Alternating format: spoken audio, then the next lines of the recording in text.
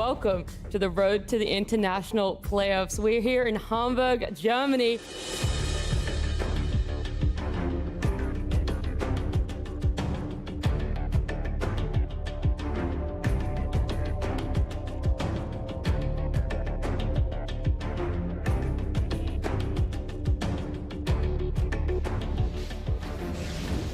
There's the Hex to start things out. XM getting the brunt of the damage onto the roster. The coil comes out as well as Ame just cleans up Roche himself. Oh. 2 shots, Nightfall, goodbye. Oh, as no. Kiyotaka's BKB finally comes back online. He gets the support for his troubles.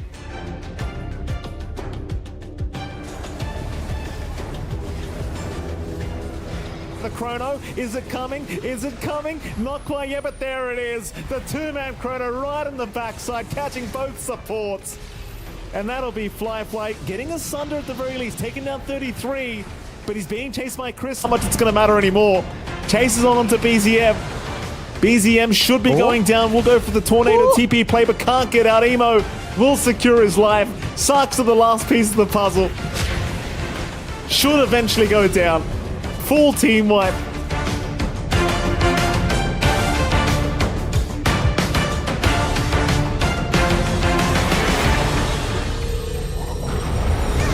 Nisha, Coil, there, Doom, dead, gone!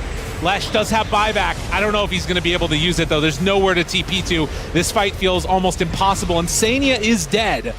And in the meantime, actually, wait, the kill off Nisha! What? Okay, this is actually kind of working. Jabs and DK pairing together with the Aphotic Shield, the Croaker stun, the turn now onto Mickey. It's looking like enough. Mickey starts to fall. Gem is on the ground over there. Saberlight trying to do what he can. Jabs burning down Saberlight to death, and yes, they get him. Dude, Jabs stands alone. Mickey hitting on the tower, daring them to come after him. Jumps in. Do they have it? No, misses the spear, but the silence, the stun, the chrono is out.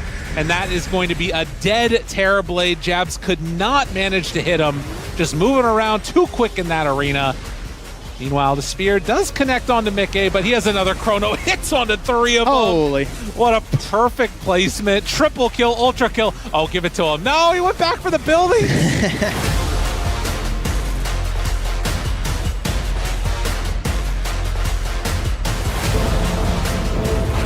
Weaver spotted, hexed up, the damage incoming. Oh, it's just too much to handle. Now Batrider lassoed too, but he's dead on our screens. Mac picks up the double kill. Malrini's in. He jumps forward. Black Hole's there. Weaver's catching up the Earth Spirit, and down he goes. Skinnerboard back to time lapse in, but he's dropping so quickly, being pummeled to the ground. And we all do it. Nemesis nearly have him, but he escapes. Marcy gives chase. Snaking will be there to heal the Weaver back up. They buy back on Eris. 2 dead on Falcons, no buybacks for them. They're leaving Snaking to die. While Monkey King jumps in, but Weaver gone for 2 minutes now. Monkey King in trouble as well. And Nemesis, they've saved Mac with his Marcy. Oh my. Just incredible scenes.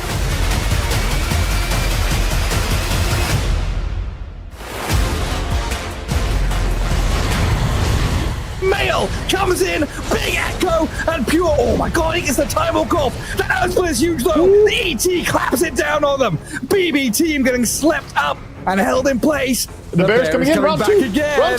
Ghost is coming in. The throne exposed. The Glyph is available. They have to spend it. The Bear is in the throne. He's in a chrono now as well. Oh, he's gonna deal with it. BB team holding on and defending their base. Oh my god!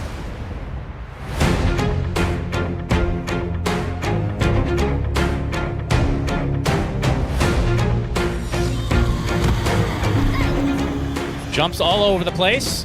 Oh, they spot him at the last moment. The cookie hits. They have the lasso. Try to counteract this completely. Snapfire's going to stay alive, getting healed to a high degree, but the Wukong's command is going to seal his fate. Yuma, though, extremely low. The dodge on the boundless strike, so can't heal up. The phase shift keeping no one alive, trying to take out the Monkey King, turns into statue again. The last moment trying to dodge with the mischief again. The laser and the grab ally keeping the Monkey King alive inside this Wukong's command. Finally drops to the deck. And now the barrage continuing onto the bristleback, making him less and less tanky with each instance of damage. Attempted Nightfall, successful.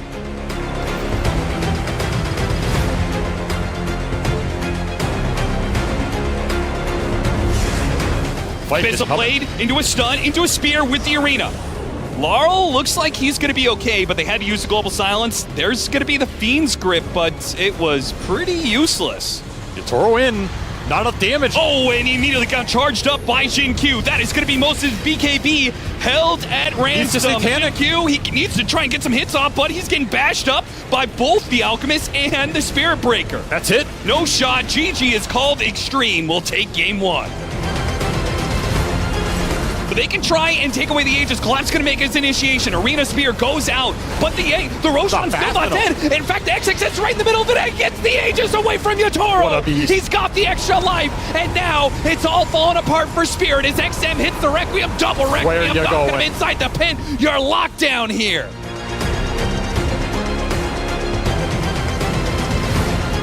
The Decrepify off. Aaron's able to get up towards Christensen, but Christensen's able to get the BKB off. He has been doomed, but the rupture was down onto Maureen. Maureen, he's gone. Roar from BZM over towards Amar. Amar, he falls as BZM takes down another, now ready to maybe even turn towards Skidder. Skidder's trying to chase to finish off the Bloodseeker, but he cannot do so. Avalanche is into the toss. More than enough burst to deal with the Carry Weaver, and now ready to go for more again, Tundra. Attempted TP, put to a stop there by the bird, comes crashing down onto Snake King. There's 4 of them dead. Crit's going to try for a TP, but he can't get out. Avalanche in play from Saxa. Tundra, they get the team wipe.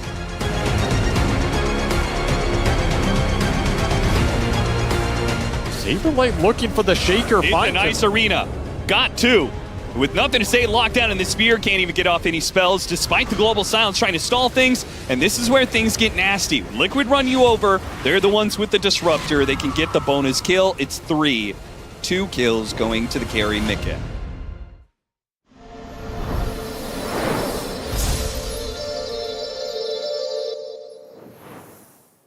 Another beautiful day of Dota is upon us. Watching those highlights, man, an absolute dream for play-by-play casters. Just to be screaming our lungs out with the amount of action and hype we had, Waga. Day one on the road to TI.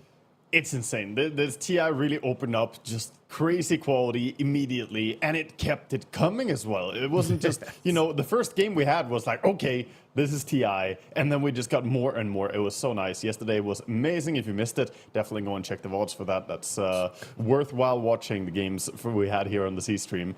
And, you know, a lot of good Dota has been played overall. We've had some crazy stuff going on. I heard some stuff about Satanic playing carry Tinker, you know. Multiple times. Yeah, exactly. I didn't have time to go and check that out, but that's not something that is very standard as well. And overall, we've seen a few out of the meta drafts. You and I, we had the, you know, the Lone Druid coming in. We had, exactly. We had some interesting stuff that normally we don't get to see that much. How much of this would you put on having this modified Swiss system, right? It's not like the bloodbath of groups where you play, you know, 4 games a day, 10 games in a couple of days.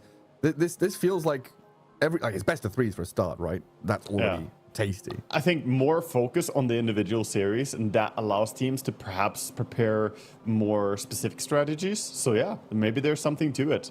And we haven't had too many tournaments that are doing the Swiss format, so I'm a big fan of it. I hope that it's here to stay. I really enjoy it. I want to see more tournaments like this. But yeah, we can see the standings, of course. Some teams pushing themselves up into 2-0 here. We got PVISION, we got, you know, Team Falcons up there, who did struggle a bit against Nemesis in the first round. And Nemesis, against all odds, you know, after what we saw in the first series, find themselves in a 0-2 bracket right now. I mean, Chinese Dota's never been so up good, right? In the past, what, 5 years? We've been waiting. It's their year. It's LGD. It's, you know, this team gonna do well. Faltering, fluffing it. And now Xtreme and Tidebound, you know, 2-0ing, already a good, very good start. They do, of course, have some pretty stern opponents, though, like you're looking at there. Man, I'm super excited for the rest of this. I think best of 3 is the big thing for me. It's not these, you know, 2-game series or best of 1s. So we actually get to see these series and teams already develop. Like, you know, we talked about developing the meta in a group stage, but that's usually you pick 2 or 3 teams that are the best and everyone copies them. This now feels like every team has their own individual flavor within the series and then within the group stage. Yeah, definitely. And everything is going to be so tailored, as you're kind of hinting to. It's going to be very much about your specific opponent. It's not this round robin, everyone plays everyone. Everyone needs to, you know, kind of copy what the best team is doing because that's going to do the best. No, now you got to really prepare for your opponent that you have and try and do the best against them specifically. I really enjoy that. But yeah, here we have the schedule for today. Of course, TBD for the final matches. We need to see what happens, who goes where. We don't know how the future of this Swiss format looks, who's going to end up in which slot. But we're going to start out with the middle of the pack, the Aurora versus Yakutou Bros first. That should be an interesting one.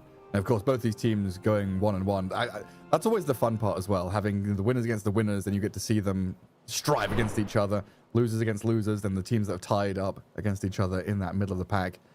Super excited to see how, China against Eastern Europe fares as well, because Eastern Europe as a region, I guess Europe in general, but Eastern Europe in particular has been a dominant force the past couple of years in Dota, whereas just talking about how China has had some struggles, and Aurora, one of the newer teams in Eastern Europe, of course, taking a lot of very well-known players.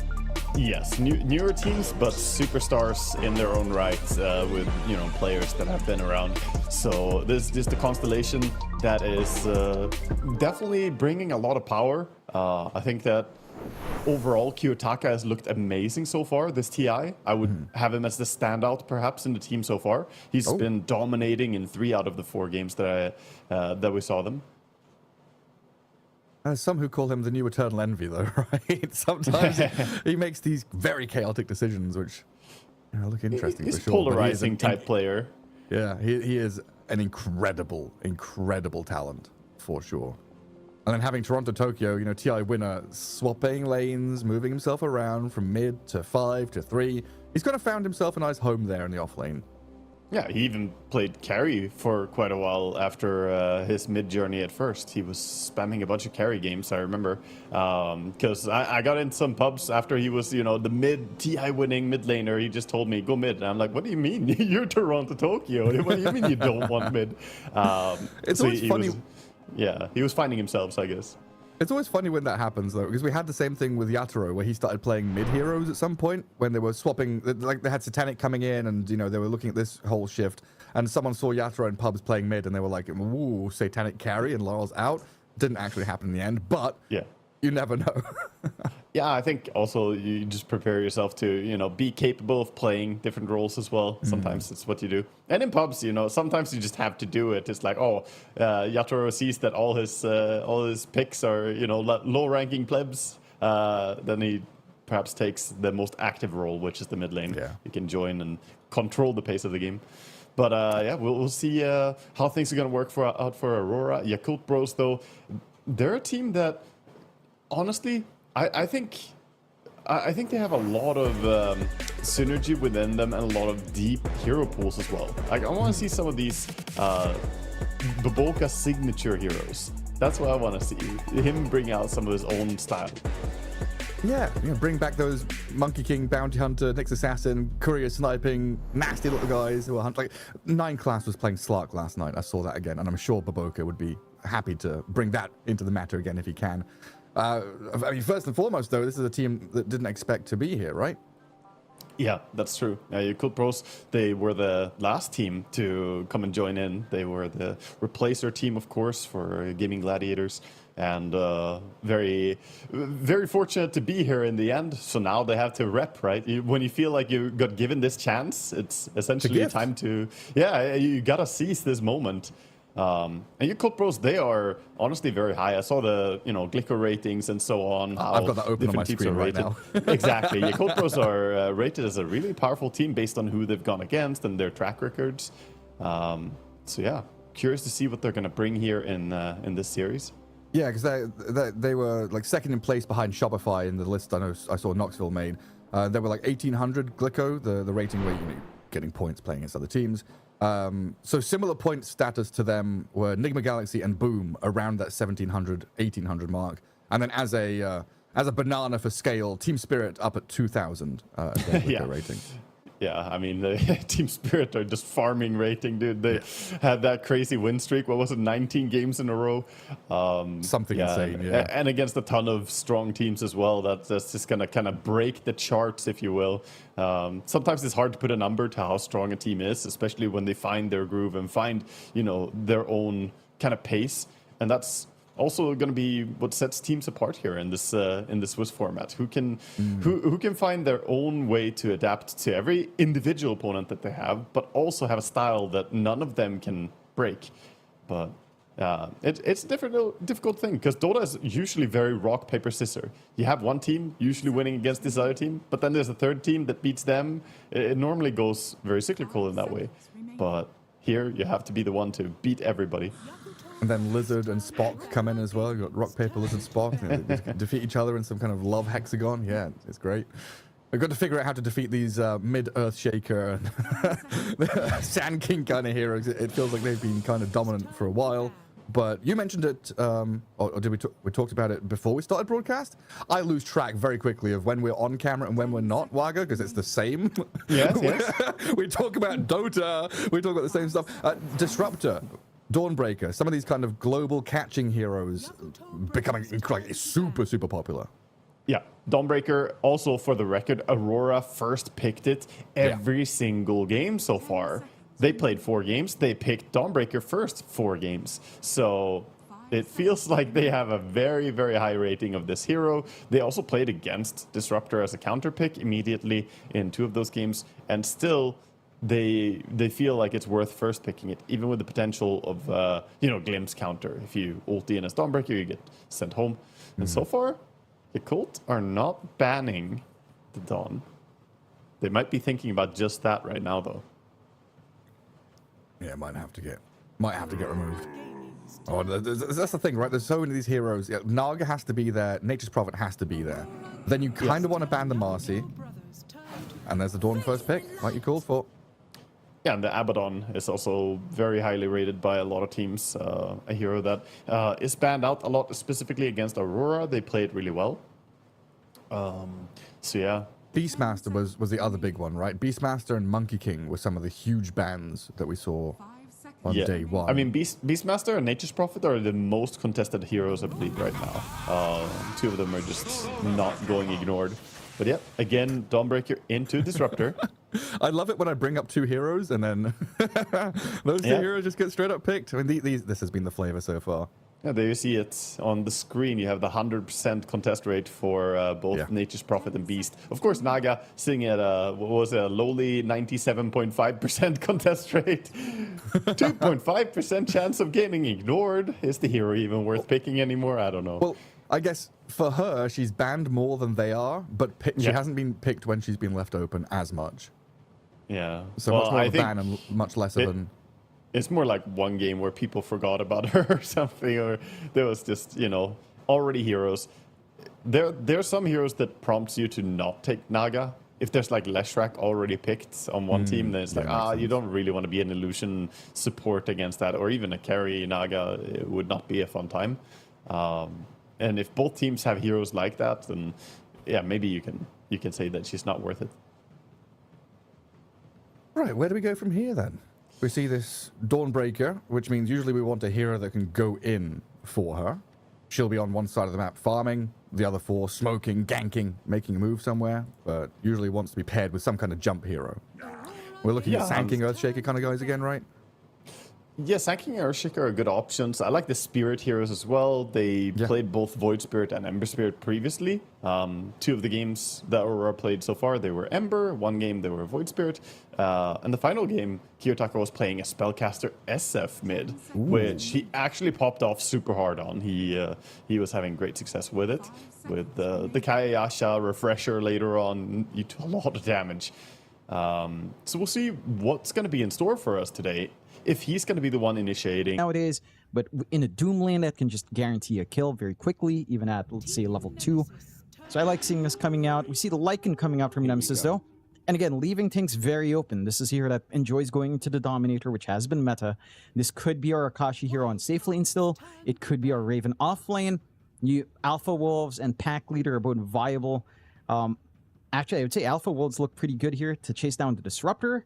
Ruin that backline wouldn't be too bad. I don't know if you'd feel comfy with that on pause 1 in comparison to Pack Leader, though, so I'd expect Akashi to kind of just run this on 1. And now, again, your lane setups are great. If you are protecting your mid pick, you run a Sand King Mirana lane, you're running a Snapfire Lycan lane with Wolves, easy cookie setups. And there is a lot of aggression from Nemesis early on here. I think for Wildcard, their lineup does have that potential as well. But when it comes down to later on in game, let's say 6 going to 8 minutes in for the first power rune, second power rune kind of fights into mid, Disruptor and Pugna just don't have that same presence. They're a little bit more passive. They don't really set up as great. The Disruptor more so than the Pugna at the very least can do something. But it just feels better for Nemesis if they are going to look for this early aggression with what they have on hand here. Absolutely. Final ban to card. They'll get rid of the TA. TB being removed from Nemesis's end. Akashi having a bit of laugh to himself. As you said earlier, Akashi's have been... Well, he's played 5-6 different heroes already here in the road to the international playoffs. So, well, Akashi, you'll see how he does perform today. I mean, from some of the VODs that I was watching, it was a little bit on the rougher end yesterday. Must admit, it doesn't seem like, from what I saw, that Akashi was necessarily very used to the Helm of the Dom meta. And I almost want to say it's probably better he just ignores it based off the way he was playing with it yesterday, but we'll see today. I mean, a day can make a big difference. That it can. I believe there was also a content piece somewhere where he was talking about how overpowered the item is. So he should be familiar. Maybe it's just a case of, again, not playing too micro-heavy heroes. I think the heaviest micro we've seen from Akashi is maybe something like his Terrorblade and microing the illusions, which is really just A-clicking down the lane for the most part, or A-clicking to camps and spreading them out. So I'm sure that's something you can adjust to. Yeah, I mean, it's just the way I saw it. You know, just plenty of opportunities where the creep just wasn't being microed. He wasn't using it off cooldown, things like that, Jonathan. But you know, again, brand new day. Maybe it was just an off day for him with that item. We'll see. You know how these carry players don't like to micro, Jonathan. All they do is click creeps with their one hero. Even though the Mantra illusions usually just get left alone to do nothing. Yeah, it does look like Wildcard is expecting Akashi here to close out, though. They banned that TA, they banned the Dusa.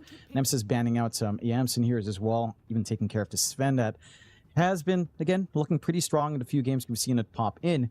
Now it's time for Nemesis to make that choice. Will you run Lycan 1? Will you run Lycan off, locking in Sand King on mid? And they'll go with that Luna pick for Akashi. So not going to be a Dominator build-up, at least as far as I can tell. It doesn't generally feel good. You farm fast enough. Well, it still works, to be fair. He did buy a Dom on Luna yesterday. That's what I'm talking about that I really didn't like. I did not like the way he played it, though, but it worked. But that game, Mac just carried the game. I'm just going to say it outright. Yeah. Mac literally 1v9 that game. So, we'll see what he does on this Luna. Yeah, I think the lane setups are maybe not as ideal. I think now you're actually looking at just running perhaps the Snapfire Lycan lane up top. You're running the Luna Mirana lane, which can still kind of play around with Arrow. Likelihood is you're just going to be maxing out Starstorm as per usual and harassing that way. And there is some good tempo here from Nemesis, right? Like, you think about double Dominator timing coming in. If Akashi will go back into that build, there is a lot of push just having Luna and a Lycan on hand, and I think that's going to be something Wildcard has to be pretty careful about. They have some ways of stopping the rundown from the Lycan with the Disruptor and with Decrep at the very least. There's some options there, but not the steadiest. Tidehunter comes out as well for the side of Wildcard, and I do like that in response to all of this push. And it is a Tide 1 as well for Yamsen, which we've seen far more often nowadays. This hero, it actually does scale in a very ridiculous way. It really enjoys going up against all of this summons, all of these illusions as well. Laning into a Lycan's going to feel really darn good here for Yamsen. Going for the Vladsville, he's almost going to feel unkillable at that point. And I like how Wildcard has kind of responded to this high pressure. Yes, their lineup is kind of cooldown reliant when you think about it. Ravage, Doom are pretty long cooldowns. Static Storm a little bit less so. Early points in Sonic Wave is a little bit longer as well. So their response time to Nemesis being aggressive might not line up as much in comparison to how fast Nemesis can play around her skills. But they can deal with these creeps, right? Like Anchor smashing away on the Wolves and on a couple of dominated creeps makes easy work of it. And Ag's build up here for Yamsen could help out as well. You've got AoE clear even on your supports, especially on speed with a Pugna. So if you can hold against the onslaught here for Wildcard, you've got some pretty good solutions to deal with all of these tools that we're looking at from the 15 to 18 minute mark in terms of looking for these fast objectives coming out for Nemesis. For Nemesis is again, their lane setups are pretty nice. I will say that the one that just kind of stands out as maybe being rougher here for Nemesis is Max mid. Like RCY and Quap with bondage up, there's going to be a lot of damage being reflected back. Again, it's very viable to go for the good old Scream of Pain build or even the Dagger, either or. You'd probably lean towards the Scream a little bit more just because you're not going to have access to your Sentry every single time. There's a chance that Mac can be on point in denying and clearing out the Sentry, so your Daggers might not connect as much. But we'll have to see. I think this game feels like it's going to be dictated for both sides from the mid, and you can already see the side of Nemesis. As we're already in, they're already spamming out the Lions. There it is. Oh, there it is. I wonder why they're using John's voice line. I wonder why. Jeez, it's so supportive of them to buy your voice line, John. You don't hate the game, So supportive. you know? Yeah, they're so supportive, these players. Wow, they truly care. They truly care. RCY's got my back. There you go. You're like a sales tactician, you are, Jonathan. In another line, you could have been a great salesman. You could have. Here we go. Wildcard. Oh. They're heading down towards the south into the Radiant jungle, where you could find a Kashi, but he will break the smoke and immediately runs away. And they will not be able to get within range for anything like a glimpse back here onto a Kashi. So a nice smoke break from him. Nothing to amount here for Wildcard, apart from the bounty runes, of course. And it does seem like chances are Nemesis just might completely avoid the fight altogether. It does seem like the level 1 timings of Wildcard just a little bit scarier. Wildcard, though, is still going to try and posture aggressively. Mac. Copper Nether Blast doesn't really get the bounty rune either, so a nice little start here for Wildcard. 3-1. A little bit of a bonus for them. Meanwhile, Yamson, he's going to take a bit of in fact, a lot of damage on his way out. So Nemesis just not allowing him the freebie into the walk back up to the top lane. They are going to just kind of abuse him and force that TP. And gosh, you'd love to find another kill into this Tide straight off the bat if you could, but you're playing Like and Snap, so chances are you aren't going to find that kind of damage. Not quite yet. Maybe by the time you have the cookie and you can poke away just a tad bit, the Wolves aren't going to be as effective in that lane. As again, you're into Pugner, you're into Tide with Anchor Smash. The damage just isn't there for right-click trades. Taking a gander at that mid, as we're seeing right now, there is some big potential for trades. RCY does commit for the Shadow Strike, so chances are we are going to see the 3-1-1 build. And the Sentry has been dropped by Mac. But the one thing here for Mac is that Sandstorm cooldown is pretty significant in lane. Every time he tries to walk up, trying to leverage that Caustic Finale, RCY is ready with the trades back, and this can be a rougher time for the Sand King if you're not careful. Again, the range advantage is already big for RCY. He's got a lot of good poke back. The bondage makes it a little bit hard as well, returning some of that spell damage back, so it hurts Mac equally, kind of forcing some regen out onto him as well. Rune control is going to be a key part. Again, this first power rune is going to be a big spike, and that's where you really shine on Nemesis. Like, this laning phase can go as back and forth as it wants, but you get maybe a faster 6 on Mac, and you lead into the 6-minute timing with rotations from a Mirana and a Snapfire. Things can go crazy very fast on mid, if you have that room to kind of rotate around here for Nemesis. Well, I'm just very curious, like, looking at these, the opposing carries, like, neither one's queued up a Helm of the Dom this game, so at the very least, Yamson's definitely not going for one based off the fact that he's queued up Radiance. Meanwhile, though, we haven't seen much of a queue up of anything for... No, he is going. He's queued up the Helm of the Iron Will. So it looks like chances are he is going to go down that route. And there's Johnny's Fire coming in as we need him as Mac for now. But it is a bit of a rougher lane here for Mac. What I was going to say, John, I would have anticipated Yamson would be going for the Helm of the Dom instead of the Luna this game. But in fact, Yamson, he's in trouble. Yamson being chased down at the moment. Wolves will not be enough to get the job done. They'll leave him be. Meanwhile, Jing does also end up getting taken down. In the meantime, so they do at least get something for their trouble as speed. Just focuses on the opposing support. He's just able to blast away. No one here can really clear out. The Nether Wardens drop down. You don't really have a little Shredder up on Jing just yet either. So Speed can just get aggressive, drop it forward. He knows he has good poke.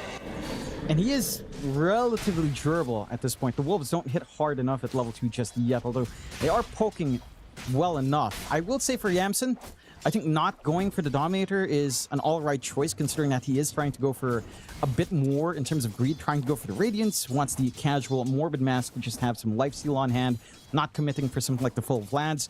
It's fair. I think the Dominator in this case will take a bit too much time away, and he farms quick enough as is that it feels a bit unnecessary. He's got the durability on hand as a Tide. I think doubling down on that durability, it's not a hero that needs the Dominator as a crutch, right? Like, it is a hero that has its durability already and just needs to get its items fast. The Dom, it still helps to an extent, but maybe not as significant for something like the Tide in comparison to other heroes. No, I suppose that's a fair point, Jonathan. So the Radiance probably will help a little bit more anyway in dealing with these Lycan units as you do go through the game. Pretty quiet across the map. Only one death so far up that top lane, and Speed and Jing going at it once again, but Speed certainly winning out the trade in the harassment at the moment. 4-minute Water Rune's going to spawn up. They do get it for RCY, and Mac is in a very awkward position now. Oh, RCY. I was not anticipating he'd actually outclick Mac in that instance, but he gets there. And with that, Mac still desperately trying for something. Maybe a deny. Can he get it? He cannot. RCY will secure his life. Meanwhile, bottom lane, Akashi also dropping low, being chased down, gets hit by the blood grenade. Bignum hits him from a mile away. Horrible start here for Nemesis.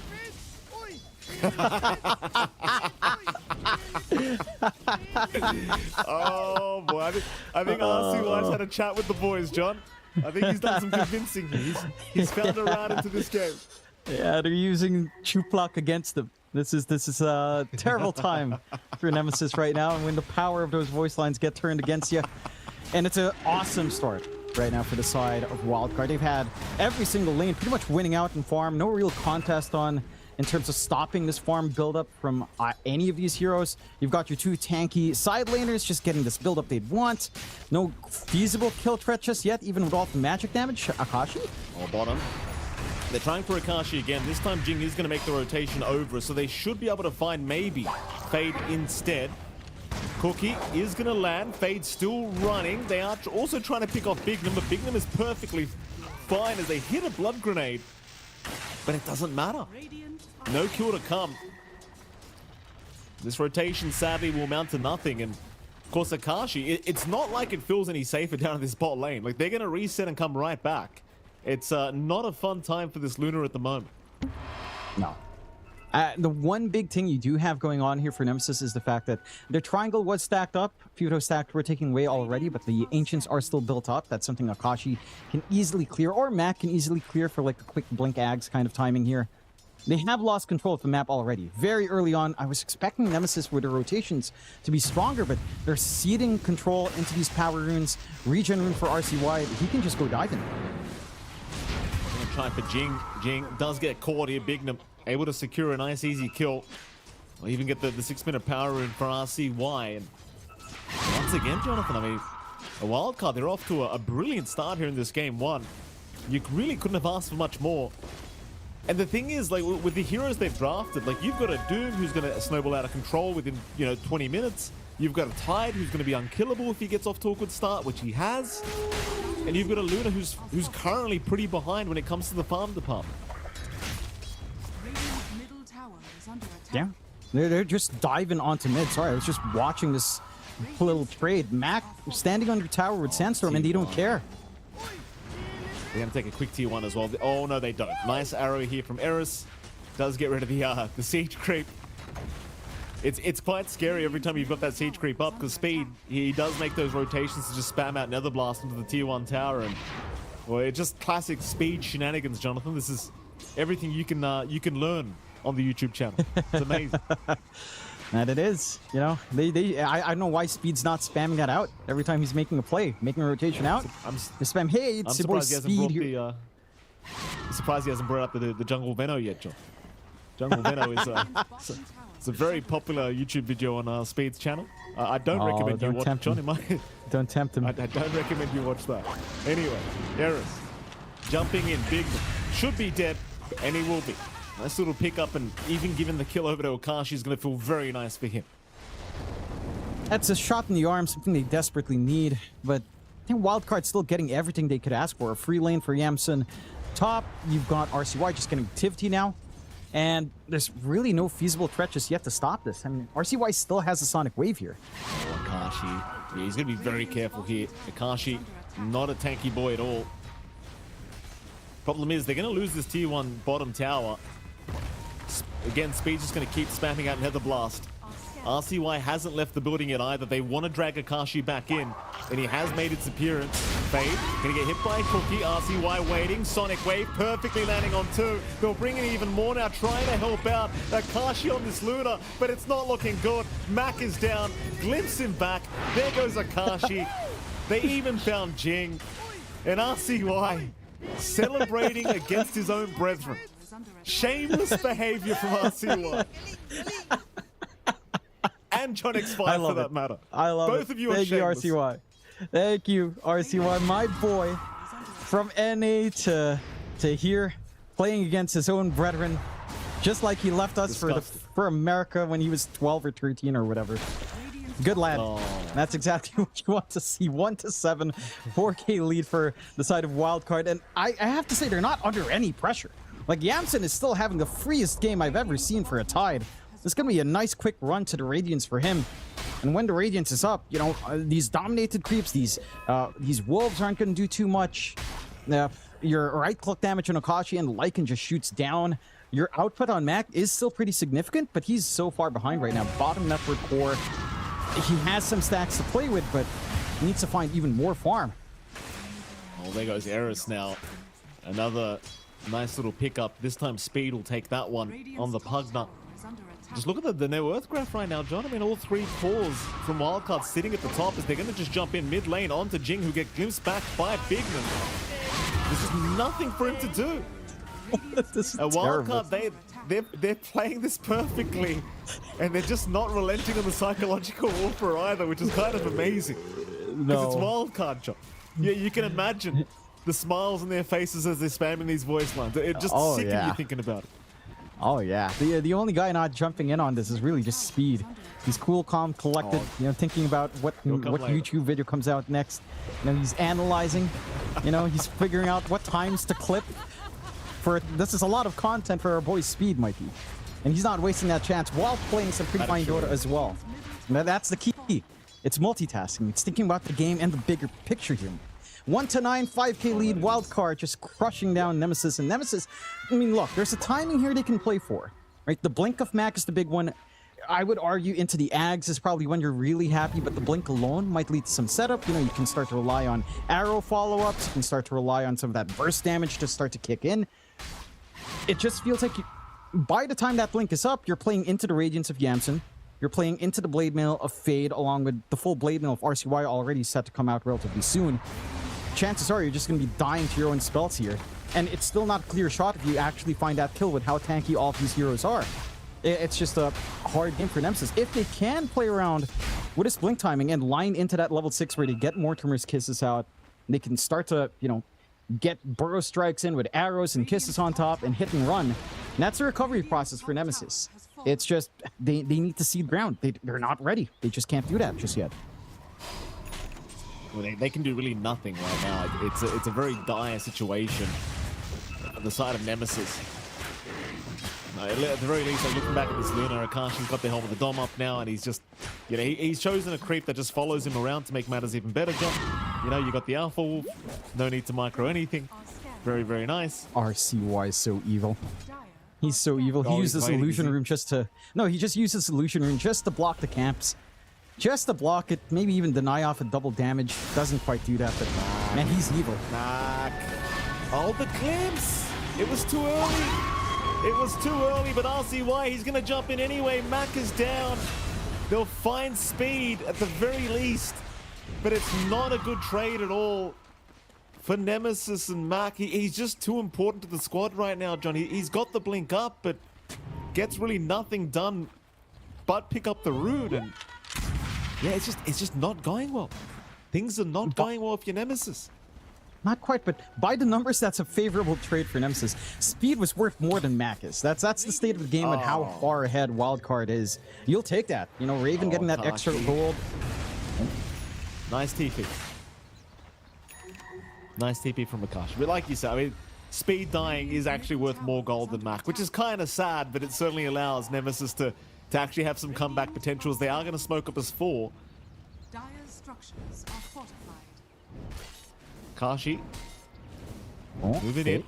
Fade. Nice easy target if they can find it. Jump is there. Static Storm was dropped to boot. In fact, I said it was easy, but he's not that easy. He's just too tanky. He won't die. Akashi the one to go down. And here we go. Speed will move in. The Decrepify setup. Eris is gone. Jing is gone. And Mac. Mac will run. No, I mean, it's just circling back to what we were talking about. If you get that jump in, you have to get that full commit. Mac could not commit. He didn't drop the epicenter. He didn't manage to get anything really true there. He played it safe, and without that burst, it's just not there. Why didn't he dominate a creep, John? Why did he not dominate a creep? This is my problem with this home of the Dom build on this Luna. Why is there no dominated creep when he's dead? You've got to maximize. You've got to farm with it. Do something. Yeah, he is now, at the least. He's got it. Yes. You know? We'll see how much he gets out of it. At the very least, Raven has his full Overlord up as well. So you have some utility, but 2-13 with this kind of lineup that just wants to fight, you're not finding these fights you'd want. You have to play into 2 tanky heroes. You need to try to find this backline that's also really annoying to try to kill off. Akashi, it was a bit of a bait here onto Akashi. They'll jump in, they'll try to snipe in the Sonic Wave. They're gonna miss. A nice cookie from Jing will save the Luna. Maybe not so much for him though, but Max coming in with an epicenter. He'll move on to Speed, who does get caught out. Jing is actually still walking out of there with this Moonlight Shadow. They don't kill him. Jing will survive. Speed will die. And then ultimately Akashi, I mean, he should have just been dead. Yeah, had that cookie not connected, that would have been it for him. Just manages to bail out in the tail end of it, and they still, again, find a pretty nice pickoff. Killing off Speed, it's not insignificant gold coming out here for Nemesis and trying to even this game out. And that's all they kind of want to do. Sit back, try to recover, try to find some freebies when they can. Don't give away too much in these engagements. And it's Wildcard that maybe has to measure it a little bit, right? Like, it's not that they're overcommitting here on Wildcard, to be fair. Yamsen's still getting all the space in the world. Radiant's up in 100 gold. And then you have this Tidehunter joining in. Again, doubling your issues here on the side of Nemesis. I would be keen on seeing once the auras are up for Fade. I think this pipe is actually what ruins this for Nemesis here. Make a quick jump in on Mac. There is some help around though, Jing. There with the Scatter Blast. They're even bringing in a bit more now with the Lycan. The pop the wolf form. Arcane picked up. They do get a bit of a route onto RCY. Now the jump in with the Doom as well. Catching Jing. So Jing will die. Looking for a little bit more here, Wildcard. They're unable to find it apart from Raven's creep, which is still running. He'll make it up. Although I can't say the same for Eris. He's going to die. RCY in a wicked 6th streak. At the least, again, you're only losing your supports at this point. That's Doom committed out. Mind you, there is still a Ravage Sonic Wave. You still have Static Storm as well, so Wildcard could still look for the engagements, but they're busy playing tag with creeps. Like, they can't get a steady shove in onto these tier 2s just yet. They're not able to really find a wider team fight they'd likely want with all of this AoE control. And Nemesis is playing smart, just splitting the map apart as best as they can. Maybe a pick-off opportunity for Mac on some sports, but Bignum just casually running in. Speed is behind him with the life drain though, and Mac's the one caught. Oh no. Oh, but you might want to drop the GGs after that. I'll tell you what, that's like Bignum just walked in and just set up a kill into your mid laner like that. That's your pause 4 just disruptor, dude. Disruptor onto the Sanking, and that happens. There's just no damage. Good. It's just Mac alone, and he's still level 11. Just level 1 epicenter, not enough output on the Sand King. No ags, no little stingers flying out. There's just no burst. Again, you have this backline that can just save over and over again in Speed. Even Bignum, if Speed was up front, a glimpse here and there, a Static Storm, a Kinetic Field. Oh, another freebie. Jing eventually going to realize they're right behind him. Nothing he can really do to survive as Speed will take another kill for himself on the Pugna. Because RCY is still unkillable rather in this game. 1-8-0-7. Currently on the Queen of Pain, and really just doesn't look like he'll be dying anytime soon. And, well, as for Nemesis, I mean, you look for pathways to try and come back into this game. I don't see Mac doing it at this point unless he lands a real big epicenter with the Ags up. Akashi, of course, the world's on his shoulders right now, but he's just got so much road to walk on this Luna to get to a state where he's going to be a problem. And he is going the classic Ags Eclipse build, which you could argue doesn't scale quite as well going into the ultra late. But it certainly feels like an item they need right now as Mac. He's going to jump in. Fade has been caught, but he's a very tanky target. And the Blade Mail return. Akashi, no. Jump in for more. Jing's being chased. Raven, he's going to get doomed up as well. At least he might fight, but no speed with the save and the Decrepify. He's got life drain to boot. They can't kill anyone. Just get out of there, Raven. Just run. Meanwhile, RCY, he's still cleaning up the mid lane. And so sadly, Akashi found out that you can't Eclipse into a Blade Mail, John, because it hurts a lot. It hurts quite a lot. I'm actually surprised Akashi's not opting for maybe a quick BKB here. Right? Like, he's going back for the Manta, he's going for the Ags afterwards, like you mentioned.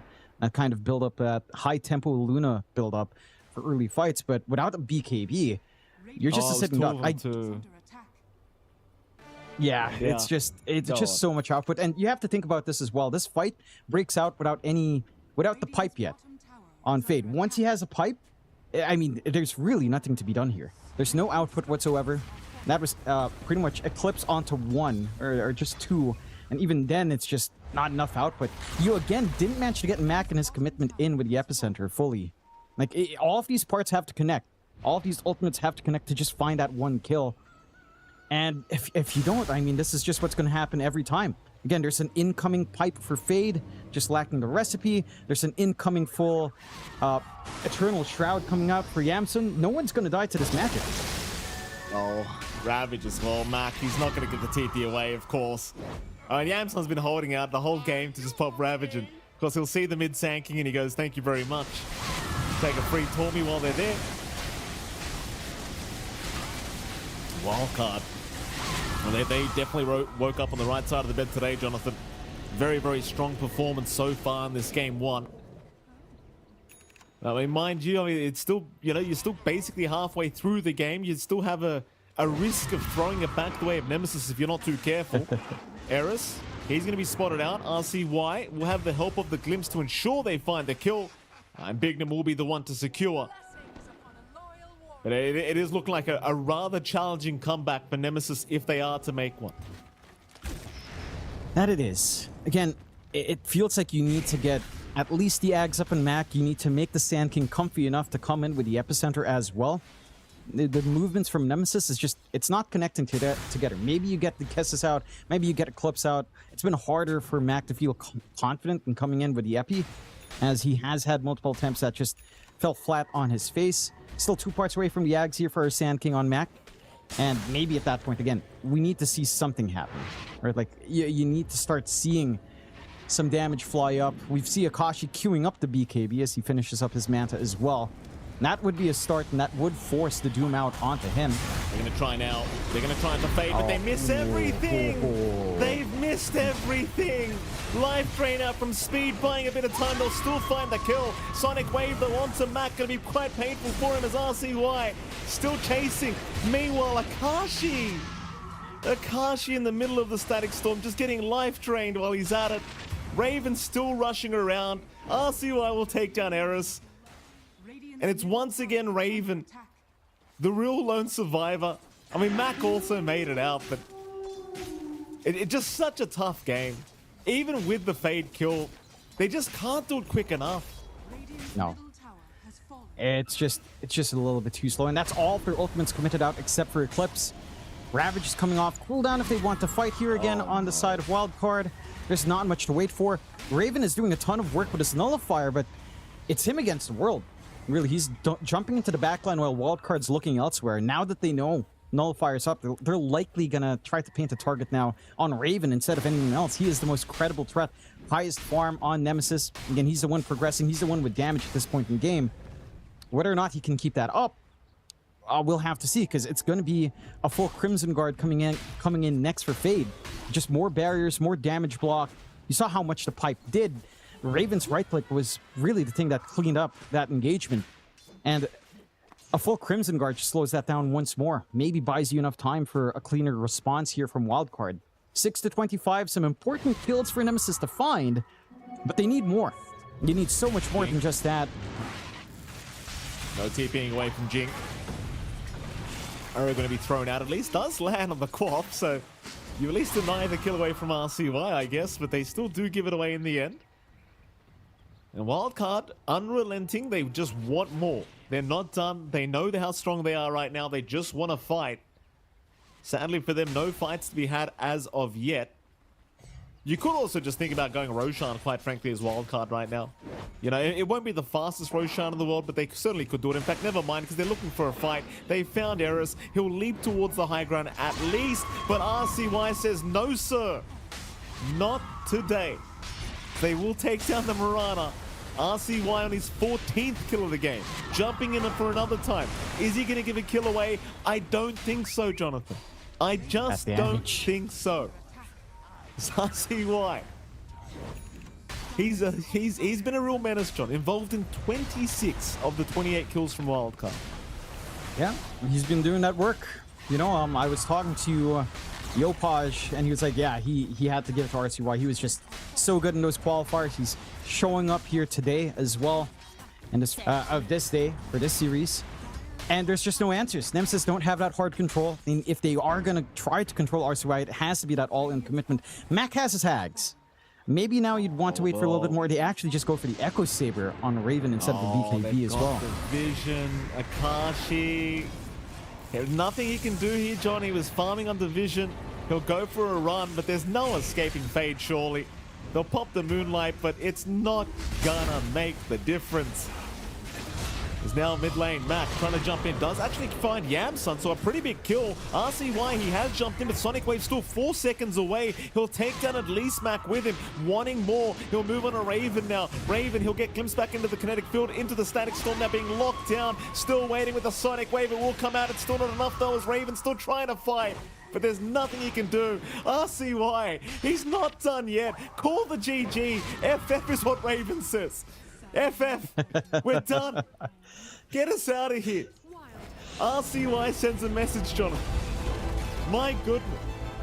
Oh yeah, that was just a clinic coming out from RCY and from Wildcard in general. Their drafting style was superb, going back for this idea that we've seen, you know, in I think around Wallahi is when it started to pop out, this dual tanky side lanes that just can't be killed off, that can't be forced away from lane either. And there were some good ideas from Nemesis as well. We were expecting more aggression out of this kind of draft. You know, like looking for, especially up top, would say combinations with Wolf and some cookie plays. They were held back nicely. Speed's positioning and the harassment was perfection. And there were just no fights for Nemesis. You can see it in these engagements. Like they come in, they commit. Mac doesn't commit Epicenter when the Eclipse is flying out. He thinks better, but because of that, they don't find a quick kill onto Fade. He still gets the turn. The kisses don't land on their mark. There's just so many things you have to be aware of here on Nemesis and trying to find these pickups, and there's just not enough damage as well. I think Nemesis, again, they have the blueprints for strong lanes. They didn't really come out strong in this game. I think this early Sand King pick and forcing it to go mid up against the Quap was certainly a bit of a wild gambit that did not pay off. This is the one fight that worked out for them. Nullifier out, the kisses were doing no damage. It's all Raven's right clicks. And I don't think they were fully aware of that until the fight broke out. We didn't see a big opportunity like that again. The Wildcard is just playing a very coordinated set of fights, right? Like they know what they need to do. They know what position they need to be in. RCY is always there to cover. And they have that reliability that these big tanky side laners, they're not going to need too much support. They don't need too much help. They can hang in jungle. They can find farm. They can get jumped and not die, providing enough of response time. Nemesis, they need to be ready for that kind of style. I think you can't afford to give away these tanky side lanes, one. And number two, the Sand King forcing it into a very telegraphed Quap mid because you had no flex. It's just kind of wild. Maybe Mac expected more, but certainly not what we saw here in this game. No, absolutely not. A very strong performance from Wildcard. But yeah, like you said, it kind of felt like all three calls just had a bad game. One could make the argument Raven had a fine time, but playing offlane Lycan, like, you don't really offer much to your team if they fall behind. There's not really much of a comeback that you can make with Lycan on your own, unless you just split push forever. I think standout player-wise and MVP-wise, Jonathan, I'm pretty sure everyone watching would agree RCY probably just deserves it. We don't need to say it, Jonathan. Pretty obvious decision there. 16-0-13 with the scoreline on the Quap. And this is kind of what you required for Nemesis. I'm just going to say it, John, because they just didn't have a playmaker. No. Like, Mac he just didn't have a mid lane, and that was it. With this style of draft, if your mid lane falls apart, nothing's going to happen. And that's kind of the story of game one here between Wildcard and, of course, Nemesis. And I do think if you're going to run a draft where you're giving Raven a hero like Lycan, where you're going to play a little bit greedier and he doesn't have those big team fight kind of spells to throw out, if you're going to give Akashi a Luna to farm the whole game, your mid lane needs to win, you know? And that was just... It's too one-sided RCY's way, Jonathan, is what I'm trying to say. Yeah, that certainly Anyway, is. I feel like the connections as well were just not clean, but, you know, maybe they shake that off for the next game. Well, I apologize for interrupting, John. We do have to head off to a break, but right after that break, we will be back with game 2 between Wildcard and, of course, Nemesis. I'm here with Bignum from Wildcard. Bignum, 13 years, 28 different official teams. How does it feel to be at the International? Feels good. You've been grinding Dota for such a long time. How long have you wanted to be here at TI? Yeah, I watched first TI with Navi playing there, and like from this moment, like started like thinking about like playing pro, like trying all the ways. So like probably like I played like 10 different qualifiers before going to this TI. So yeah, it's been a long time.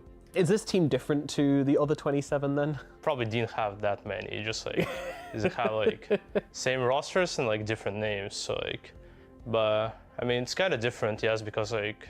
Usually I played with CIS teams before, and here like I'm in a different environment, I'm speaking different language, which makes me like, yeah, it's like, I don't know, people have like different attitude obviously, like, I mean, I'm kind of enjoying it, like, yeah, so it's definitely very different.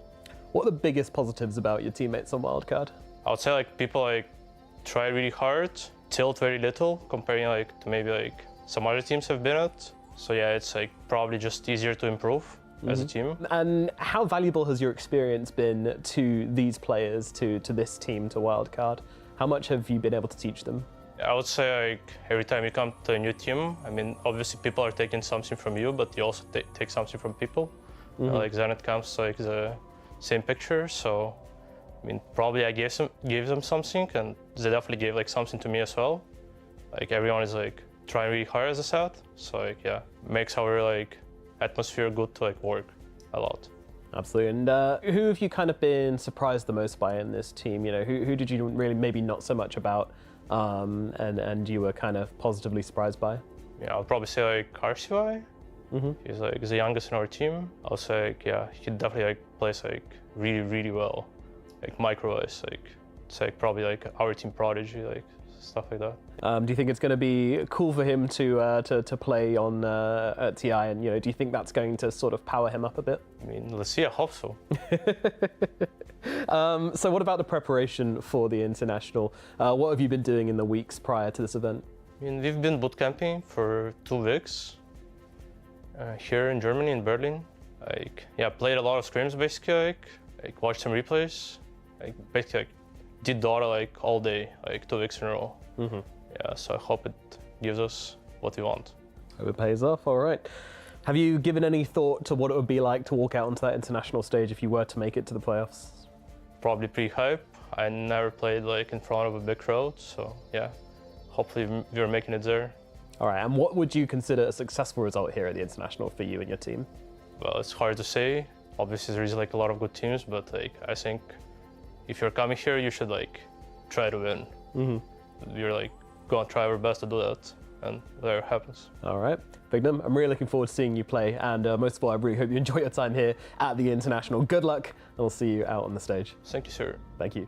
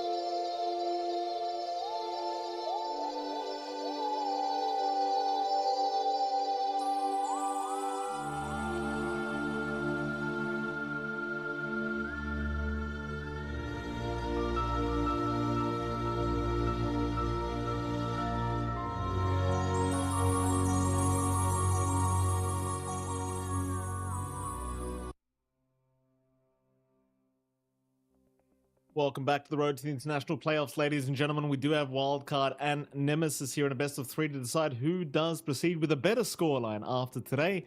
Currently, Wildcard 1 game ahead of Nemesis, and Jonathan, I might add, they made it look pretty darn easy. Changes for Nemesis. You and I, we were discussing it.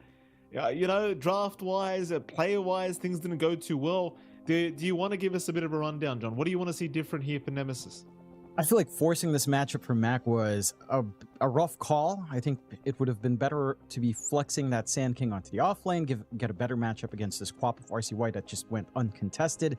I think some decision-making felt a little bit off as well. It felt like maybe some of the players the players just weren't on the same page, especially that fight down bot near the cliff ward.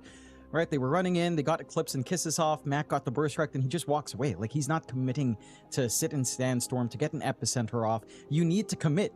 When they were that far behind, they needed to commit to find these kills faster, and it just felt like the team wasn't on the same page in what they wanted to do. So maybe they rinse that off. You know, Skem's there coaching. He's the kind of guy that can kind of get these guys to relax, calm down, and kind of rally into game 2. As we've seen Nemesis do before, they've managed to take games off of every single team they've played up against. I wouldn't say this is a close series yet. We'll have to see, depending on how well Nemesis adjusts and whether or not Wildcard can maintain that momentum. We'll already have that draft here for game 2 underway. Nemesis banning out that Sand King, and still the Nagasiren and NP being banned out here by the side of Wildcard. Nothing too different. Maybe the Sand King ban a little bit more interesting from Nemesis, not wanting to give that to the side of Wildcard, but Wildcard has second pick. If they wanted Sand King again, they could have picked it up. So rather interesting to see that they just don't want to deal with it in case it gets somehow flexed in.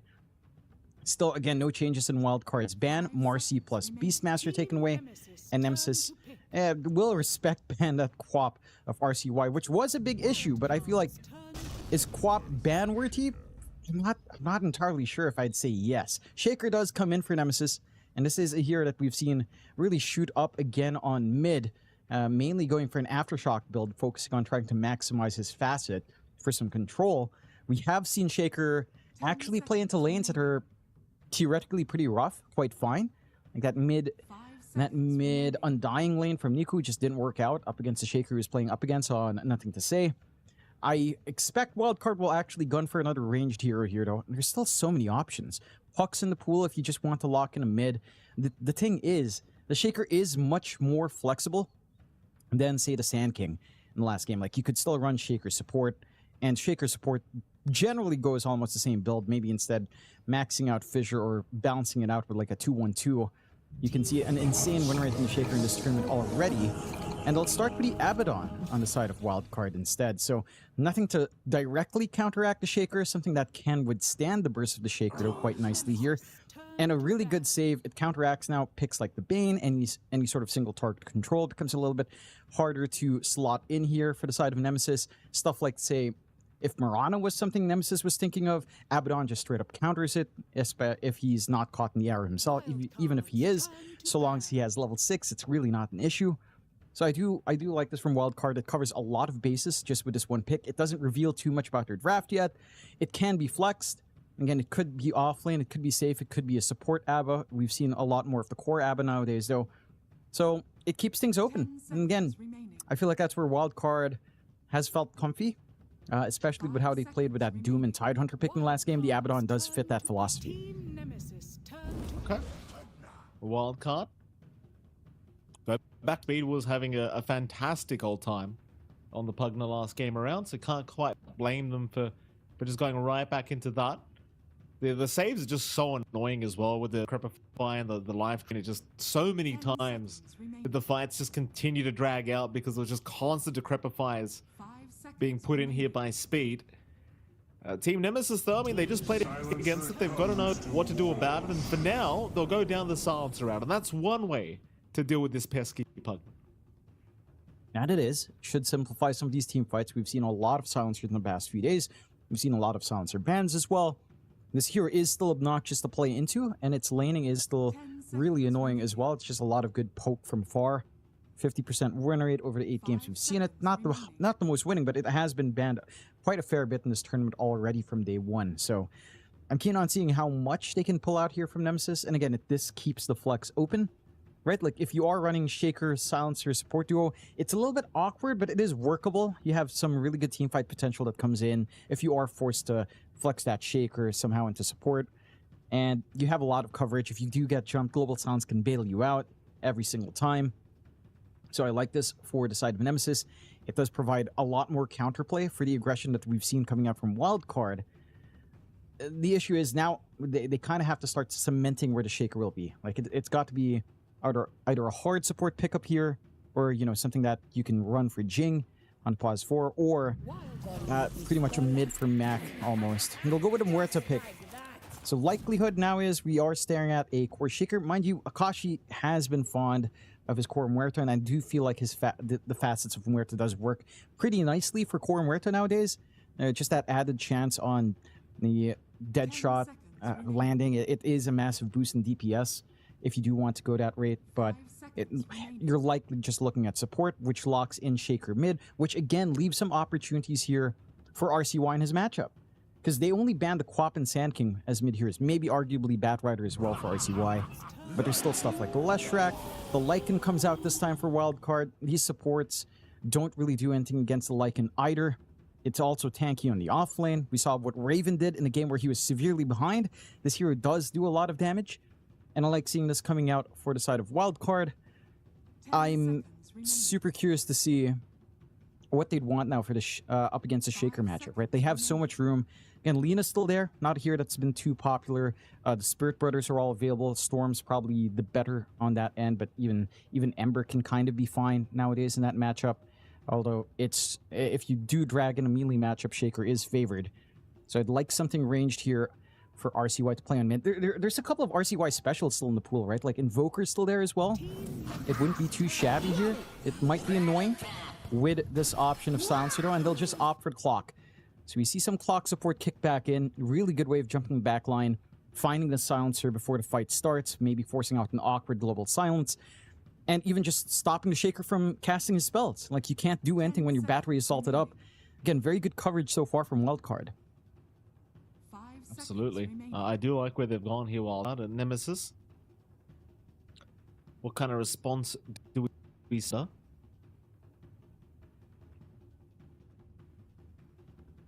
You still need heroes for Raven and of course Mac, and we talked about Mac quite a lot, but you do want to see Mac really pop off here in this game too. At the very least, just don't get stomped by a line that mid lane. They'll pick up the Darkseer now for Raven, so they're keeping the mid lane a bit open. Of course, you do obviously have the opportunity of just running the mid Shaker as well, but I think it is still somewhat flexible. It is. Again, it's just a matter of will Akashi want to bring out the Muerta 1, which again, I feel like the facets kind of work for it. It's not something we see too often. It makes a lot of sense playing into Pugna because you can always just hit the decrep target up, so you don't really care. You're not going to need to rush for a nullifier. That kind of solves some issues here. Nemesis do look like they're setting up for the Shaker mid. They are banning out Monkey King, or maybe just taking care of some matchups that you can find a bit awkward for Mac. If you are thinking of a mid for Mac and flexing that Shaker support, there is still the Leshrac that stands out as a specialty of Mac, of course. You talked about his performance yesterday, that Leshrac is a big part of that. And they'll ban out the TA. Again, expecting an Akashi here to still come out here for Wildcard on Nemesis's end. So respect banning some stuff Akashi's found a lot of success in. I don't think you respect ban the Luna. Doesn't feel like that was a massive issue. And they will take care of the Sven once more. So no big changes in that set of bans, except for maybe Dusa being banned out in the last game, if I recall right, and Nemesis taking care of the Sven. It's just a matter of showing your cards now. Will you go all in on Muerta safe, running maybe a bit more of an awkward lane with, say, Muerta Shaker, which is probably the better combination than Muerta Silencer, I would argue. But I don't know, like it's open enough. I feel like Nemesis, with how they draft, are likely to just put Shaker mid. And again, that's a concern because Wildcard have last pick overall. They can adapt quite nicely here. They absolutely can. Well, final ban from Nemesis before we can see these picks to come out.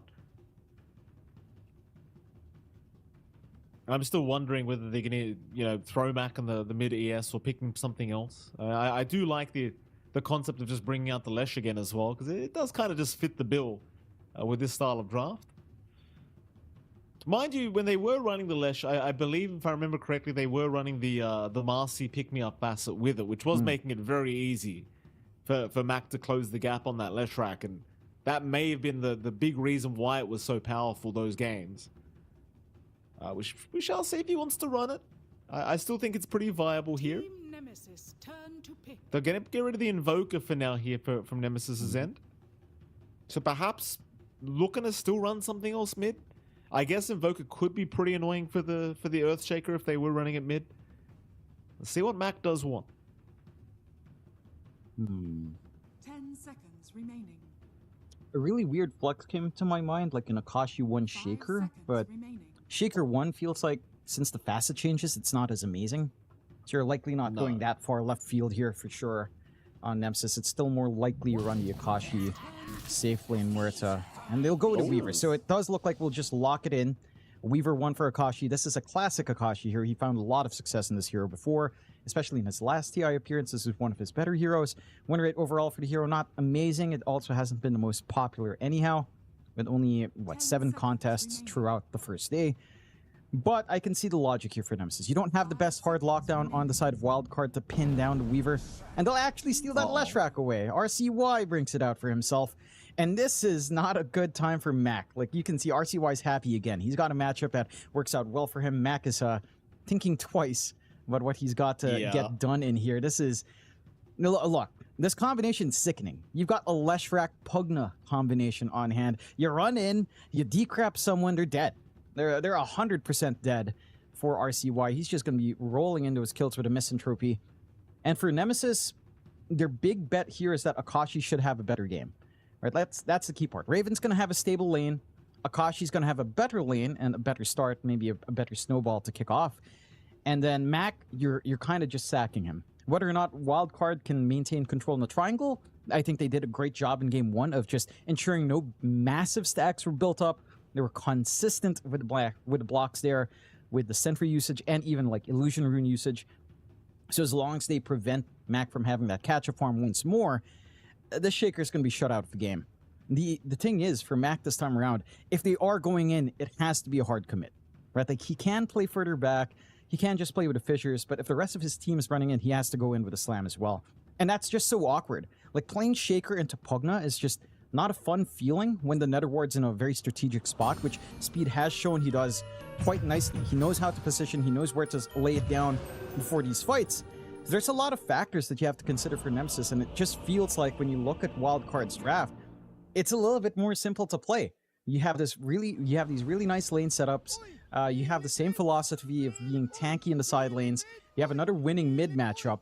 Nemesis, it's almost the same conditions as Game 1. They just have to sort it out. And Bignum's already started with the voice lines as well, so we can go into game number 2 between Nemesis and Wildcard, as we are going to go straight into a pause. And of course it is going to be RCY pausing, because, you know, God forbid it's not one of the Southeast Asians pausing here for this game, Jonathan.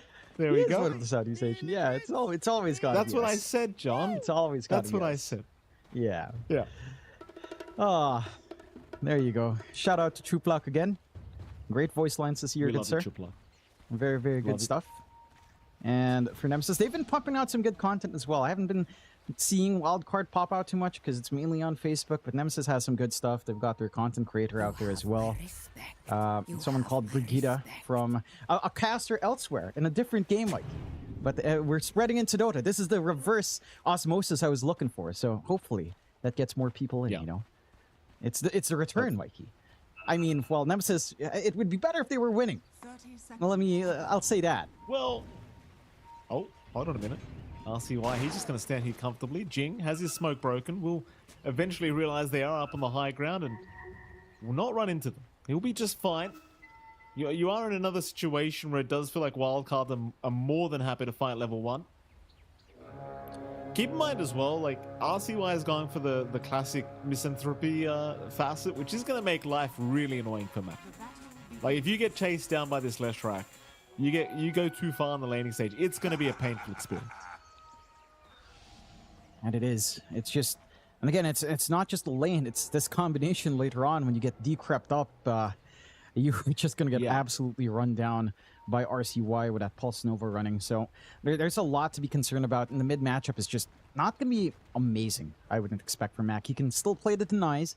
He can still play around with the enchant totem. I think what we saw from Nothing to Say in his adjustment, going in all in on, say, Aftershock, could be the way to go in matchups that aren't great. We'll see if Mac has the same idea later on. But RCY certainly does have a very happy time ahead of him here in this mid. Shouldn't be too hard for the Lesh to just get some free damage off, and especially once level 2, level 3 is up, things can start to go his way quite fast if you're not too careful. Very keen on seeing how the side lanes are managed this time around, though.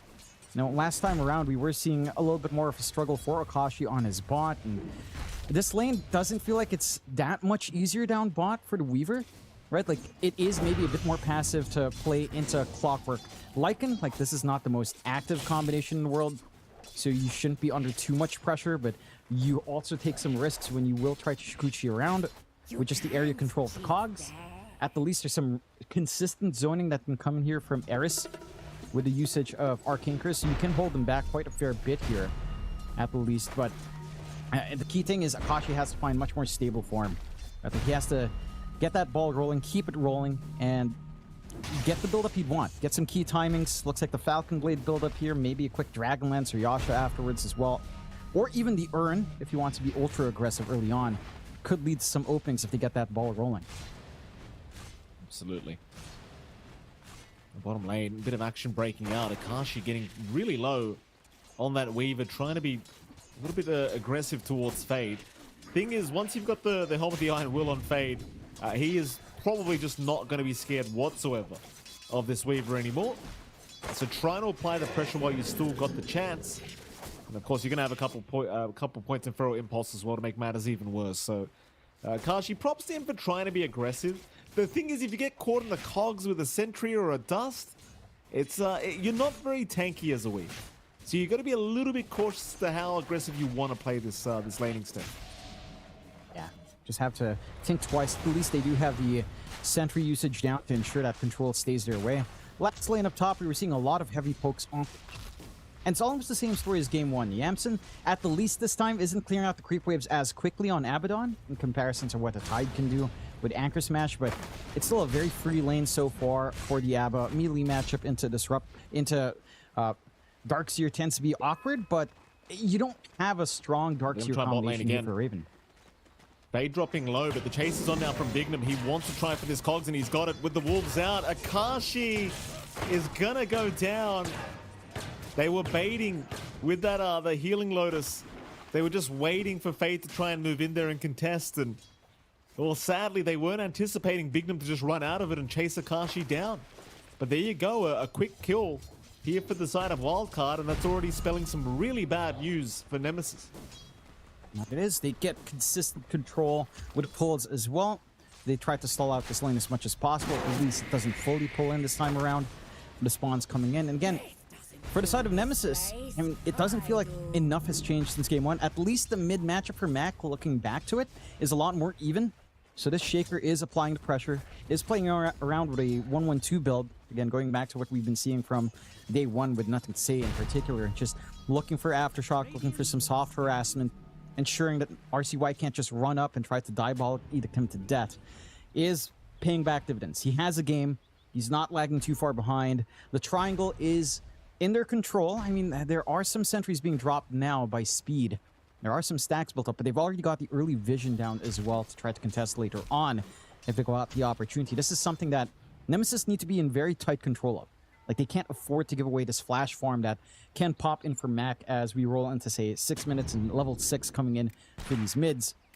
And they are much better now at covering all of these sentries. They get the D wards off, they keep that control, and if you're Wildcard, you can afford to get the stacks up, you can clear it yourself, but you need to find that timing now for the side of Wildcard later on.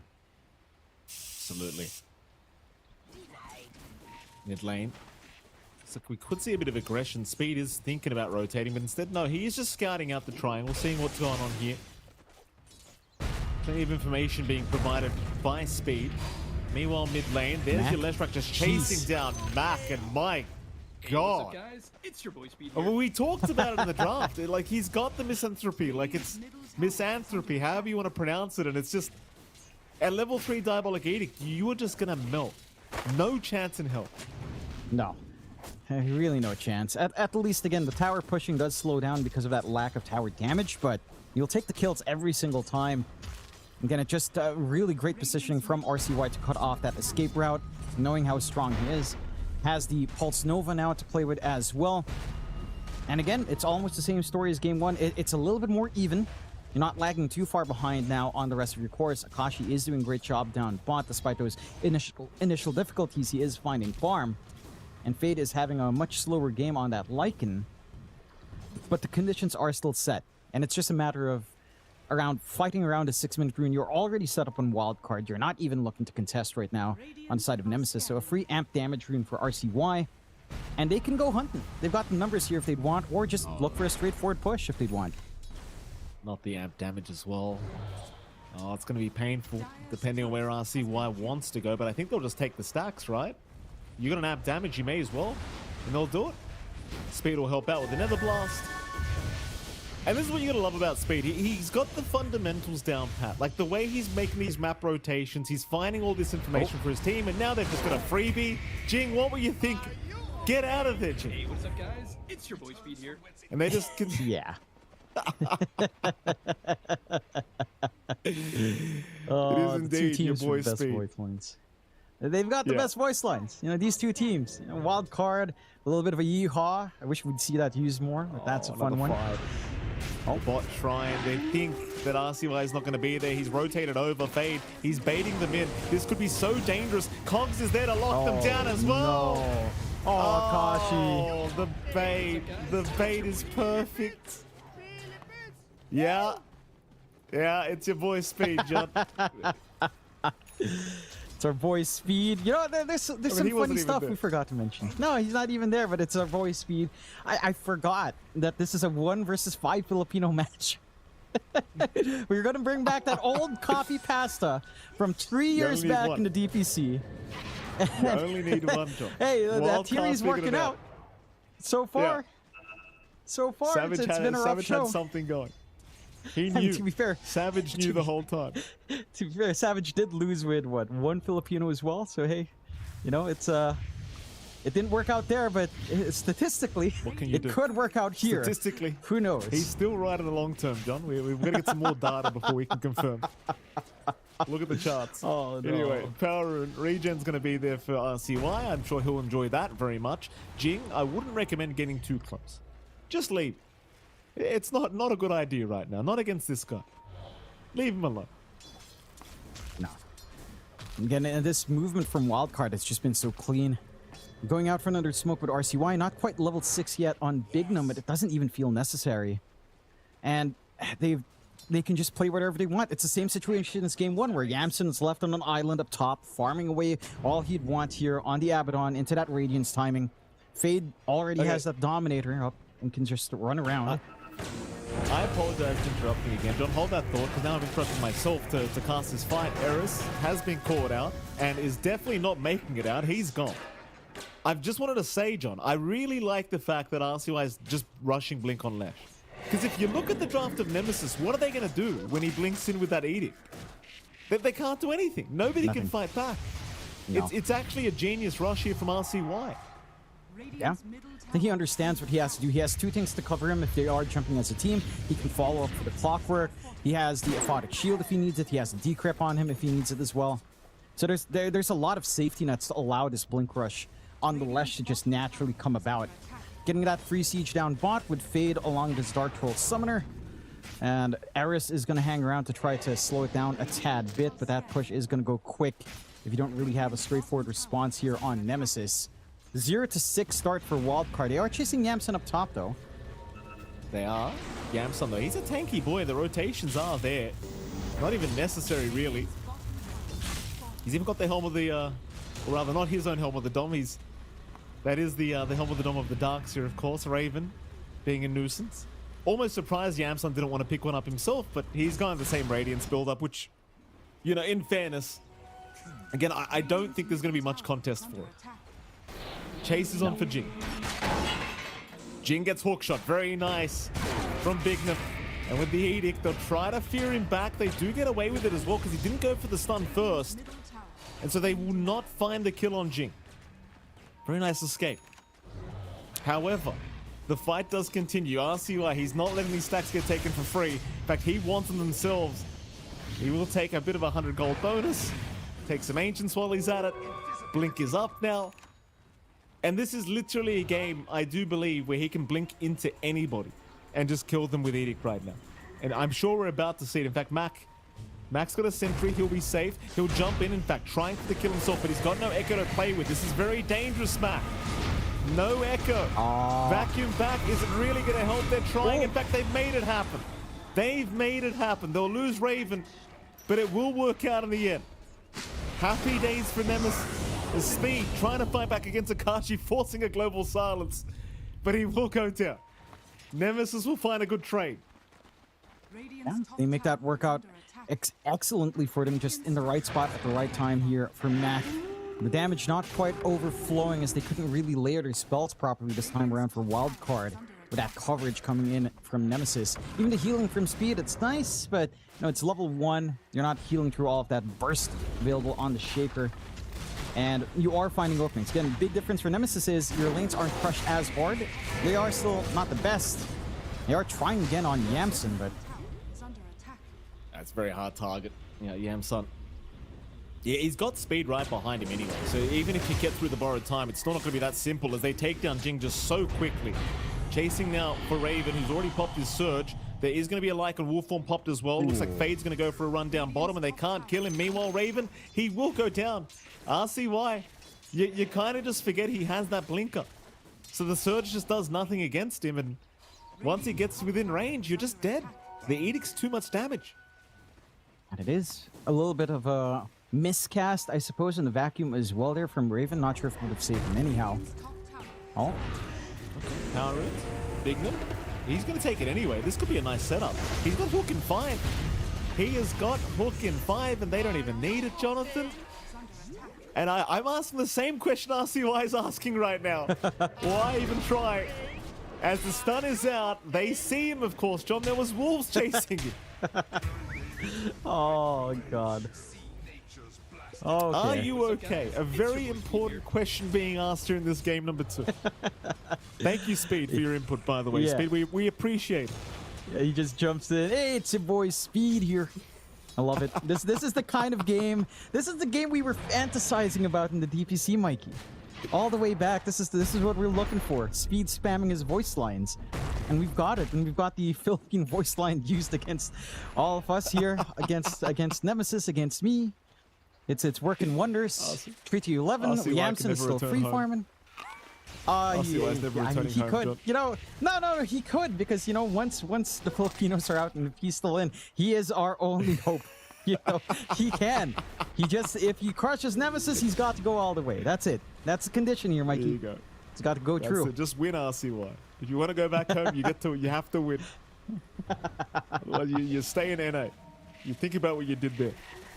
Anyway, Nemesis, they're not out of this game at all. I mean, it's certainly a much better game than game 1. 3k advantage, though, standing for Wildcard, and they're waiting. Fade, rather Bignum moves in. Double hook shot as well, both supports. They need some help, though. They are going to pop the global silence. They're all grouping up here, trying to just survive as Mac does move in, but here comes the big problem. The Leshrac jumps in. Speed's still going. Speed, he'll get feared up, trying to run away. Meanwhile, there's a Lycan creep chasing down poor old Jing. And Jing will die. Akashi? They will actually find Akashi. Speed will happily die for Akashi's life, Jonathan. And that he does. Yeah, that's a nasty bit of work. I think that was just the nether ward on the time lapse right before.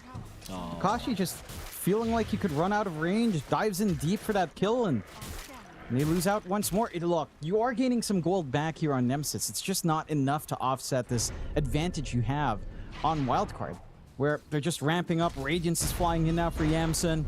You have to deal with all of that now on the Abaddon.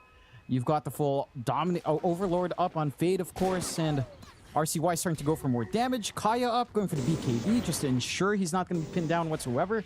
Bignum's been playing like an absolute maniac, just jumping in on this clock, knowing that his team always has his back. And for Nemesis, I mean, look, their teamfight potential is massive, but we haven't seen it come out yet. Mac's been pretty conservative with his slam usage. Like, compare that to what we were seeing from, say, again, nothing to say yesterday on his Shaker. He would use Echo Slam just to prop Aftershock on his short.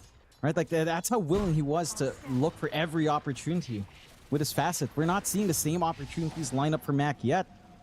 And I know when you play a Shaker, you're looking for these plays. You know, you're looking for these opportunities. You've got to find them. Because if not, you're hanging back, you're farming. You can farm quick, but it just doesn't feel good in here that really wants to crush early with teamfight. Oh, bottom. They're going to see Eris. Fade, he's been so good on this Lycan hero ever since we were casting NA DPC. You know, he's just always looking around with these micro heroes, trying to find some targets. And as you can see, Akashi not very welcome as Raven will die top lane. Akashi, I think will be okay, John, but I'm worried. I am worried about him. You know, there's been a few instances, and these wolves are still looking, John. Like, Fade's still just microing all the wolves to get all the vision. Do they see him? They'll see the silencer. So they'll go after Eris. There is some help incoming from the north, but Eris is certainly dead, as Mac is going to be around now with the Echo Slam available, though. Akashi, you got to be careful here. He does have time left. He'll pop the Echo as well, and Akashi will be fine, but can Mac get out of there? He certainly can. No TP. So a 1-for-1 trade, certainly favorable for Nemesis. They need any kill they can get right now is a good kill. But it's still towers being taken here, John. It's not like they're not finding objectives anyway. No. It doesn't stop that siege.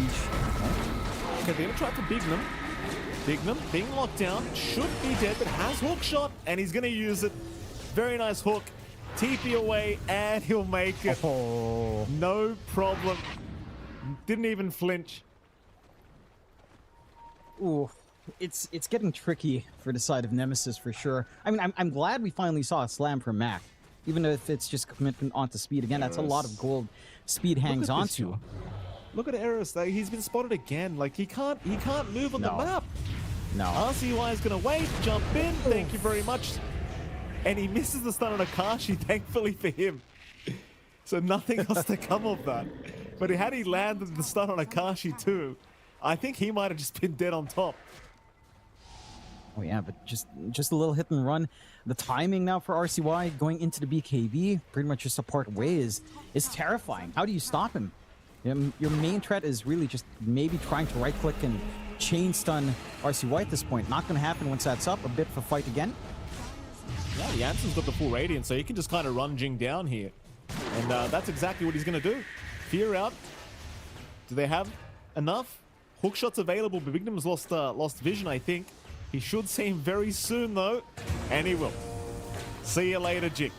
Very nice map movement read here from Bignum. Meanwhile, bottom, Akashi, he's popped the time-lapse. TP's incoming. Bignum still has that hookshot available. This could be dangerous. Akashi. Oh, the hook. It's perfect. Oh, no. I gotta say, Wildcard, they are just outplaying them. Like, it is... The way they're moving across the map here, John, it really feels like a pub. It really feels like they're playing a pub. It does. And, you know, you ever played a... You know, you think about your time playing NA pubs, Mikey, it's a different beast. You're seeing how they might be running really around here. I mean, they are. Have you tried playing in NA pubs? It's a coin flip. You know, sometimes your team plays like this. Sometimes it's like Nemesis. This is an NA pub reality. Can't be worse than those Western European pubs, John. I'll tell you, I had an experience there once. It wasn't very fun. They said SCA was bad, but I've never seen toxicity like that in my life. My goodness. Oh, yeah, no. Anyway, it's bad. You know why? Because if you trash talk, I'm okay with it. But don't throw the game. That's just weakness. Yeah, pretty much. That's just weakness. Pure. Oh, hold a minute. This could be big. Jump in. Echo's there. Mac with the setup. He found 2 targets, but Fade's not dead yet. He's still walking out of there, and now RCY to jump in, just runs back in the middle of all of them. Raven's in trouble. Fade has somehow walked out, and Mac's also going down. He'll survive for now, but not against Speed. Speed will just make it happen. Akashi's still running, but they're starting to come in from the north. He'll get the time-lapse. Run, Akashi. Just run.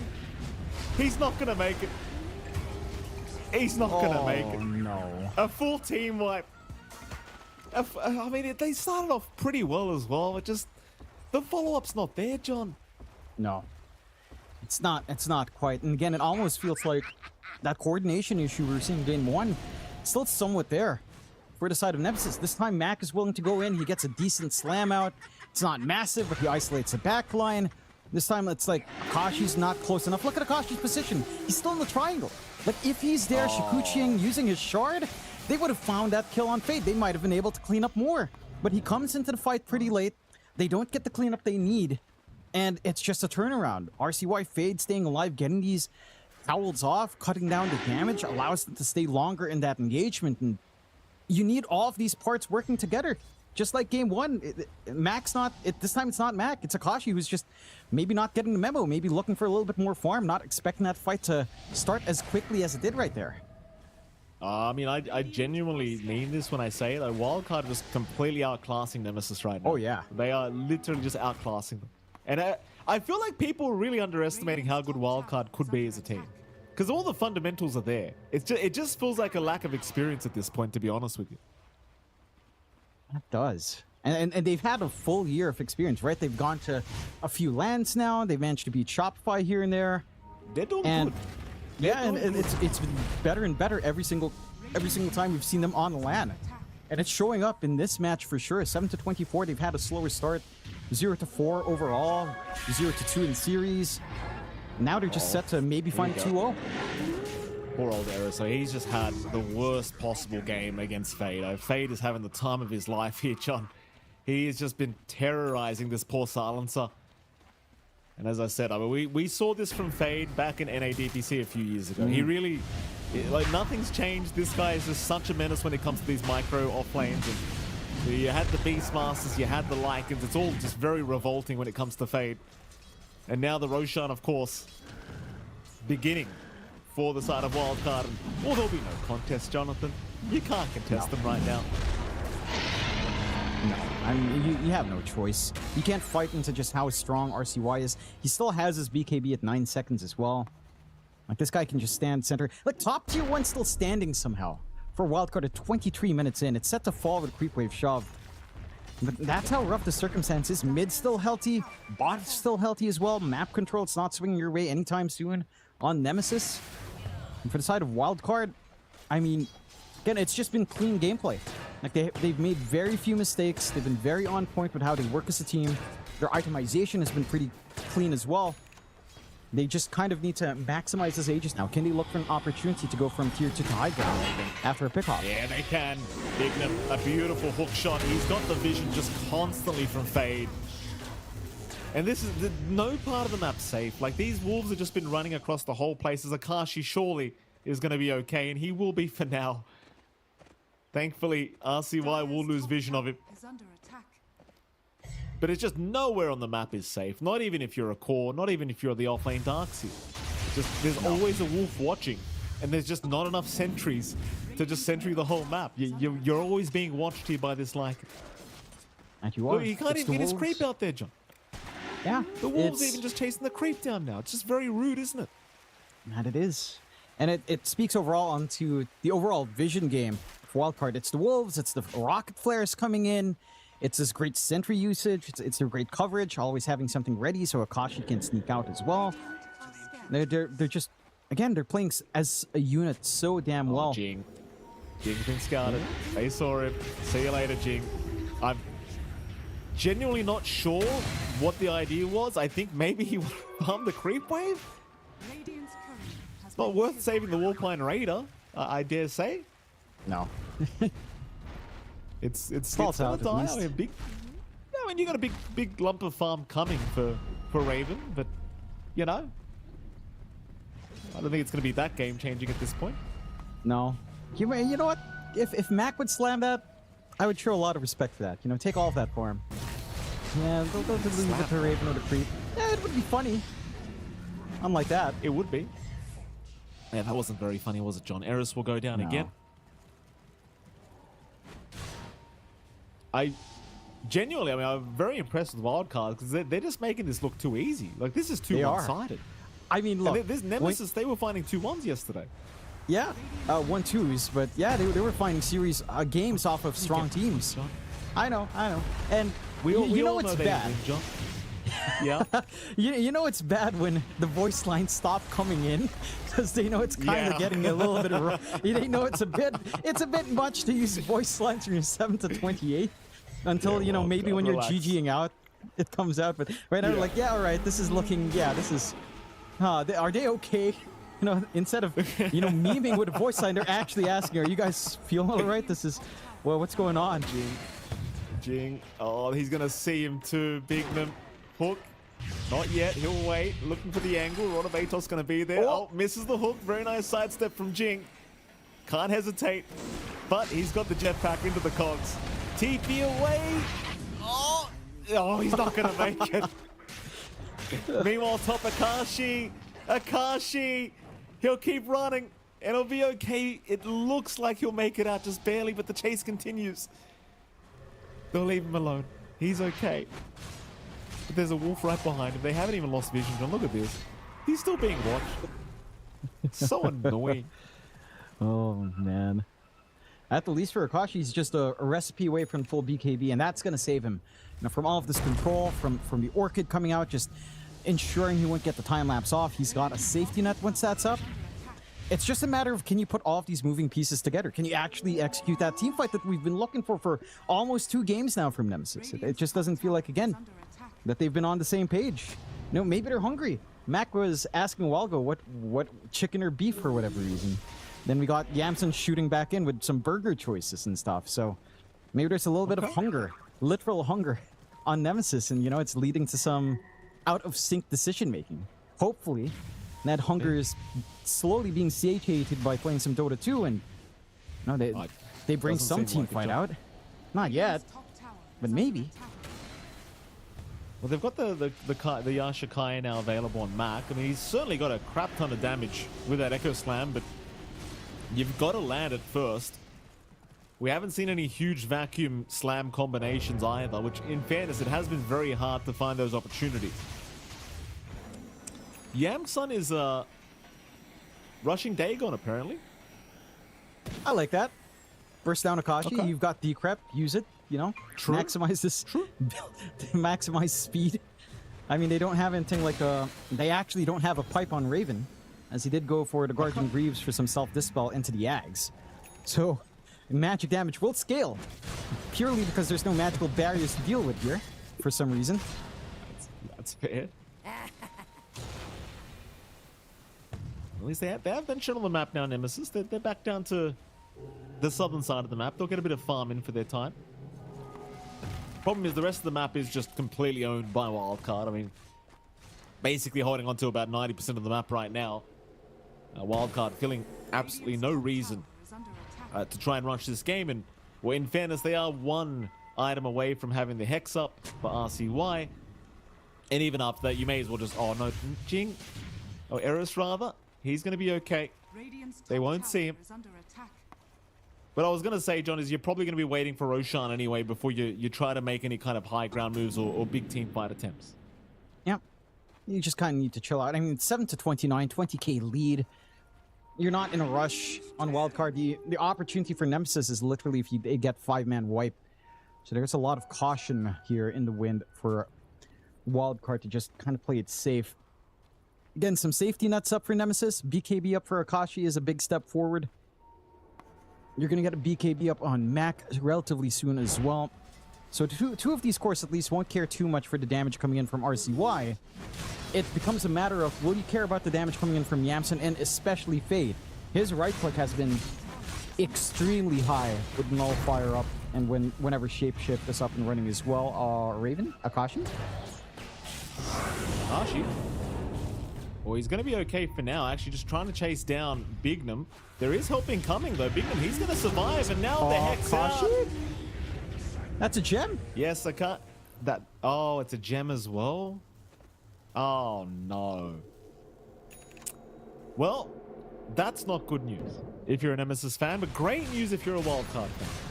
Fantastic news, even. I mean, the fact that they don't even find that kill on Bignum is pretty demoralizing. Sure, and Jing. See you later. Yeah.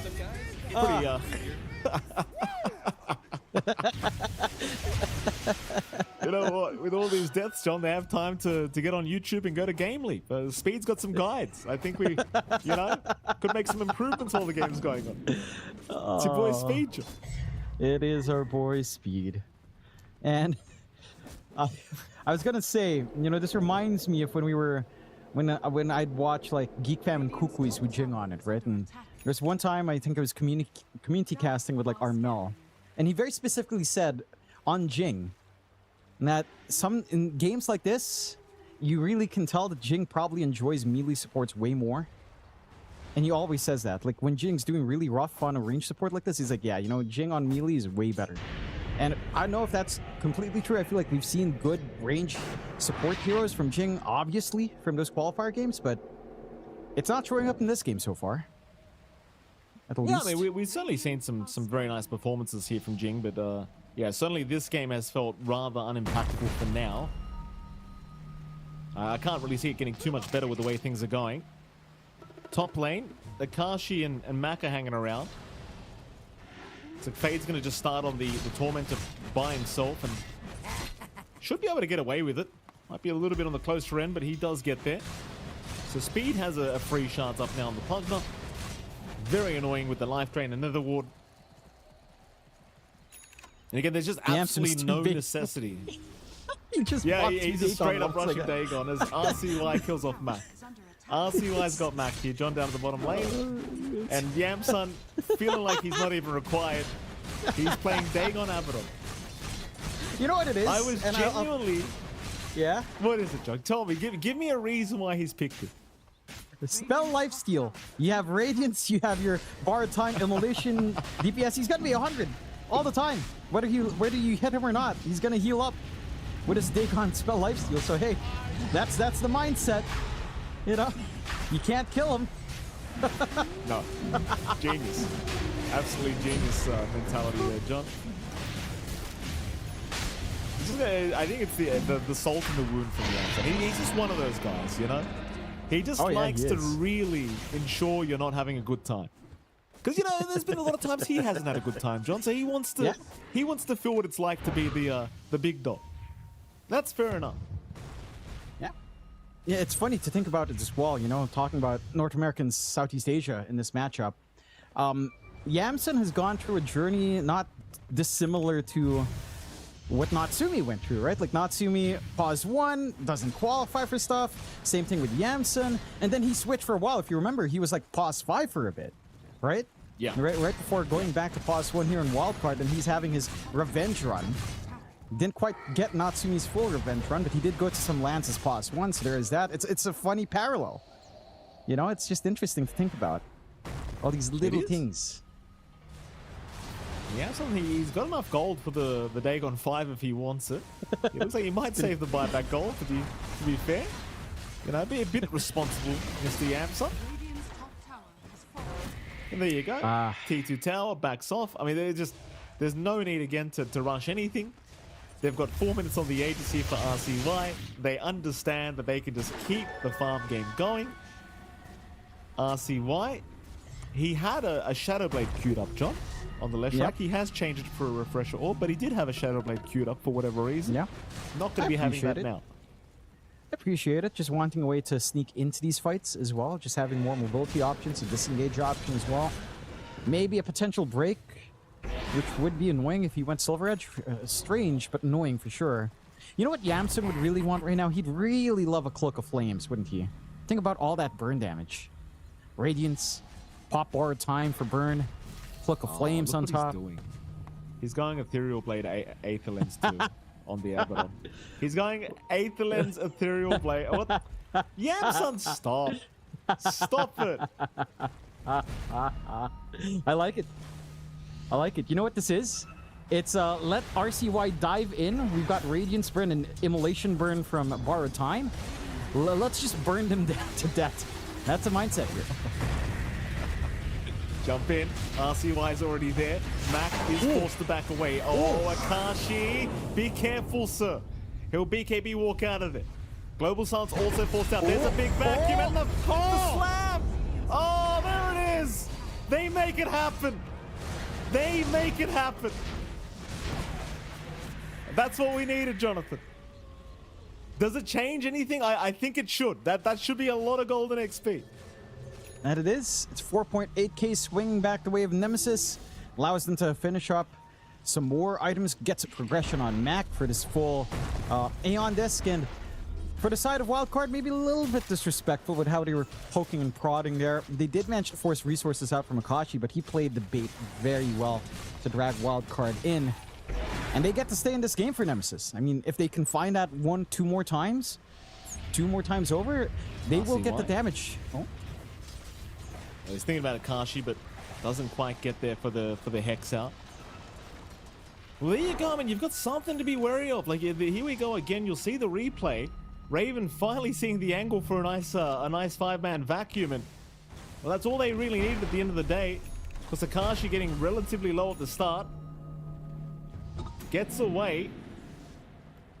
And we'll see it coming up right now, Raven. The nice blink in, the vac wall, and the slam to follow up. And of course, it was a double slam as well from Mac with the refresher orb. Couple more of those, John, and suddenly Wildcard, they could be in trouble. That they could be. Again, they kind of went all in on this build for Yamson into the Daikon, so he's shifting back now for a full Abyssal Blade, Mikey.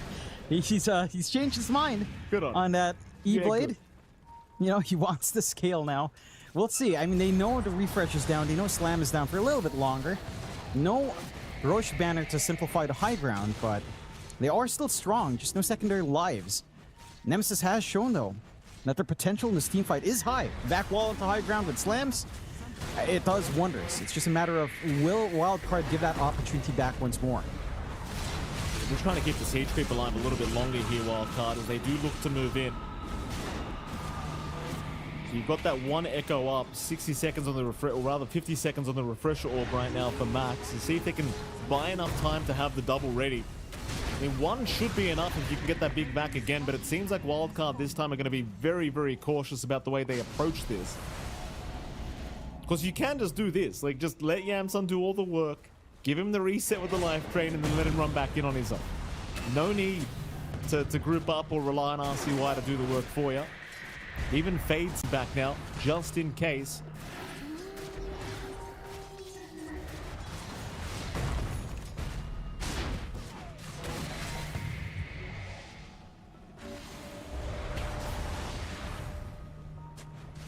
And the blasting from the low ground as well as speed.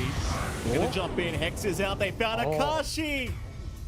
He's gone again. Eris will melt as well.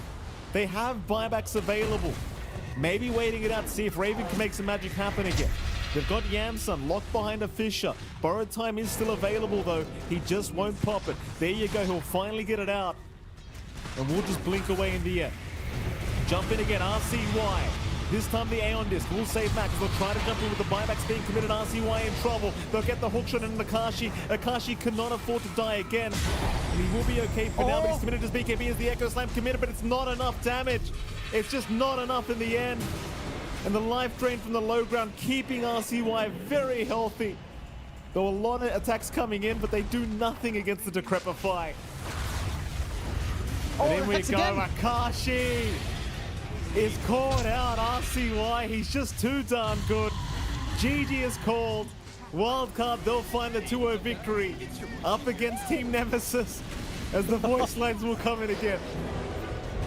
Oh, goodness me. Coming into the series, Mikey, we were talking about it. We expected Nemesis to be the favorites. They have a little bit more experience in their lineup. They managed to get some games off some bigger teams. Wildcard just got 2-0 wiped yesterday, and they rally here well. Right? They bring out this style. They bring out these tanky side lanes. They give RCY a win in matchup every single time. Maybe less so in game number 2 for sure, as Mac was getting a little bit more in that shaker. But again, it's just the way they move around. I will say for Wildcard, like all of them play their parts well. Of course, RCY stands out, but man, it's the supports that really shine. Speed and Bignum have been doing a lot in this game too, especially like their positioning, their willingness to take these fights, knowing how to force out utility, knowing what angle to take, knowing how to connect with your cores. Like they've enabled so much work here on the side of Wildcard. Like this movement out, Bignum just jumps in, forces out global silence for himself, allowing a little bit of a flank build up as RCY is looking to jump back in. Right, like the way they move as a team from these supports is just outstanding. out from Wildcard. And this is the one where speed dies, but so does Akashi from time-lapsing into a Nether Ward that's about to expire. Tail end of that duration. And this is the one where it was just really awkward. Again, look at Akashi's position on the minimap. He's just clearing out the creeps when they take that fight. Nemesis just looked really disorganized in the series. Yeah, Akashi definitely this fight. I feel like this was such an important fight too. Like it should have been probably a pretty nice win considering how Max started that fight. But still in the end just was not enough as you just didn't have the follow-up damage. And well, of course, Akashi not having the best exit plan either does end up going down. And it just got worse from here. Once they took that first Roshan, it was basically all she wrote. I believe we're about to get to see the 5-man Echo Slam committed here by Mac. Perfect setup from Raven, but the thing was, it felt like you were waiting the whole game for that. You know, it's just, the whole game was just waiting for that vacuum and the slam to come out, and here it is in all its brilliance, perfectly aligned. But you waited, what, 35 minutes to make that happen? It's just too long. The damage was already done. They were still 35k ahead after that fight that worked out for them. And here we go again. I mean, RCY just having no problem jumping in with the Scythe device, killing off whoever the hell he wants. They'll jump in with the slam this time, but you got speed to protect him. The life train just won't let him die. And it just look at the cooldown of the Decrepify. Like, he just keeps doing it. No attacks coming in from Akashi, and then he gets hexed up immediately. Nothing he can do. No. Just very, very calculated gameplay coming out from the side of Wildcard. And again, all of them played amazing here. To be fair, again, Nemesis just looked like they were kind of disconnected from each other. Game 1 looked a little bit shaky. We were talking about Mac not opting to go all in his team would. This time around, he was much more willing to do that, but it felt like Akashi had different things on his mind, especially in some of these engagements. Later on, it did clean up, but it took too long for Nemesis to play as a team, whereas for Wildcard, we were seeing them play as a team for so long. Like, from laning phase into those, again, 15 to 18 minute fights. Even before that, they were just coordinated as a team. They were playing off RCY really well, and I will have to hand it to RCY again. Like, he is just doing so much work. He has looked fantastic. It's been great seeing his first TI, at least in this series, look pretty darn good, dragging Wildcard up now to a 1-2 scoreline, and that does, you know, improve their odds, keeps them alive a little bit longer, gives them a bigger safety net as the road to TI playoffs go on. But this entire team just played amazingly well. I feel like having this kind of hero pool on Yamsen kind of enables you to do a lot. When you have a safe laner that's willing to play unorthodox pause ones that are a little bit tankier, that can be left alone, that, you know, aren't flashy, then you can kind of make that work. You can make these movements across with really aggressive supports. Wildcard showed that off really well here, and I'm looking forward to see if that improvement keeps going after, again, a rough day 1, a better day 2. We'll see if they can keep that tempo up. And rest in peace to all the victims of Wildcard, John. Our predictions are dead. They are not going 0-4, Jonathan, as I believe 99% of the community thought. Wildcard has ruined everyone's predictions. So shout out to them. Of course, we are going to have to head off to a break because we do have our second series between Boom Esports and Heroic coming right up. We'll see you all again very soon.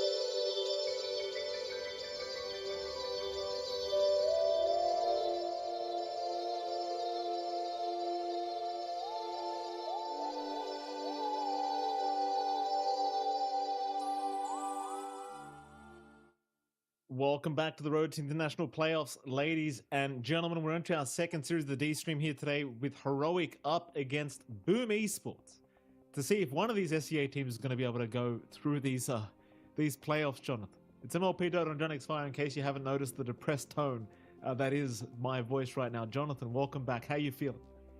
Feeling all right. You know, I mean, look, Nemesis take a loss. They're 0-3. They're still in the tournament, but they can only take one more loss. Boom, we'll see if they can carry through. This is another bit of a heartbreaker, right? Up against Heroic. We know these guys. We've seen them play. We know what they can do. But going 0-2 so far, it doesn't do much for you, right? So they have to bring their A game out now. And look, for the last series, I mean, Wildcard, I mean, them taking a win, I think that's actually a pretty good storyline because they did it in such a dominant fashion. I think Nemesis has to kind of wake up, and that should be a wake-up call for all of the teams here, knowing how important each series is.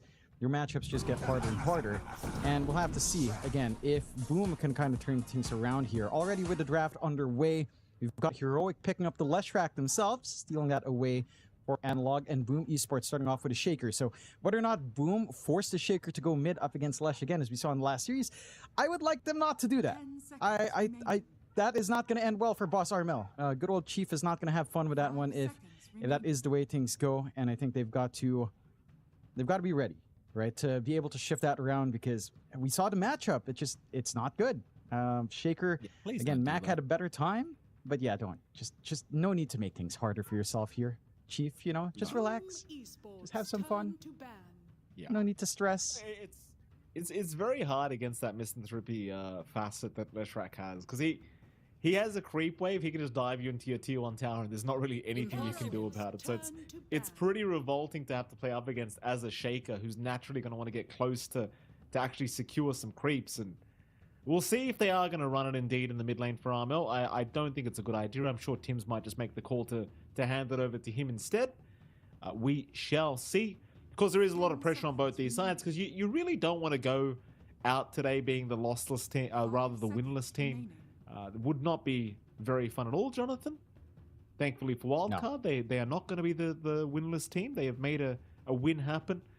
Heroic, can they do it? Can Boom Esports do it? I don't know, Jonathan. Quite frankly, with the way things have been going, I want to say Heroic might be the favorites going into this.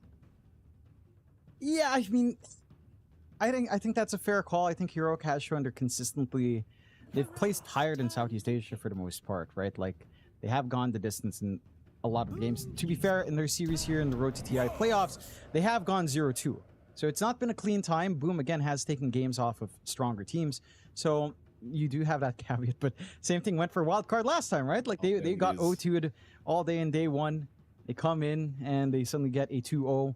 And yeah, you can see the lovely Boom Esports. You can see Coach Mushi hanging in the back there with jabs. And this is a squad you and I are used to seeing in some shape or form, in some team here. And I mean, if you think about Boom's storyline, right? The fact that they managed to get TI is already a big story for them, considering how rough their year in qualifying is since ESL won Bangkok. You think about Armel returning to the pro scene after being left in limbo by Aurora for like, what, a year and a half almost? This guy was on a break, casting with me sometimes like this, and he's back on TI again. He got that. We had it. But he's no Michael Phoenix. Let's get that straight, Mr. Armel. Still, I'm curious to see if they can push that envelope. We do get the Snapfire coming out. That could be a better matchup on mid if Armel wants to play it. Looks like there's a lot of deliberation coming out from Armel, but this flex is looking a little bit better. Heroic, for their part, having the Mars on the off lane does feel pretty solid, right? Like, you have this very good foundation to play with, good AoE control to tie in with your Lash Kingdom all tied up here for Analog to just kind of run down if you get a good arena off from Whisper. And the Mars, maybe not the most winning hero, but it does have its place. It does have some impact. I'm curious to see what kind of support combination they'll want for that Mars lane, as they don't have access to the Bane. So Boom will pick that up themselves. Bane has been fairly popular. It's been popping up here and there. 50% win rate overall, over 12 picks. Not too shabby. You have some good saves on hand. We've seen Nightmare actually do a ton of work when used properly, juking out, getting out of shards, going up cliffs, saving your core. Massive, massive tool to have on your side here for the side of Boom. No easy cancels as well for Heroic. I mean, Leshrac could try to split Earth. The Spear is probably your best bet in finding that Bane, as it's your longer range stun. It's just a matter of can you actually pin him down. That does leave options open. This is one way to consistently cancel it off. So you get a grip off, guess what? Global Silence just flies in, you're not going to be feeling too happy. Even the Snapfire is not going to feel great as well with Kisses. 2 channeled spells counteracted now by a fantastic pick from Heroic. Yeah, it's certainly a very valuable silencer pick here from the Heroic end. See what else we have to follow up with here. They still require another support to be picked up. Of course, you are looking at the glorious mullet, as I always like to say, Jonathan. Very, very nice indeed. Just gets longer and longer the more we see Zhao, you know. It gets more Australian. You can't really cut the mullet once you've started it, John. It kind of just takes over. It's like a parasite almost, except it's a good parasite. You know? Where's your mullet? You can't Where's get your rid of mullet, it. Mike? He's stuck with it for life. Yeah, but where's yours? You're Australian. Where's yours? What are you doing? You're being beat by. Not good enough, John. You're being beat by this Filipino who hasn't. I don't think he's even set foot on Australia yet, and he's already more Australian. He'll be welcome anytime, John. I'll be there to pick him up from the airport myself. This pick is still not happening. 45 seconds reserve time left for Heroic. Really thinking about this next pick. And ooh, hello. One of my favorites, Jonathan. The Spirit Breaker makes its appearance. I like this a lot. And it's for a very weird reason. This is actually a very viable game to think about planar pocket. Right? Because you just take all the Bane spells away. You have stat resist. You don't care. You can just kind of cop it for the team. You have great ways of looking for the back line. Charge is going to be insanely annoying. You have coverage from Global Silence. You have the pseudo-global strat to follow through. And it just feels pretty amazing to play. I'm curious to see how well this runs in lane, though. And think that's the big thing that's raising some question marks here. Bristleback does come out for the side of Boom. Leaving it open, this could be our Jackie hero. This could be Jab's hero overall. It does feel like, you know, when Jabs is in the driver's seat of a draft, he does tend to get last pick overall. So this might be a little bit of a flex to try to see if they can get away with a different hero for Jabs here. And see, I'm curious to see if that's the same read Heroic has. They should start to cover now for some win conditions, though. It should just be straightforward pause 1 bans. You've taken care of most of the big ones. We've seen maybe a little Razor, a little Life Stealer here and there. Terrorblade still in the pool if you were concerned about that. Although maybe it's not the most concerning when you've got a lot of magical damage on your side here on the side of Boom. We'll have to wait and see. Still quite some time in the reserve here. So they can take their time to pick and choose. But again, this is pretty classic Boom, right? Like, or not really classic Boom, more of classic Jabs, where he's in the team, he'll try to hold out on his pick. It's either a first pick Jabs or they hold out until last pick for Jabs. And it feels like they're kind of trying to hedge their bets here by having this flexible bristleback condition that can kind of go either or in this case. Oh, bans to come now. Boom, they'll get rid of the Abaddon pickup. Fair enough, you'd hate to make this Bane's life even more challenging. So no Abaddon. Can't wait to see what Heroic get up to with the Spirit Breaker. I mean, I love this hero so darn much. And I think it's actually pretty viable, even with the nerfs that were made to the Bull Rush Facet and everything else. Still feels like a pretty viable hero even in this meta. Especially if you can group it up with something that likes to just fight or be global even. Obviously with the Leshrac, you're already going to have a great old time, like plenty of rotations to be made. And that's another thing you probably should think about as well, John. If you run the mid ES, which it looks like we're doing in this game for Boom Esports, you do have the constant threat of charge in and just the Diabolic Edict just tearing you apart. It's not very fun. No, it's not going to be a good time for Chief RML for sure. I mean, there's so many carries to have to be worried about. I get the Abaddon ban. I like the way you're thinking, though. Like this global strat, Spectre's there. No option for NP. Spectre's the one that stands out that can really join in for these ganks with charge. Maybe a Travel, something Lesh, Travels too. Lifestealer could be a really good option as well. You're playing into Shaker and Bristleback. Lifestealer looks pretty darn good here overall. You've got the Rage for Nightmare at the very least, so you're forced to kind of commit grip, opening up avenues for the rest of the heroes here. Would be a nice way to go about it. I think if Boom don't ban out Lifestealer, it could be dicey. And it's actually Heroic that bans it out. Fair enough. It would slot in for the side of Boom. They are expecting a Jackie hero to come in. not a Jabs hero. So they anticipate that Jabs will just take that Bristleback off lane in this case, which laning-wise does look good. Bristleback Snap is a very solid lane.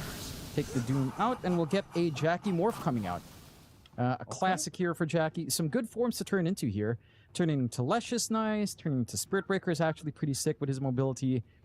Even turning into Mars or Silencer can be pretty pesky. You don't have a direct way of just melting this Morphling down either. Like, he can be tanky enough with a couple of items up. As long as he can, take that attribute shift right before getting chain stunned in. Shouldn't be too much of a problem here for the side of Jackie.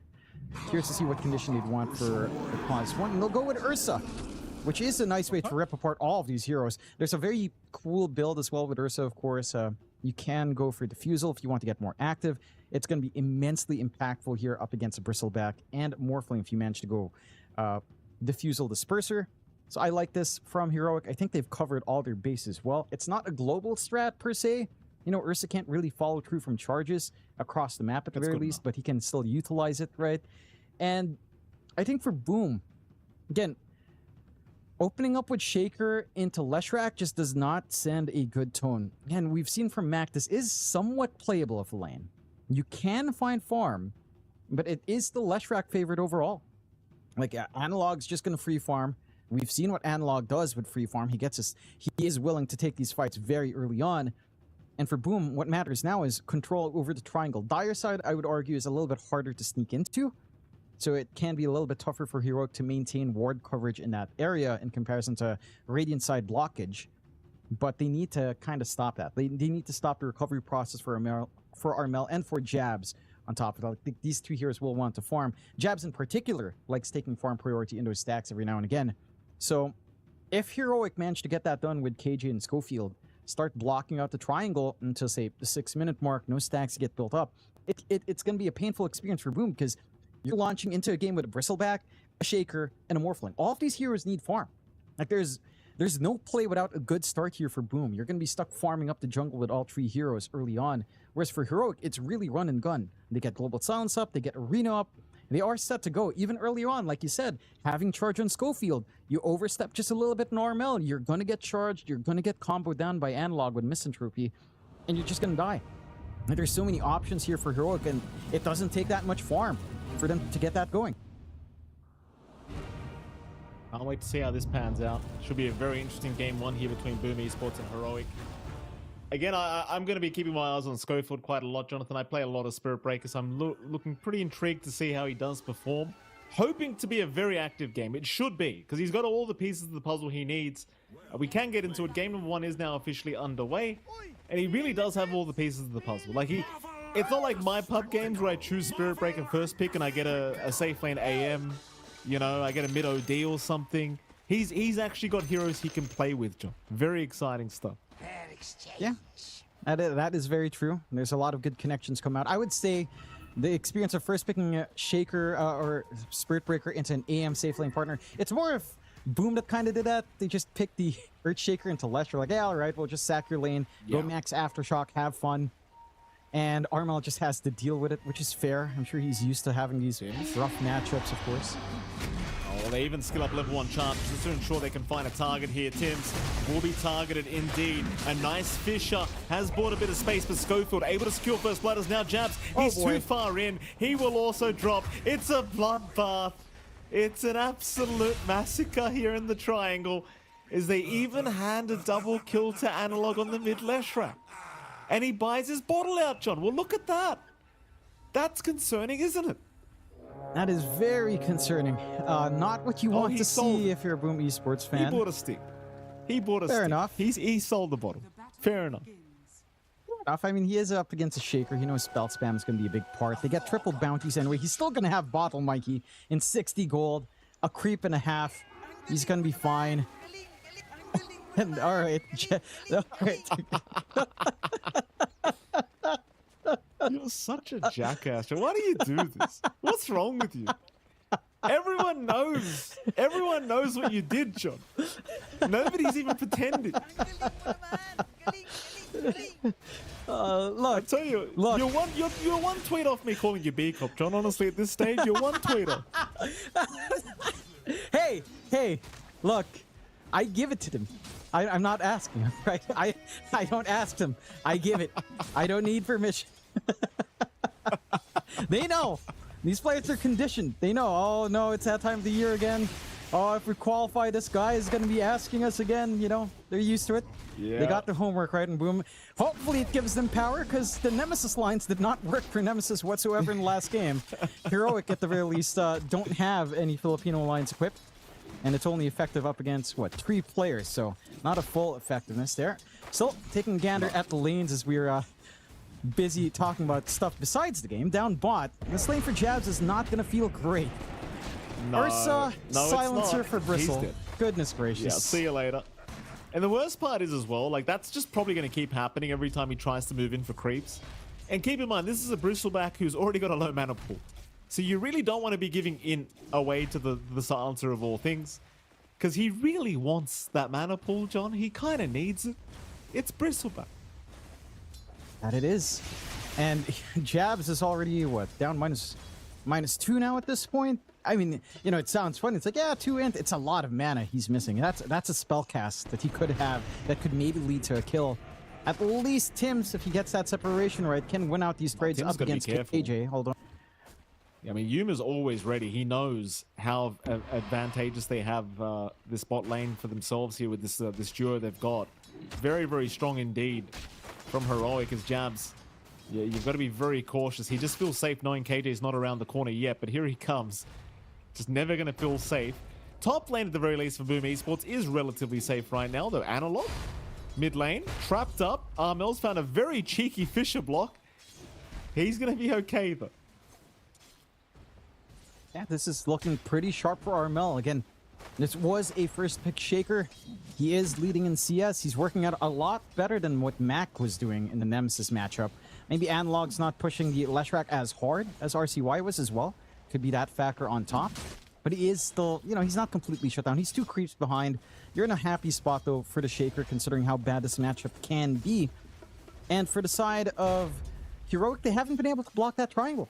So there is a set of creeps that can spawn up and some stacks that Tims can build up. The issue is, Tims cannot leave that lane still. Down bot, it's still a nightmare for Jabs. And it's a nightmare that's not going to end anytime soon.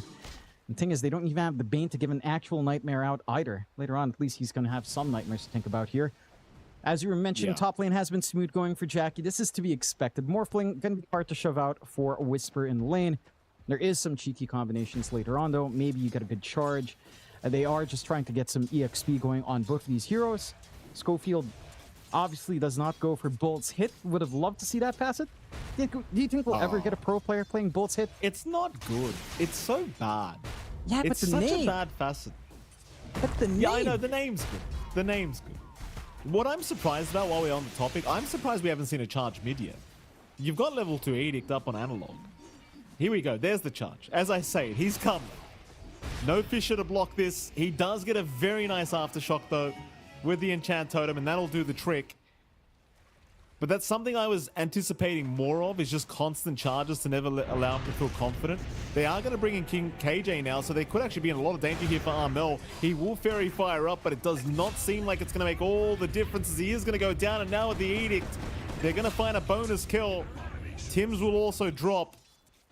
And that is pretty bad news, as they also lose Jabs. Yeah. Oh boy. Yeah, we're off to a real bad start here for Boom Esports. You know, Southeast Asia's doing well, huh? We're doing fine here in C. All normal. Stay positive. We're all right. Stay positive. This is good. You know, we will eventually find a kill, and it's going to be worth 1,000 gold on a support, and we'll come back. That is the way of C. This is our plan. This is our grand plan in Southeast Asia, Mike. You know, you go into your pubs, you see someone running down bot or playing, you know, going out of position, not respecting that power. It's all because they know we're going to find that kill later. This is Boom thinking 20 steps ahead of everyone else, Mike. Very smart, John. Let's go. Phil's having a gander here up the top lane. He'll TP up and take over the lane as Jackie has forced out Whisper. So again, Jackie's the one guy having a really good time. Props to Armel. Like, apart from that death we just saw earlier, which wasn't really his fault anyway, He has been having a really nice time in terms of CS. He's actually 1 CS ahead of Analog right now. So happy days in that sense that both the mid and top lane are going pretty well for Boom Esports. But I dare say the mid and bottom lane for Heroic are going significantly better, considering you've got a 1-0-3 Ursa, you've got a 3-0-2 Leshrac. Yeah, these kills, they do start to get a little bit intimidating. That they do. And again, for the side of Boom, my main concern is with this kind of start, it goes back to what we were talking about in the draft, you're going to be sitting back and farming on all 3 cores. Like, no one is ready to play. Right? And maybe you can get some setup, Snapfire and Bane can kind of do some stuff together, at the very least, as we get the go and the sec, as there is still some issues. And we get the go-ahead again. Oh, the classic turret thing is still there. Yeah, beautiful. No, not that one. It's beautiful. I miss Davai. Davao Lama now. Good old Davai. Indeed. Great voice line. It's not. You should try turret singing, No, Mike. it's not. Oh, hold on. Hold on. What are you doing, Nate? Yuma said go and then just resumes the game, apparently. Which is fine, I guess, because they said go before that, but then they said sec Mike again. So it's Boom's fault. And anyway, I was about to blame Yuma for that. It's Boom's fault, Jonathan. Yeah. They said go. Yeah, pretty much. Nate, what's happening? Get your players straightened out, Nate. Manager Nate, Boom.Nate. Sort them out. It's happening. Microphone issues. Can't sort out their own tech. Come on. It's fine. Unbelievable. Anyway. Unbelievable. What a great day for C so far, huh? 7-2. We've got Jackie back in his environment that he naturally loves. This is him in peak Motivate Trust days, where everyone else would be dying and Jackie was the only hope. Except every now and again you'd get like a Fearless and Masteros play, right? This is kind of that same environment. You get the tips. I think Armel and Jackie have had that conversation you just went over, John. Seems like they've got an agreement. Yep. And this is where Jackie thrives, so, you know, they're just setting up the environment for Jackie to do his best. Okay, without maybe... shoes on, though, Jonathan. He's going to lose his career with the treads. That's all right.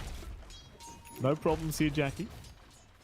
6-minute power rune's going to spawn up. Of course, Heroic doing a lot to ensure it is secured for Analog. Nightmare from Zhao, and they're going to get unlucky. It is going to spawn bottom. It is just an illusion rune anyway, but Analog, of course, will happily take it for himself. And the concerning sign for Boom right now is it does feel like Heroic are just getting away with whatever they want at the moment. Like, I don't... Oh, in fact, they do start to look to infiltrate that triangle at the same time, but it is already taken by Armel. So at the very least, you did take some stacks here for Armel. Not really... Like, it's not really that big of an influx, though, to be absolutely fair, but I suppose he'll come back for the next Echo later. Yeah, that's all you can do. Even fighting over these Shrines of Wisdom, KJ, just looking to maybe sneak away something here. And they know there's no slam. There's not much they can do. Tim's is still level 4.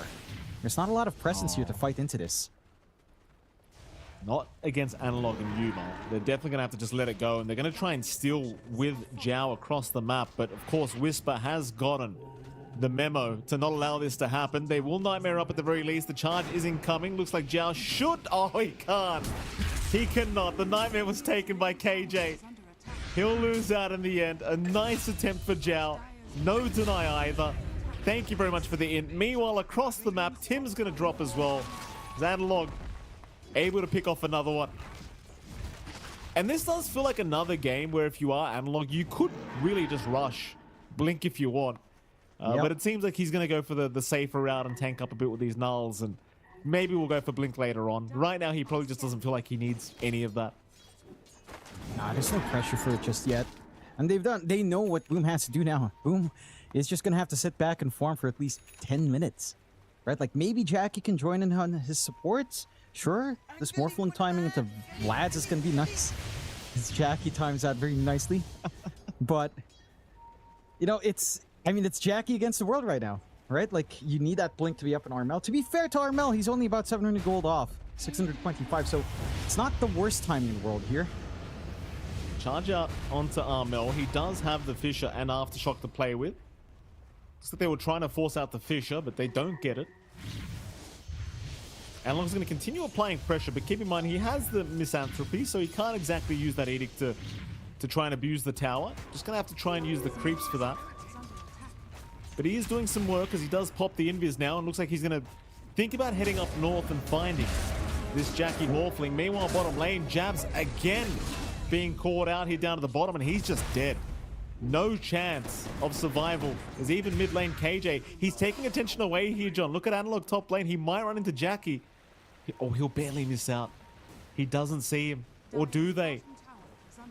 Well, Jackie sees them now. Analog is spotted underneath that sentry ward. He's avoided all vision. So they aren't going to make the jump in. But it doesn't really seem like Boom want to try and counter-initiate here either.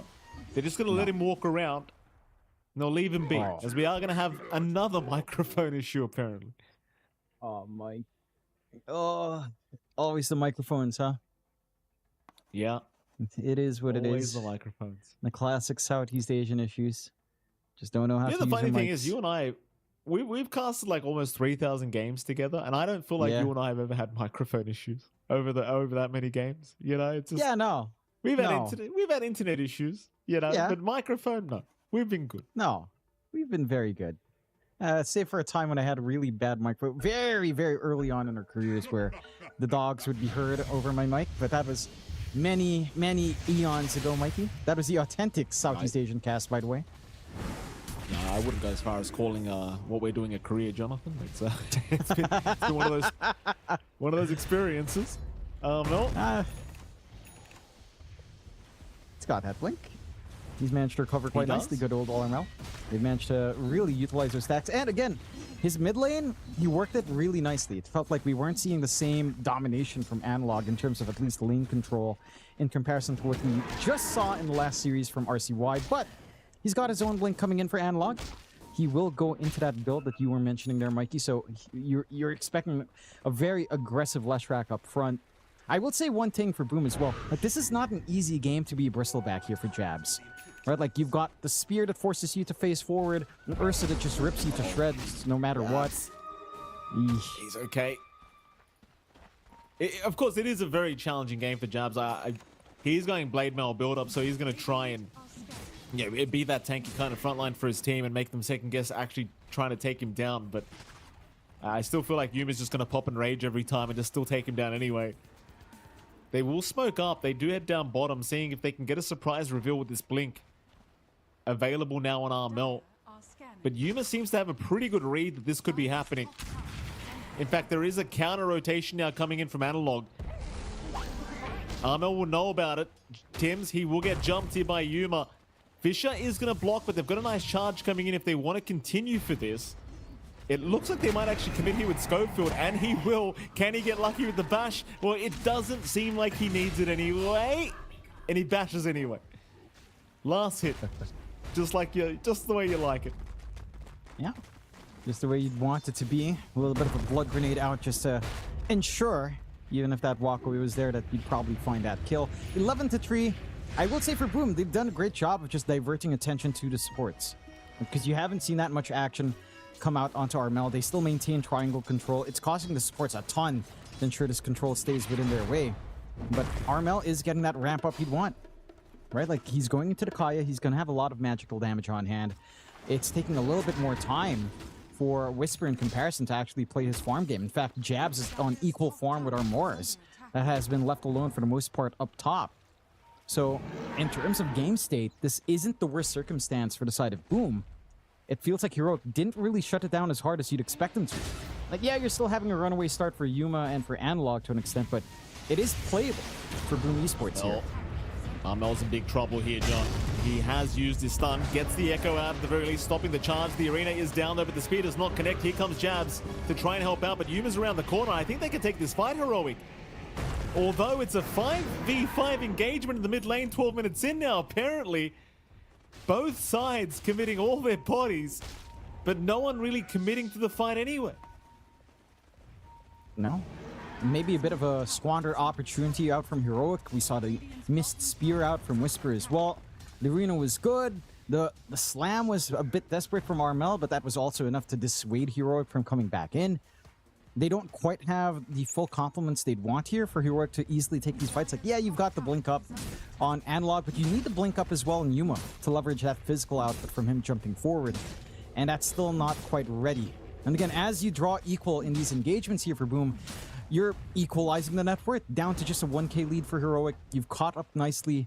Again, on all of your cores, Armel and Jabs both having a better time than Whisper is on this Mars, who hasn't been dying, but also hasn't been finding the best of times in terms of just farm, considering that he's been rotating down bot, tries to rotate mid, and isn't really having much to show for all of that time spent elsewhere. At least they find some objectives on Heroic's end. But again, Boom is doing a great job of actually dancing around this a little bit, like mitigating these rough times for themselves. Jackie almost onto the Yasha. Could try to play here. They have set up with a Nightmare. Tim's going to be around. They've got the Fiend's Grip, but the Global Silence was immediate. Tim's did hold out on the Mortimer's Kisses, but Jackie has been caught. Jal trying to run. Armel will intervene. Here come the Kisses. So they do at least kill Whisper, but the charge is in from Schofield now. Looking for Jal. Jal's going to be okay as he pops a Nightmare. And they might actually find a 2-for-1 special here. Schofield does not have a way to charge out any longer, though he does have plenty of stick charges, but it's not going to matter in the end. Armel able to secure the kill. Does come at the cost of Jackie, however. It's a rough trade to take, but honestly for Boom, you're somewhat happy that Armel's finding these kills. Again, it's leading to this really quick recovery for Armel. He still has Slam ready. Lakai is not too far off. They can look for the re-engage at this point. They know Global Silence is down. Like, they can easily commit for an engagement here in the scan. Right on point. They know where Analog's farming up, but they don't actually opt to instantly jump in. See if they still find the time, though, but it doesn't take too long for those camps to be cleared out here. They do hit the Echo. I mean, it's not too much damage, though. And with the Sister Shroud, they don't hit. The Spear is out. The TP at least going to allow one to get out of there. Oh, they're a few small errors here, John. I mean, you had the fight previously where they forgot about Global Silence. That leads Jackie to die. Now, this time around, they weren't aware of the Sister Shroud. It's just not really good news. No. It's terrible news for the side of Boom, and I mean, if you're Heroic, you're glad. You know, you just found a kill on the guy who's been recovering. You slow that process down. You already found that kill on Jackie earlier. It's free space for Yuma. Like, this Ursa still has no answer for it. Has the Blink Dagger flying out now, so he can jump into these engagements quite easily. And this is where you start to think about Roshan on the side of Heroic, and where you start to dread about that objective on Boom. You know, if Heroic finds a good fight around the mid to top area, they will easily just swipe away Roshan on top of a pickoff. So you have to be ultra cautious on Boom. You have to maintain some semblance of vision to keep track here. We'll get caught very quickly down to the bottom lane. The hard thing is as well for Boom, like, you're already in a game where you've fallen behind, and you're starting to hit these spikes by Heroic. And when you're against a hero like Spirit Breaker that will just charge you every time you're on the map, you're in huge danger. As Armel getting taken out as well. Analog now with the blink just blinking right into him. And this is where things become really detrimental for Boom. Because if you're Schofield, you're going to get the message eventually that you can charge anyone and we can kill them. No problem. Yeah. And again, there's just no counterplay here for Boom. I mean, they have a Nightmare save to an extent. But with that pickoff now, it is fairly short response. You don't have control in mid, which means Roshan, again, like we were talking about. Nice and easy to take for Yuma and Analog. No problems here on this objective. Even an amp damage rune to speed up this process as well for Heroic. All that you could possibly ask for at this point. Lines are being wronged by Boom. They have managed to really pin down Whisper for most of this game, but even Whisper now has started to rise above in terms of net worth. Aegis goes the way of Analog. Secondary life on Leshrac is massive. And a 5k lead now, 15-5 Boom. All their hopes still hang on Jackie. Manta is set to come out soon, so at least the Global Silence won't be enough to pin down this Morphling. But the chain stunts can still come in.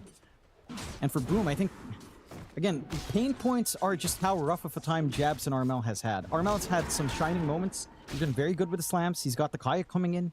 Maybe. Well, they do. KJ will go down. Whisper, meanwhile, going to find a Bristleback up top lane. Tips coming out here onto KJ is Whisper. They can't really deal with him. Oh, Yuma's here now as well. Jab's not happy with what he's seeing, but Yuma actually avoiding the jump. A little bit of hesitation. Schofield even around the corner, but they're assuming the whole side of Boom are there. And, well, now they have made their way over. They're going to find Tim straight off the bat. Tim's has no way out of this one. He's gone, and so is Zhao. And now the fight is looking really bad if you're Boom, because it's completely over. They'll find Jabs on top. Double kill for Yuma. Again, you kind of question how you slow these boys down now. I mean, that was a fight where they hesitated, and they still made it look easy. Now they just waited for a clean shot here on Heroic. It's very disciplined gameplay from them. They're not willing to take massive risks. They know they're ahead. They just look for the safe plays, and they know they can clean up afterwards with all of this AoE control they do have on hand. And Jabs just does not have a game. Right? Armel, you could argue, is in the same position, but he has had more impact in the Shaker for sure. His Fishers have been good. He's been finding a couple of good slams. He's been looking for pickoffs. There's been nothing coming out from Jabs, and it's just, again, down to going for the Bristleback into the Ursa, which was left in the pool. And he was just shredding everyone to bits here.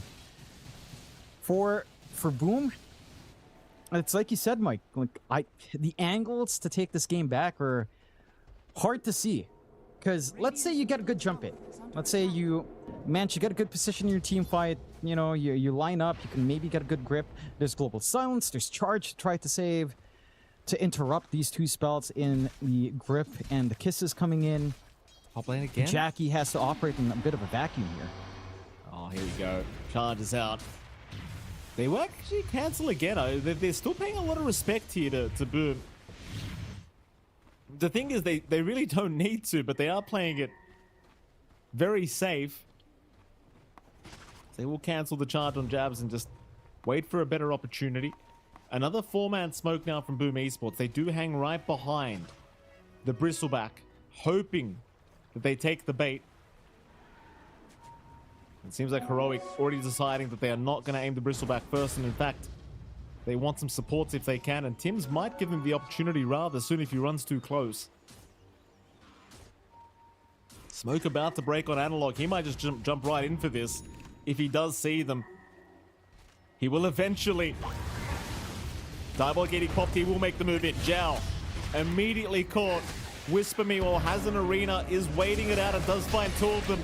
He gets the value play. Yuma will jump in for the easiest kills of his life. And there is nothing to be done here by Boom Esports. They're just completely avoiding Jackie. Just ignore him. Try to go after Armel instead. In fact, now they'll turn back on Jackie, but the buybacks are incoming. Tims is here. He will at least force out the kisses, but the silence was there immediately, and Jackie, he's been stunned up. He is strength morphing at the least. He'll survive a little bit longer, but not for long. He is down.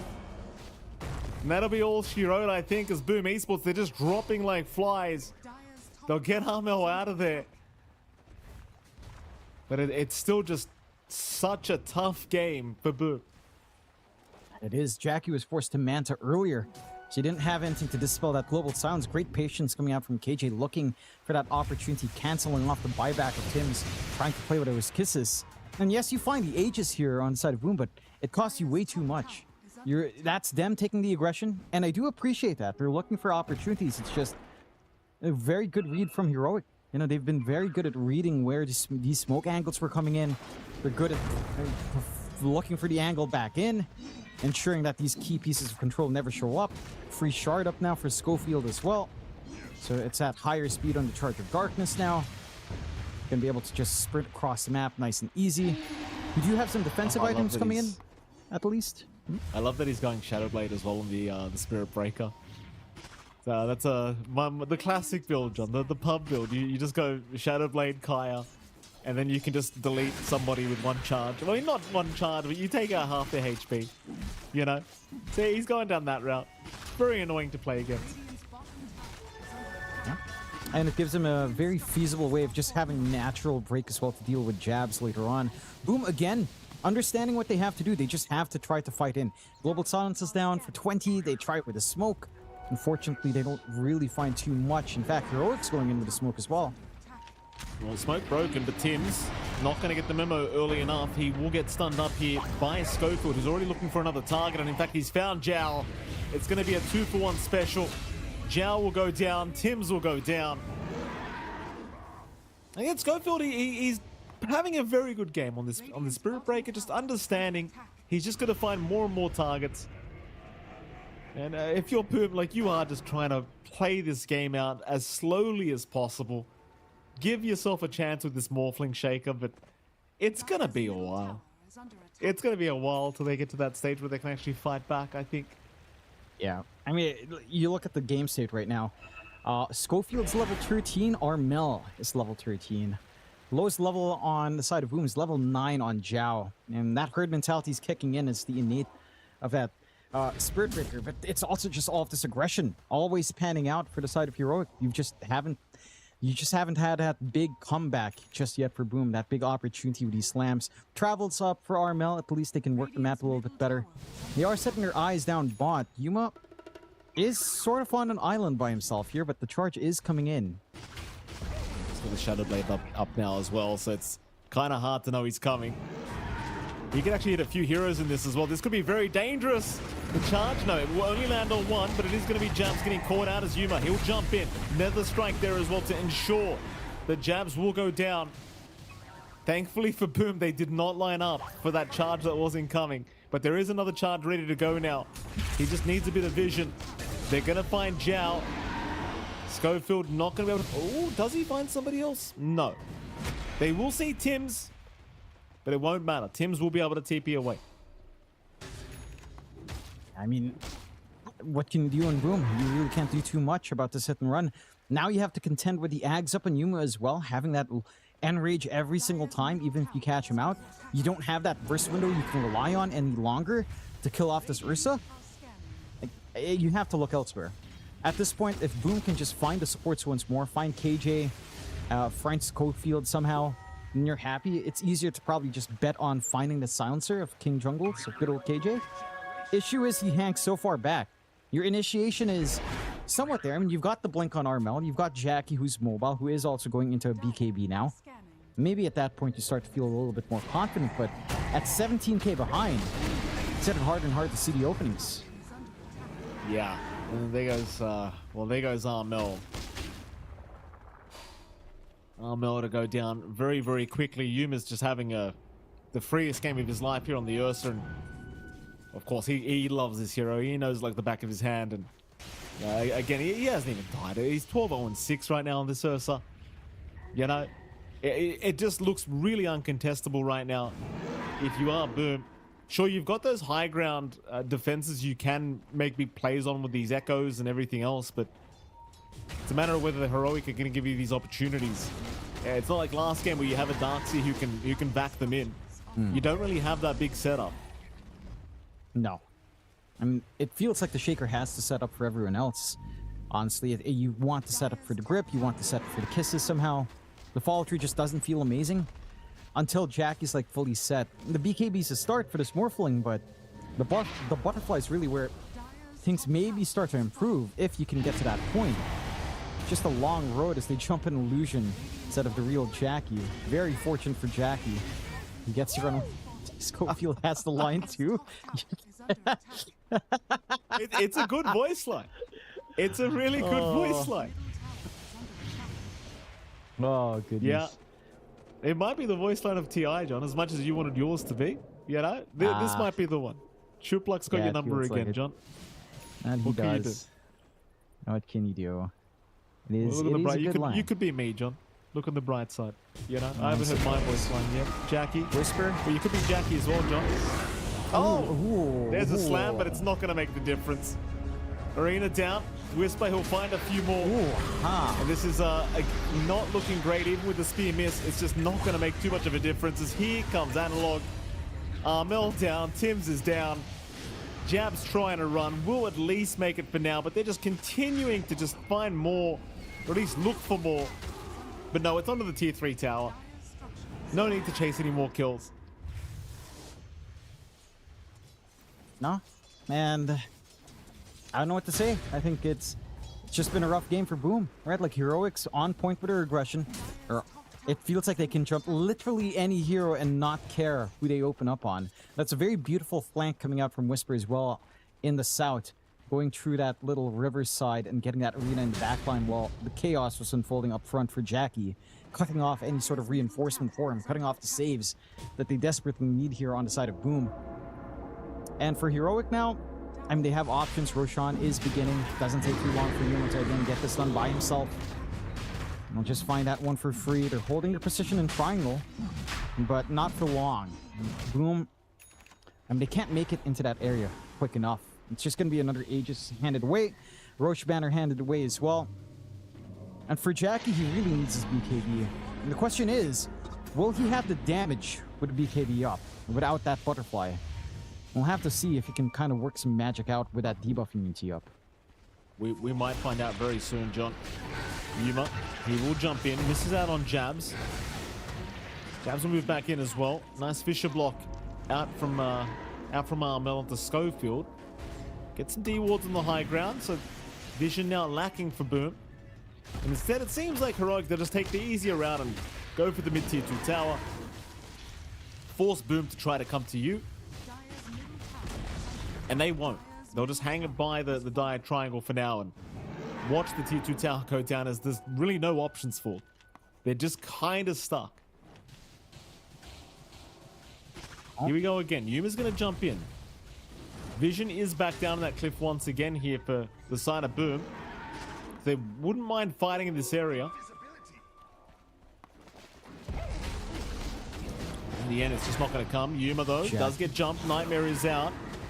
Yuma still happy to chase down Jackie, knowing they can't actually Fiend's Grip him. Now the Global Silence is there. Fiend's Grip already cancelled off here for Zhao, so Zhao going to drop.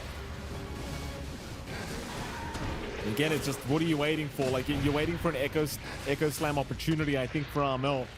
He is holding on to it. But Heroic are just being very good at not giving any opportunities over. There's no real group ups.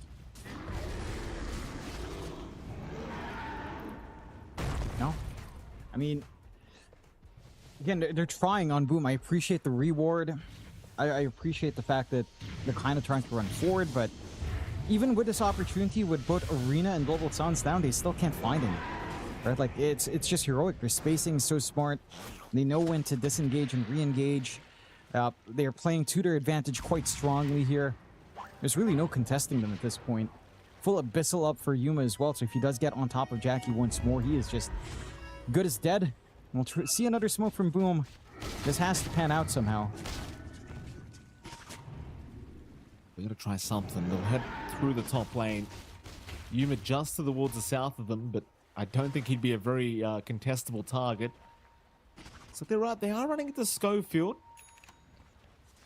Here comes Yuma. He's going to show himself. This could be a very scary try to jump in. In fact, he's trying to get out of there. But he's going to get stunned by the charge. Meanwhile, now the rest of them. Armel, he's also been caught up by Whisper. Arena is down holding in Jackie. Meanwhile, Yuma's still trying to fight a target, but now the Hex is out. Jackie gets caught. Jackie's been caught by the surprise sight device of Analog. And now it just gets worse and worse. They'll chase down Armel, no problem. They even have the Nether Strike ready to go for Zhao if they need it. Zhao, he's going to be okay. But, well, Jabs is not going to be okay, Jonathan. Jabs will also die. I wouldn't blame Boom for calling it. There you go. They do indeed. And this is kind of in the storyline for all the games we've had so far today, John, I've got to say. Just one team is, at least so far, outclassing the other. And that's kind of just what happened in this game one. And it did. Look, again, on paper, Boom managed to take some games off of stronger teams. Heroic just got 0-2 wiped. But, I mean, Heroic's not showing, right? Like, they look strong coming in. Their coordination, again, as a team is just so smart. The way they pick and choose these fights have been spectacular in game one. And again, for Boom, it's almost a matter of why are we doing this? Why are we just forcing Shaker mid against Leshrac? Why are we doing this matchup? You know, Armel does still get good timings going, but he's not dominating that mid. He's not taking control of that area. He's not controlling the rooms. He's not able to really dictate these fights. He's not able to play make the way that we normally see Armel do. I'm just curious about why, from all the C teams who've seen this kind of mindset coming in, that they have to pick Shaker because it's a strong hero right now. They're dragging stats down on that hero, to be frank with you here, my opinion. Again, it's not just the draft, but the way Heroic's executing. Look for how they're splitting these fights apart, just kind of spacing it out. Their spell usage as well, the global silence coming in to pin down Jackie more so than anything else, cut off those kisses, and the way they're itemizing to deal with all these constraints on her is just extra smart. And for Boom, it's not fair to say that they're not playing smart, they just didn't give themselves opportunities. There's nothing they could have done. This is the fight where you got that Whisper sneaking around the backside arena, cutting off any sort of resupply and support that you could hope for in these frontline cores, and it was just, this was the story of the game. Heroic just choked out Boom entirely, and for Boom, I think all you can do after this kind of game is just rinse it off, you know, take a look at the draft again, maybe think about something that Armel can actually set the tempo on. You know, Jackie did all he could. He was the only hero that had a game in this game number 1, and I mean, there's only so much you can ask for when your Morphling has to try to get everything done, get damage, jump in at the right time, and everyone else is just lagging a bit too far behind to really aid him in a strong manner. Yeah, it's certainly another dominant game here for the xtreme here today, Jonathan. Of course, Heroic making it look rather easy. Standout wise, is it Yuma? Is it Analog? I mean, obviously everyone played really well. I feel like there wasn't really much of a fight for them to show off, if I'm quite frank with you, John. No. You know, but like who was better? In fact, let's just let the producers decide here, and here we go. Yuma's a standout. Fair enough. It could have been anyone. It could have been anyone. It could have. Yeah, they both did a fantastic job. We'll give it to both of them. Thank you. Analog and Yuma, they just did fantastic here. They played their game perfectly. The itemization was also just really smart on both sides, but it was also nothing out of the usual, nothing out of the ordinary here. So, I know, it's pretty discouraging for Southeast Asia to come into day 2 thinking, all right, we just need the one game and we need one series. You know, we're gonna rally up. And Nemesis gets 2-0'd by Wildcard. And to be fair to Boom, I feel like Heroic is the tougher opponent across these 2 seeds that both Southeast Asian teams had to face off against. But we really have to be careful here, Mike, because if Boom get 2-0'd, they could potentially have to play up against Nemesis, and we're just going to be depressed. Someone in Southeast Asia is going to be going home early if both teams are 0-3. So, you know, for Boom's sake, I hope they can rally. But, you know, Heroic's doing well. We've got RCY, John. Don't you? RCY's there. Don't you worry. Anyway, we're going to head to a short break, and right after that break, we're going to be back with Game 2 between Heroic and Boom Esports.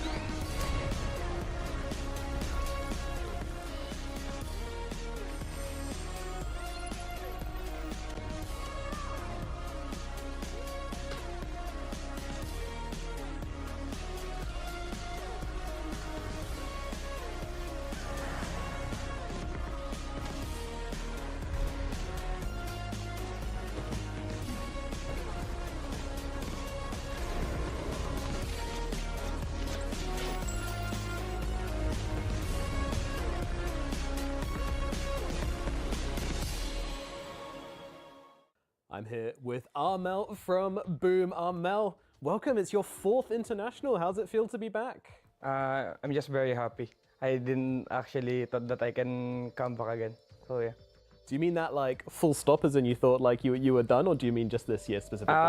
Kind of, yeah. I mean, I actually feel that I'm kinda done just because of what happened last year. Like, I kinda stopped doing competitive, so.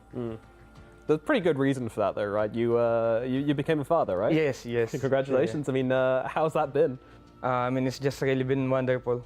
I'm just super happy. Absolutely. And how have you been able to sort of balance, you know, being a father and playing Dota competitively again? I think Boom kinda like helped me with that a lot, cause like usually in competitive, you're gonna be in boot camp a lot. But with the boom structure, we don't really boot camp a lot. We just play online, so it's much easier to be around with my kid and my wife. So yeah. Has having a child affected how you look at competitive Dota at all, and how you approach these events? For sure, yeah. I mean, it's kind of like pros and cons, cause like the pros is like I'm happy outside the game, but the cons is like it feels like I have a timer to like need to be like so good this year, or else it can get hard next year, something like that. I understand. Is there anything about playing Dota which prepared you for having a kid? Any transferable skills between Dota and raising a child? I think I actually matured more when I become a father. Probably more empathy, and I kind of understand like other people now. All right, let's talk about your team then. What style of Dota are Boom looking to play at this international? Basically, just run down at enemy. I think it's just monkey business. It's gonna keep going. Is there going to be any aspect of you trying to adjust and copy what some of the EU teams are doing, or are you trying to keep your own identity? We play a lot scrims with Nigma and PVISION, and they always beat us, of course. And we try to like adjust how they play. So I think that's that. I want to talk about your qualification route a little bit as well. It was a bit difficult down in the lower bracket run. What did you change there to get good enough to qualify for the event? From what I remember, I think we just stopped giving a care. Because before that, we're too stressed because we play finals of Riyadh, like the qualifiers, and we just get destroyed. And like where everyone's energy is like very low, and like we're just so tilted. We kind of talk, but like we're not really like talking so much anymore, even like in the game. And then just magic happens. Like we started winning when we're not like communicating so much, and we're not stressing enough on like ourselves and that we need to do better, something like that. So have you been looking at your mental game as you've prepared for the international a lot? You have to have a strong mentality if you coming to the international, because like you cannot be too stressed on like any losses, because if you get stressed and your mental is down, it's really hard to come back. What would you consider to be a success here at the international? I think if I'm gonna be realistic, like playing on the top 8 is already like good enough for me. Of course, you always win and you always want to win and whatever, but I'm just being realistic, and I think playing playoffs is fine. Amel, thank you so much for coming to talk to me, and good luck at the international. Thank you.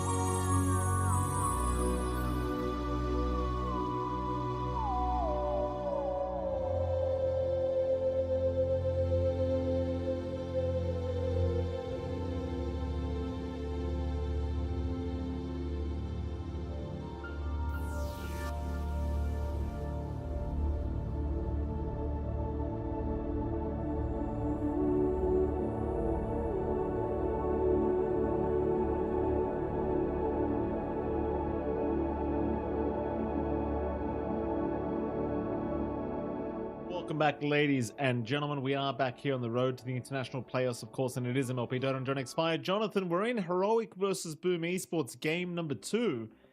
Game 1, Heroic made it look very, very, very simple.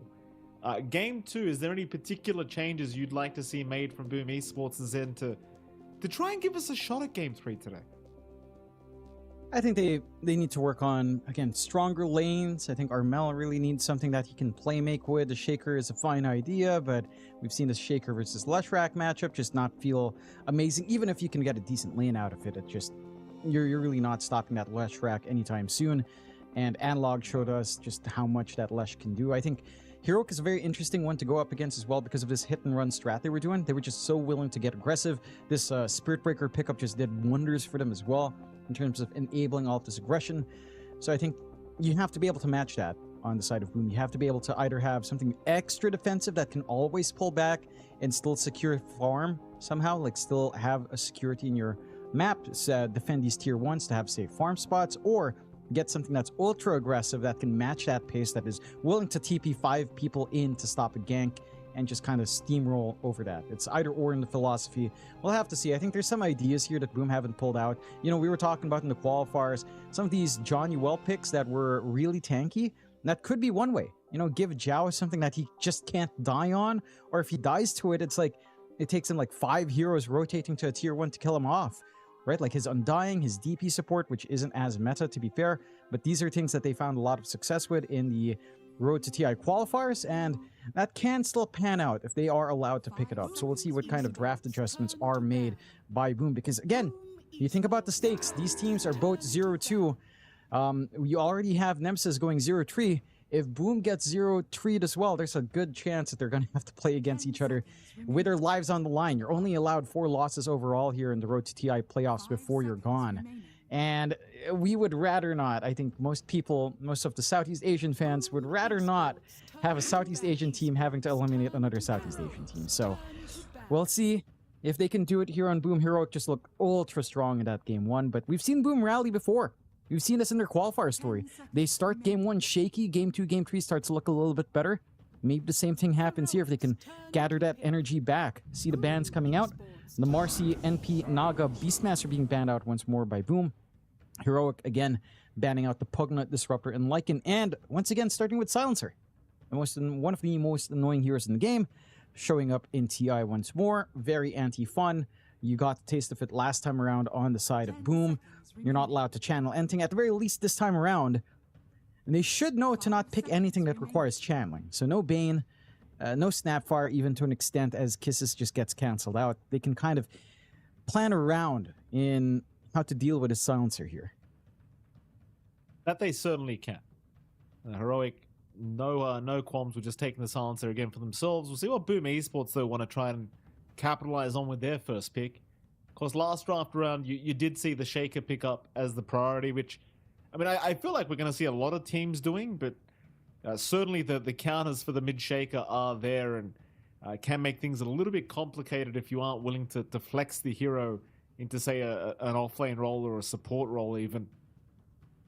Still thinking about this first pickup here for Boom, and they're going to go down the Mars route, which is not something I would anticipate, you know, as a first pick kind of priority hero in this meta, but perhaps Boom just not wanting to reveal too much. Yeah, and it goes back to this philosophy when you have Jabs on hand, right? Like we've talked about this. It feels like for Jabs, there's no in-between with when you pick his heroes. It's either he's first pick overall or he's last pick overall. And it looks like Boom are switching things up, giving Jabs the early priority, just giving him a hero that's probably not going to get zoned out. Laning into Silencer is still going to be annoying for the Mars, but you're still going to have impact. You should still be able to find your farm, and it should lead to a better game. It also preempts something like the Bristleback pick, just because you don't really want to have to play into Mars with the forced orientation with a spear facing forward, being open to just getting hit without Bristleback working. So this does cover some bases here for Boom without having to expend a ban later on as well. I'm curious to see what Heroic will want to do up against that, because they have options, right? Like you can look for a save against the Mars if you'd want. You'd want something that won't struggle up against Arena, that won't, you know, have projectiles blocked even with BKB. So ranged carry now, it looks a little bit harder for heroic to think about. Something like, say, Drow for Yuma doesn't feel great. So you'd want something maybe melee, which brings back, say, options like Sven. Ursa is still an option for heroic. These are things that Boom will have to think about in their last ban, what they'd actually want to play up against in that lane for Jabs. There is some flex here, to be fair to Boom. Like, we're assuming this is Jabs' hero, but Armel could still run at mid. It's just, it doesn't feel like it has a lot of great matchups on mid nowadays, for sure. We haven't really seen that mid. You're seeing Whisper tap Schofield for whatever reason. Comforting him or waking him up, I'm not sure. Either or. You gotta give him a tap. Sometimes you just gotta give your support a little bit of a tap on the backside. Jonathan, wake him up. Schofield was looking a little bit tired after that game one, which, yeah, in fairness, I can't blame him, Jonathan. You know, it was a bit of a boring game one, to say the least. Sure, he's very happy with the result, but probably not so happy with his entertainment value from that game, as we are going to see one more ban come out from Boom Esports. They'll get rid of the Dawnbreaker, fair enough. And it's going to be right into the Clockwork, which is, you know, a hero that does tend to deal with supports like Silencer pretty well. Yeah, I like seeing this. It's a lot more active from Boom. So this Clock already has someone he can connect with in the Mars quite nicely. This puck pickup, though, is very smart coming out from the side of Heroic. And this is an analog special. There's no hard stun so far to keep this puck locked down, unless you get something in your pause 4 that has some good control. Or if you think about a Doom, perhaps, it could be one way as well. Has not had the best win rate for analog here, but it is still a specialty. And again, this game looks pretty good for a puck so far. It's very early on for the puck, but you can kind of try to draft around to protect it now. Even taking the Undying that we were talking about that John Uel rocked in, being stolen away by Heroic. So again, establishing some strong side lanes already just with these 2 picks. It could be a core Undying as well. Not mid, but maybe like core off lane. Perhaps for Whisper, pause 1 Undying a little bit less in fashion for sure, but rotting mitts can enable it. So that could be an idea as well. And it does have its place. You can see it has been off lane more often than not in this tournament. And that is something you can get done. The mid is obviously all just Niku, which we witnessed yesterday. So likelihood is this is just Whisper's hero. It is extra annoying. Like, you don't have heroes that can hit Tombstone either with Mars and Clockwork. That's 2 melees going into Undying as well later on. So you're going to have to start looking for some range here on Boom to reach out on some Jackie heroes that can just twack away at that Tombstone. There is an option, I suppose, for the Snapfire to come back in. I think Snapfire Clockwork is a very sound support duo anyhow. That does, again, it's still Snapfire into Silencer with the Global Silence canceling the kisses, but Little Shredder rips the Tombstone to bits. That can help you find some control early on. Removing Global Silence from the picture with a Clockwork, you can start to think about good kisses in Arena. Could be one way for Boom to draft if they so wish. Would be. Let's have a gander here, Boom Esports. I mean, I'm already liking where Heroic's gone with this draft quite a lot. Already looking rather intimidating here for Boom. A lot of chatter here from the side of Heroic. Wouldn't quite blame Yuma for going back for that safe lane Ursa if he really feels like it, though. In fairness, against the offlane Mars, it's definitely a much more annoying time because you just get speared away. And in fact, Boom Esports, they pick up a Timbersaw for themselves. Huh. I mean, look, these are 3 relatively tanky heroes already. They double down with a Rubik. I'm not sure about this anymore. You don't have hard lockdown for the puck. You're putting a lot of pressure on the Mars and the Clockwork to actually land their spells on a puck who can just avoid everything. I think in the wider picture, it does feel good, right? Like Timbersaw into Undying is pretty great. You rip him to shreds. The Rubik has not had the most winning games, as we've casted a couple yesterday, but there are some good spells to steal here, at the least, so there's some utility. I don't know how to feel about this dual core. Yeah, because you're just going to go Ursa again. Like, you can just rip all these heroes apart.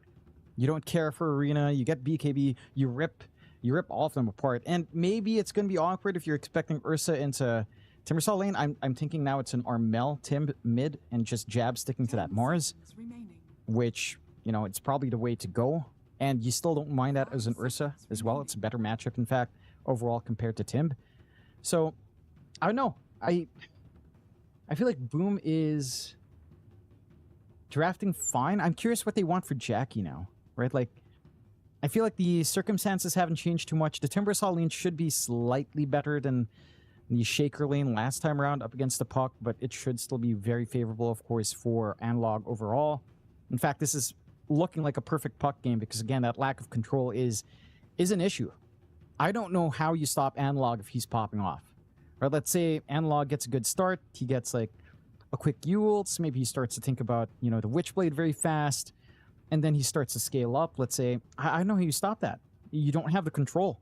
You just don't with this kind of lineup. This is, again, looking like a very free puck game overall, and for Boom, their ideas are there. This does play faster than game one. It's just that you're going to have an issue at least locking in Analog, and if you try to chase him down, you know, this Tombstone looks pretty free still. No one can right-click the Tombstone.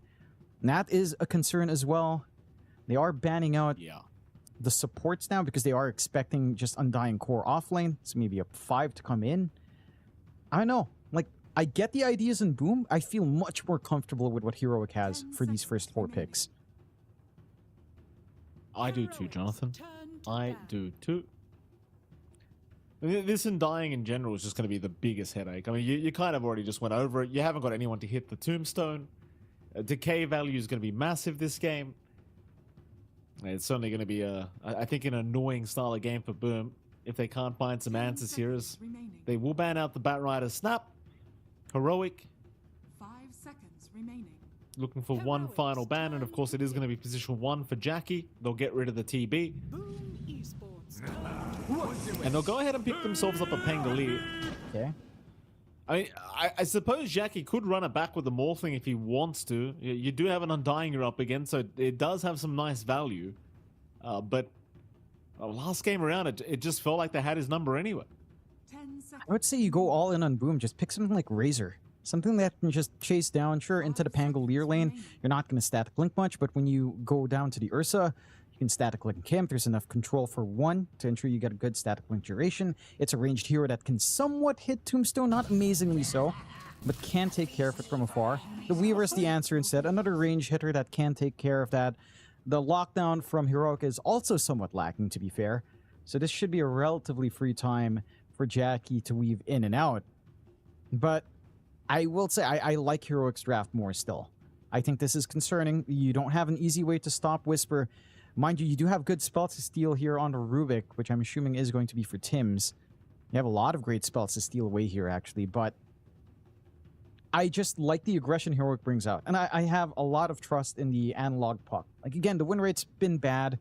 They haven't been winning much on Heroic, to be fair, but this is a really free puck game so far, just from the draft. And I'd expect the mid lane matchup for Analog to also be pretty decent here up against a Timbersaw melee range matchup for puck. For Boom, what this amounts to is they have to get a better time in lane. You can't afford to be crushed. You want to at least draw even on every lane. And then you want to play around your level 6 power spikes, especially while KJ is going to be waiting for that level 6. Like, if it's a slower start for Heroic, Global Silence won't be up. No Global Silence means you can run around, control these team fights as cleanly as you want. Just throw down Arena, rip someone to shreds, reset, go back again. Have some early rotations come in from Jackie. And that's going to have to be the game plan. For Heroic, if things hold steady, just wait for your own counterfight, wait for your own Global Silence to be up, and I think you're kind of set. I don't know if there's any real concern. So long as King Jungles doesn't die from being hook shot in the backline, you are really happy on Heroic with what you've got, especially as BKBs start to come in. You stop caring about Arena, you stop caring about Armel, and his Timbersaw ripping you to shreds up against like 2-3 strength heroes overall here. You just need some debuff immunity on hand, and you can hit and run on Heroic. And we saw that timing they hit last time. It was insanely fast. So for Boom, they have to put a stop to that. This lineup can do that. Again, it just feels comfier to play Heroic's draft. I think there's a lot of timings on Boom that they have to meet. If they don't, it could be the same story as game 1. Well, we do have game 2 now officially underway. We can head over to that and see exactly what the game plan is going to be from these two sides. See if Boom can force us to a game 3.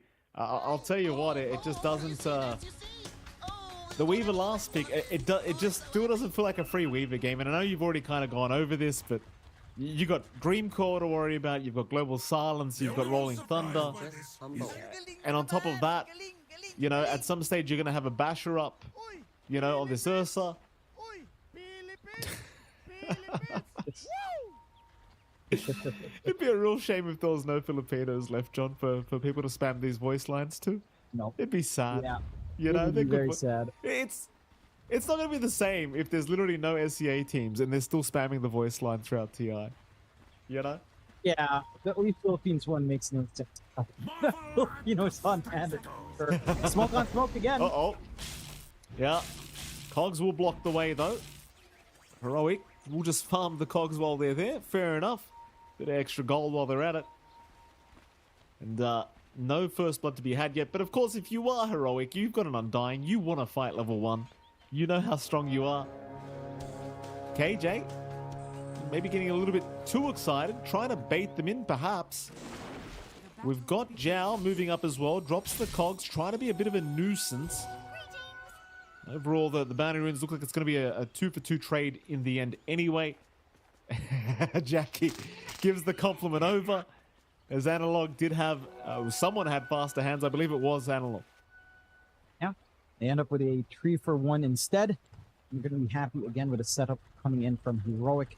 It's going to lead to a relatively quick bottle once more for Analog. The mid matchup again for Armel here. Shouldn't be as rough as the Shaker matchup, for sure. This is going to feel quite nice. Analog is not going to be able to really get too much from Puckish this time around as well. But he does still have that range advantage. He does still have a lot of that poke.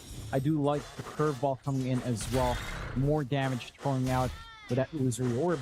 So it allows a lot of good poke coming in here from Analog. And again, the big thing is that there isn't really a feasible threat on this puck, not from any early rotations perhaps. Maybe again, once you get hook shot on Zhao, it starts to be more feasible. But Analog should just be free to weave in and out. Because one thing is that he's not going to be maximizing Puckish in lane, but you have the lane advantage anyway with the range. And see how everything else goes. Up top, of course, Yuma on the Ursa again, along with King Drumbles on the Silencer. Once more, up against Tims and Jabs on that Rubik Mars. There is steady setup here. Once you've got the lift, you can kind of look for some spearbacks. You can try to bully out Yuma a little bit more in this lane in comparison to game 1 for sure. I think the big thing is that this Rubik can fall flat quite hard. Mind you, Fade Vault is highly effective in this specific matchup. Cutting off Yuma's damage is going to be big in sustaining Jabs in this lane. They are doing a great job of just consistently trying to stop and prevent the bolts. Tim's just going for the block once more, although the sentry is already preemptively placed by KJ. Keep track and should be able to open that up. Are seeing some aggression down block here, though. Schofield just tops the tombstone. He's actually going to turn right back around, and it seems as though Zhao is the one that's going to find himself in danger as they do at least deal with the tombstone zombies, and they actually don't have enough to finish the kill. Very nice little save there from Jackie, just taking the zombies out. They've got to be so careful. There'll be a swash up in 5 seconds. And with these decays flying out, they're not as tanky as they think. I'll see if Whisper's going to try for anything. Doesn't seem like it. Meanwhile, top lane, we also had Jabs getting very low on the Mars. Whisper is trying once again onto Jackie, but the opportunity has gone. You don't quite have the mana pool any longer in Schoolfield either. No mangoes left. No clarities either to get a little bit of a reset. So he's not going to have as much of a presence here in this lane, and that is the opening here for Doom to play around with once mana is out. He's bouncing Whisper around a little bit. He'll be just fine. Schofield should have first dibs on the healing Lotus. Top lane, Jabs is still falling pretty low here, and it is still that devastating combination of Silencer Ursa. So he's not going to feel rather safe in this top lane, and he's always got the spearback plays, but it's not going to allow him to sit in the lane and continue to farm. His bottom now, more bouncing around here for Whisper, but he's going to be okay. Mid lane's gone very well for Armel this time around on the Timbersaw as well while we're at it, and that is a good sign for Boomers. They are going to have someone to play with.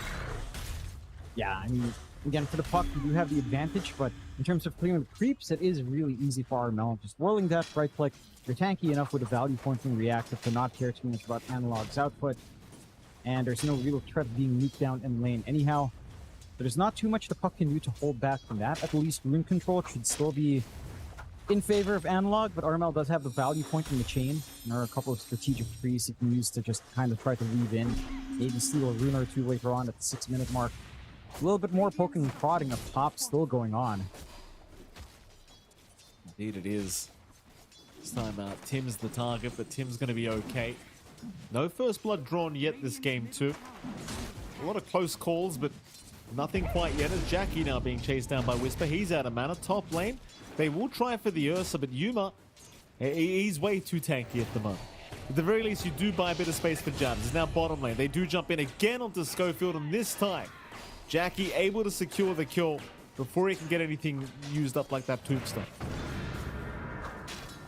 And again, it's just a rough process when you're all out of mana here on the side of Heroic down bot. You just don't have that presence on your dying any longer. You can't keep spamming this decay for free. Even Whisper, constantly getting caught in these cogs, means he doesn't really have the poke back to punish Jackie when he comes in. He doesn't have the swash, he doesn't have that double jump shield crash either.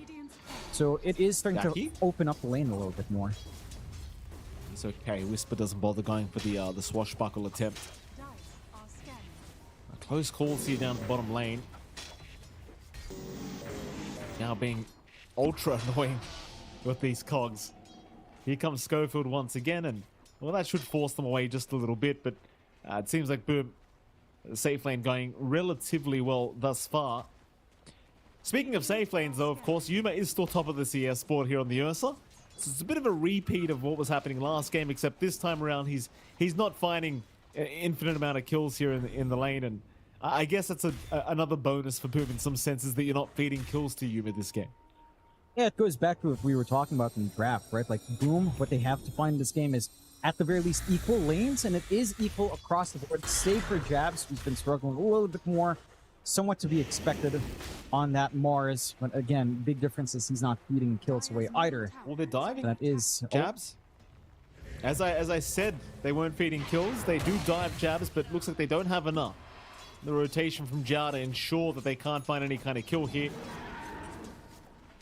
Once again, very nice from Boom, denying any kind of kills away. Powerun was actually picked up by Analog in the meantime, so he's got a haste rune up on this park. Could look for a rotation once his mana pool's a little bit higher. The problem is there's no real lane for him to rotate to right now. Like, maybe bottom, if you could land a Dream Call on Jackie, it'd be pretty darn nice. So he will try and move up towards the top lane, maybe looking for that Shrine of Wisdom in 20 seconds. He will see the stacks being made. He'll pop a haste rune now, looking for perhaps Jabs on that Mars, but Jabs is safe, and well, they are still sticking around. The Shrine of Wisdom is coming up in 8 seconds. Here comes an Undying out of nowhere now, dropping the tombstone to Schofield. Has bought a bit of space for them to try and steal away this Shrine. They'll even drop the Dream Coil, so they have taken the Shrine away. It will only really cost them the life of Schofield, who has already respawned thanks to that Ceaseless Dirge. Oh, in fact, they're going. Jabs, he's going to drop. They should have KJ for their trouble, and they will. I'd still call that a pretty decent win, though, for Heroic, considering they got both Shrines and even a Jabs kill on top. Yeah, you're happy enough. You're forcing movement out from Armel. Analog didn't have to pop a TP, so he can just kind of look at other lanes once Dream Coil's back up as well. There's some opportunities to play. You've managed to give some free room for Whisper, so he soaks into that level 6 mark now. Doesn't quite commit for the Rolling Thunder yet, just wants more presence here. The Shield Crash and Swatch going up first.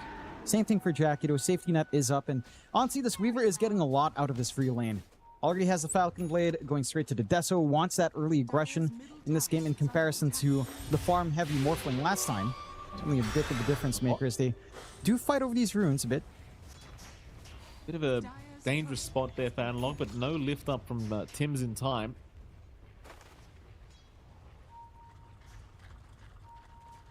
So 3-1. Boom Esports again off to a much better start. Tims will rotate into the mid lane, but not looking for any kind of lift up. Do not believe they have enough lockdown quite yet to try and even think about Analog. Jal, though, has shown up. Not spotted either, as they have 2 sentries here to ensure that there's no detection. So he'll continue just wrapping around, but now they'll see him. He'll get the cogs down immediately defensively. That should be enough to force them to back. They still have Tombstone to play with here with Schofield. He'll sit in the Roshan pit and get the Tombstone down. And that's going to be enough to force them away. No coil committed. They'll keep tabs on the stacks as well while they're at it. In fact, they'll just start farming them from the low ground. Why not? More rotations in now, Zhao. Even Jackie coming in with the swarm. They'll pop the coil finally onto 2 targets. The tombstone is actually still going, keep in mind. So they still have that to play with. Nobody will die though as both sides look to retreat. And I suppose in some sense that kind of just favors Yuma, who's been farming that whole time. That's a big benefit here for Heroic. Free farm for the Ursa. But getting some good progression into that battle period as we've seen from the last game. Definitely not as fast as game 1 for sure. So Boom are putting up a much stronger fight. They've got better early presence here. They're much more willing to drag all 5 heroes forward for an engagement than what we were seeing last time around. For Heroic, I think the main concern is the fact that you haven't had the best of times for Whisper still. And he wasn't having the best of times in Mars either last game. But on the Pango, it does feel a little bit more sensitive. You want that timing on the Diffusal. It's still lining up quite nicely here. Rune control is still Heroic's way, however.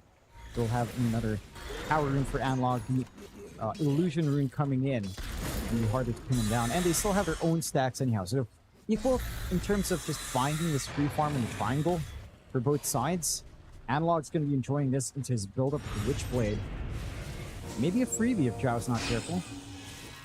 Yeah, he's going to get coiled up, so the Cog's not going to allow him an easy escape route. And this time, Analog will find himself a nice little freebie. So he'll continue taking those stacks away in his own triangle.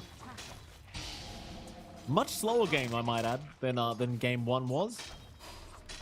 Which I suppose is perfectly fine, as long as it's even. So that's kind of good news. I think it comes down to Top an lane, they are understanding grouping from up. Heroic as well.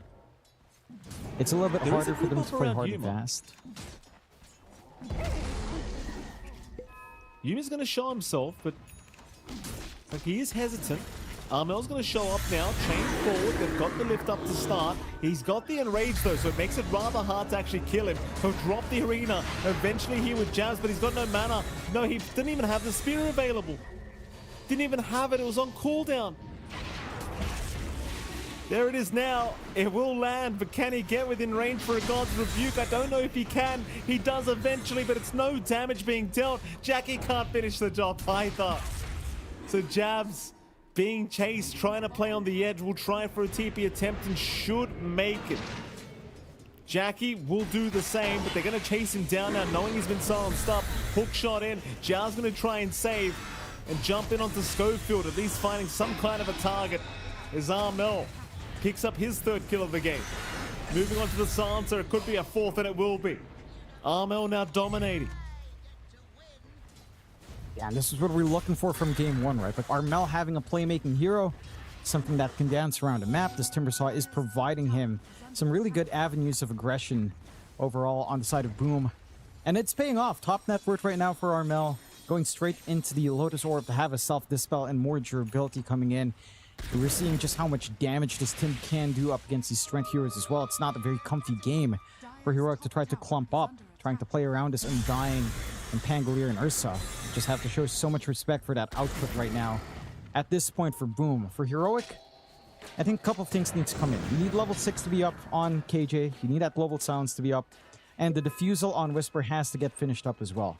He's only about 200 gold off, so that timing is lining up, but once you have some of these key things up, that's when you really need to start playing. They're hunting Yuma still. Oh! They got close to, but not close enough. Yuma gets the TP away. Very close now to having the full Battle Fury up on that Ursa. And Jackie's obviously been having a really nice time as well now, almost at that Maelstrom. As we are chasing down Armel. Coil going to lock him down. Global Silence on top of that, but he's a very tanky target. They'll need a bit more than that. Hook shots in from Zhao. Spear as well, actually dragging him out of the conks, forcing the arena to be dropped. Here comes a Rolling Thunder now from Whisper from a mile away, trying to catch up to Jabs. And he will get there eventually, knocking him back onto the high ground, but they do get the kill. It's very messy kind of engagements and prolonged team fights, but this one works out for Heroic. It does. It cost them a lot, though. Having to throw out Global Silence, that's a minute 20 window where Boom is going to be reassured that they're not going to be dying anytime soon. And Jackie has a big margin of error here for playing. They are trying to invade a Shrine of Wisdom. The scan does spot them out, though. Yeah, Yuma's going to find out. They are around. Jackie, he will get dusted up, so they don't really want to stick around anymore. No coil to lock down the Weaver, but they will take the life of Tims. Yuma pretty happy with that. Battle Fury up as well at the same time. And they will indeed take their own Shrine of Wisdom. No problems here. Armel, unable to quite finish off Schofield in the meantime. Yeah, I mean, I like this look from Boom, though. They are willing to take these risks. They're running forward. Even, again, Jackie participating a little bit earlier than in comparison to game 1. Almost has that full Desolator as well. Once you've got that Deso with a minus armor, that's where things start to get a little bit scary. Output from Mars Weaver can start to overwhelm. Hunting Whisper. Only Whisper. Ooh. Oh, they missed the walk. He has Rolling Thunder up. Ooh. Even the Crocus stun coming. I mean, come on now. Everything just going wrong. And Whisper probably just thanking his lucky stars that he's able to walk out of it. Yeah. I mean, you gotta love those little boglets and their little arms of the deep as well. It's just the one thing. You run in during daytime with 3 heroes, they're gonna stun. Like, they will just stun. And he does manage to bail out. Even the cog kickback from Zhao pushed Whisper far enough away from where he'd expect the hook shot to be at. So just none of that panning out for the side of Boom. It is a lot of time commitment here. Like, they're still eyeing up Whisper. Even Jackie still hanging in the area.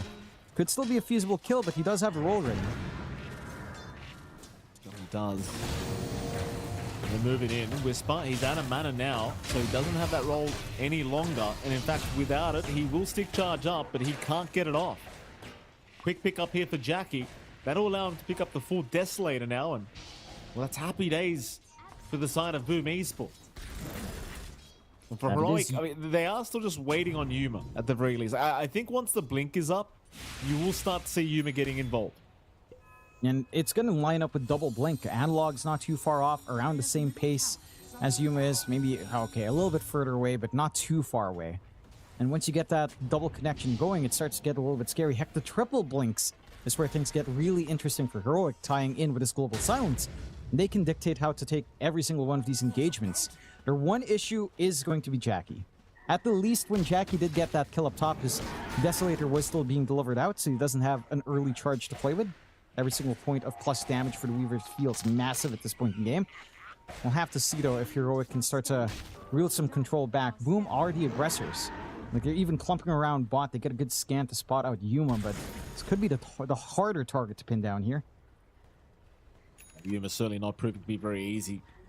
He does have his blink up now on the Ursa as well. Going straight into the Basher, which is the general item build when you are up against a hero like Weaver.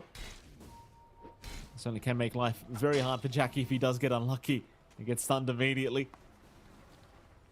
Group up in the mid lane as well here. Yuma, Analog, and of course KJ will be hanging about.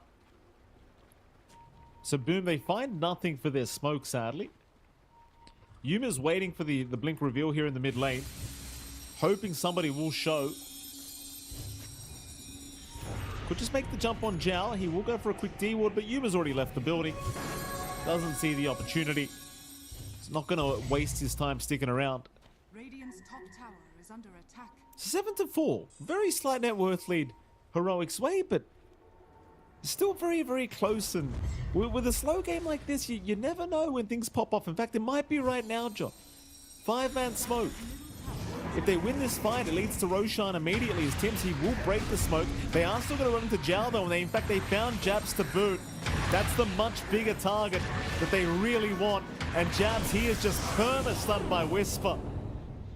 He'll get a Yules off. He has some time to get the arena down, but no, in fact, he does not. Now onto Armel, they'll go Armel. He will chain out of it. But the team fight's already been won. And of course, Roshan is where Heroic want to head. In fact, never mind, they don't. Yuma will get back to farming. Roshan later. I think that's a fair call. They had to throw down everything just to win out that fight, and they don't manage to find the real big one they'd want. They need to put a stop to Armel's streak. He's 4-0. Would have been a massive kill if they can whack that Pinata open. Just a little bit too tanky. Again, the positioning just not the perfection you'd want. The blink does just come in for Analog, a little bit slower than Whisper's coming in with his roll-up, so the instant follow-through for, say, Dream Coil wasn't quite there. And with that allowance, Boom does manage to cling on. 2K lead coming out for Heroic, though. Still good news for them overall. But can't translate that into Roche just yet. We'll have to hang around and wait for that next global silence in a minute. So you have some breathing room here on Boom. You're getting that build-up you'd want on Jackie. Even Armel starting to work his way into damage for this Kaya Sanj being formed up now. Looking for that burst, and once the Kaya at the very least is up, bursting through these physical heroes not going to take too long for that Tim. That is the main concern, and that's why, you know, if you don't find Armel, they play it safe. They show a lot of respect for how well Armel's been playing in this game this time around, and they just kind of wait for these schools to be back up. The roll is back up. Silence still half a minute away. Dire's bottom tower is under attack. Looking.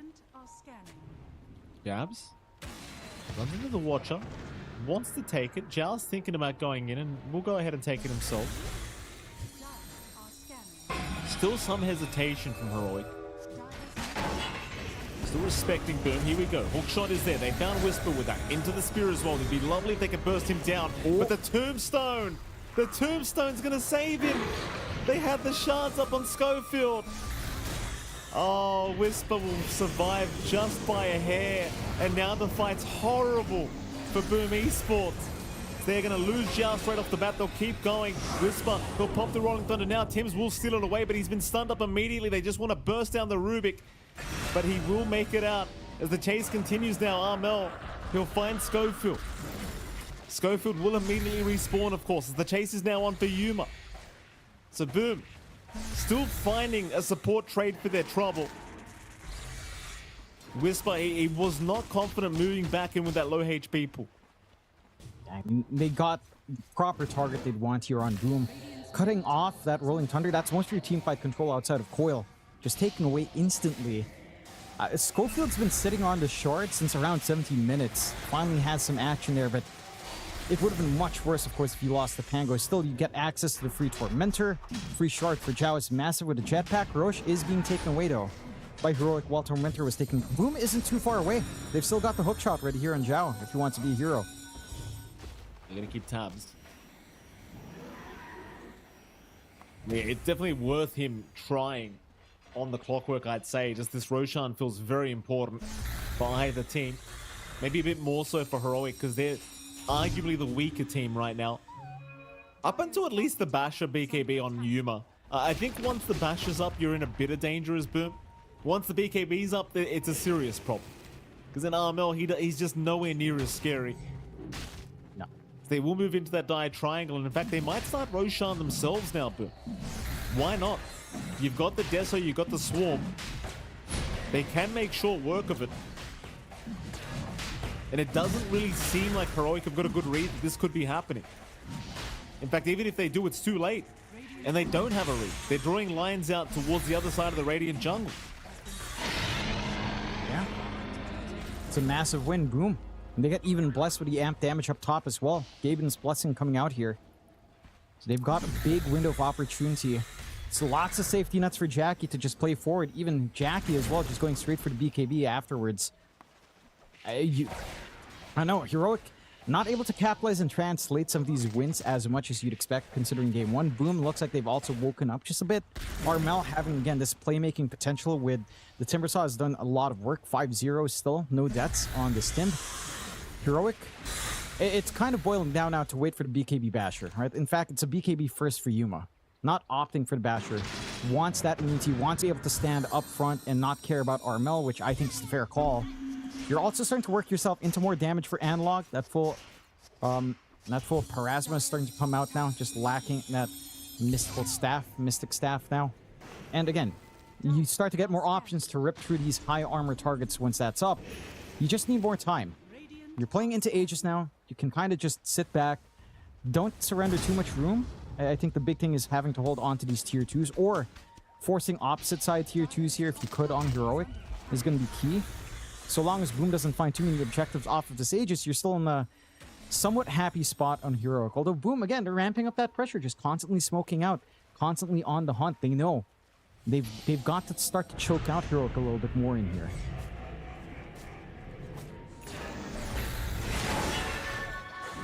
Okay, I'll find a target. The Schofield Nice easy target here for Jar to take. Still just the farm game being played by Heroic. It's like Yuma did decide to opt for the BKB over the Basher first, which is fair enough. Just wants the survivability right now. Speaking of BKBs, of course, Jackie just needs the recipe now for his own. Big group up here from Heroic, and they will go for a 3-man smoke. Whisper will try to bait for his squad. Thing is, they're just pushing out the bottom tier 2 tower while you're at it. Glyph will be forced out, but it seems like Heroic are the ones that might need to think about a defense. They're wrapping around now, back towards that dire triangle. Yuma can't really approach with that smoke because Tim's is just waiting in the wake. So they'll hang around the mid lane instead. Slowly inching their way to that triangle. Zhao is ready to try and catch anyone, and he will find the Undying, but they had the Rolling Thunder, so Zhao's in big trouble now. Zhao will go down. Rolling Thunder looking for a little bit more, and Jackie in that Sakuchi trying to get away, but they have the dust out. They will defuse him up as well, but Whisper couldn't land with the stun. Here comes Armel. He'll burst down the Pingler immediately, but now Armel needs a way out of his own. He'll just run the old-fashioned way. The coil wasn't enough. Yuma still trying. Will find a secondary support in the Rubik, but they are going to lose KJ in the meantime by the looks of it as Jackie takes care of him. Armel still being chased. Yuma, he'll jump back in, finds the Timbersaw. But they don't really seem to be able to deal with Jackie because you don't really have the lockdown without the Basher.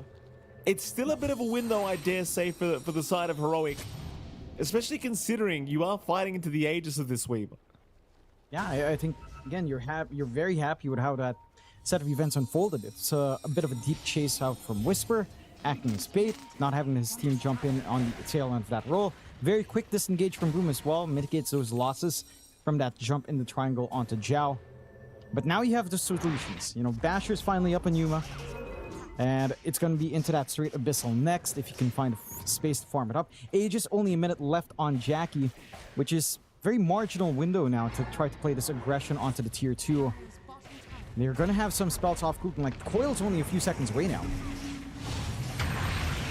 Then Jackie, he got caught with that silence. He didn't want to pop the BKB for the first line. He'll save it for the second. Beautiful timing, though. Whisper.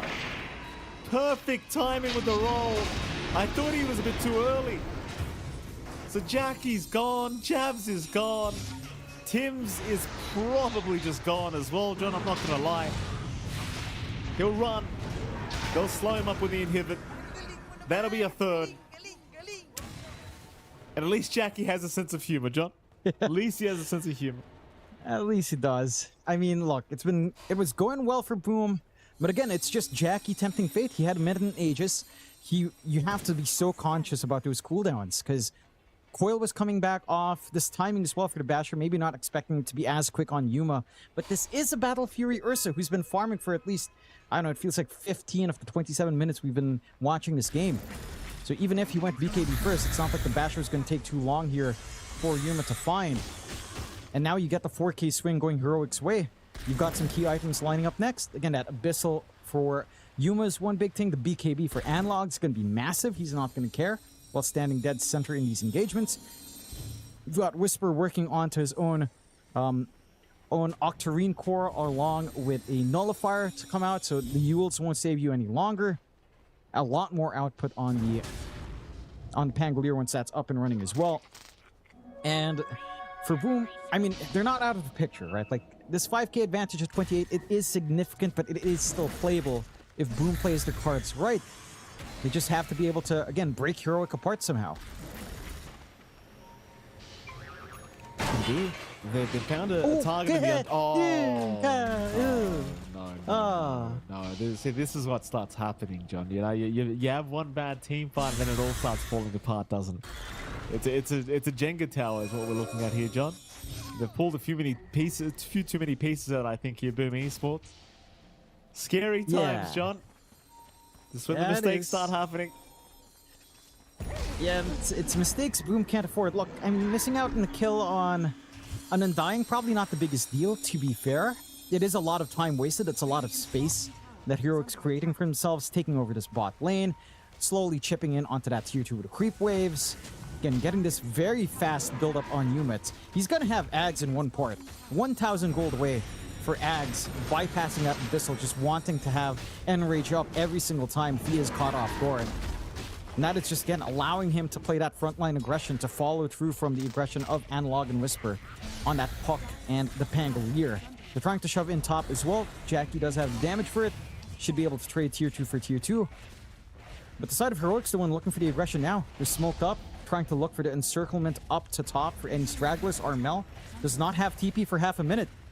He's the one forced to walk back home. He could be intercepted here. Which would be Armel. Jabs. Jabs, he's going to get caught. No two ways about that. He will die. I mean, I guess at least it wasn't Armel. That's good news. They'll take the outpost for themselves, and well, pings are coming towards the tier 2 mid tower. Scary times as well, because Yuma's about 250 gold off the Ags now, John. And that's when this fuzzy wuzzy bear just never seems to die. No. It's just gonna be a lot of pressure to try to get these control pieces out and try to force out an awkward uses of the Enrage. That's the best you can hope for once that's up and running. At least you have the BKB up on Armel, so Global Silence won't be as intimidating to step into. Even the Dream Coil, it's not going to be as intimidating, of course, from Analog as well. But that key timing for this full Ags on Yuma. I mean, this is them playing aggressive on Heroic without Aegis as well. They're just going for these tier 2s, no problem. There's still a tier 1 they have to clear out up top. We'll get that done eventually. The side of Boom are hanging around in that area, and Yuma is pretty far out by himself here. I mean, he is, John, but he's got the Ags up. I don't know if they can actually kill him. He's holding out for the Enrage for now. They'll get a lot of damage off. Problem is, Analog will just pick off Zhao for free. Well, I say for free, he almost ends up dying, but not really quite. Meanwhile, Arena being dropped here, but they've got the Tombstone and the Rolling Thunder now going. Tims will at least take the Rolling Thunder for himself and does pop. But it doesn't really seem to make too much of a difference right now as Yuma jumps back in. They'll take down Tims before he even connects to the Ursa. And Armel's the only survivor left, really. TP away, he will be successful. Jabs, he's also made it. I mean, I appreciate just how well Heroic's taking this aggression. Again, this is them taking point after losing Aegis a while ago, not picking it up, not having Aegis spawned up again yet, and they've already cleared out the map. Like, this tier 2 top should just be set to fall. They don't have the coverage of Global Silence any longer, but the way they're just looking for these backlines, and again, just utilizing this back and forth. I have to say, John Yuel's been a little bit unlucky with these cogs. Right, like, Yuma's coming in, he gets pushed back off the cliff onto the low ground. They can't intercept the Ursa and isolate him away, so they don't have a feasible threat, and then it's just an opening for Analog to come back in with that coil, and it just becomes chaos. Right, like, that's the second time we've seen the cogs work against Zhao with pushback, and it's getting a little bit complicated for Boom.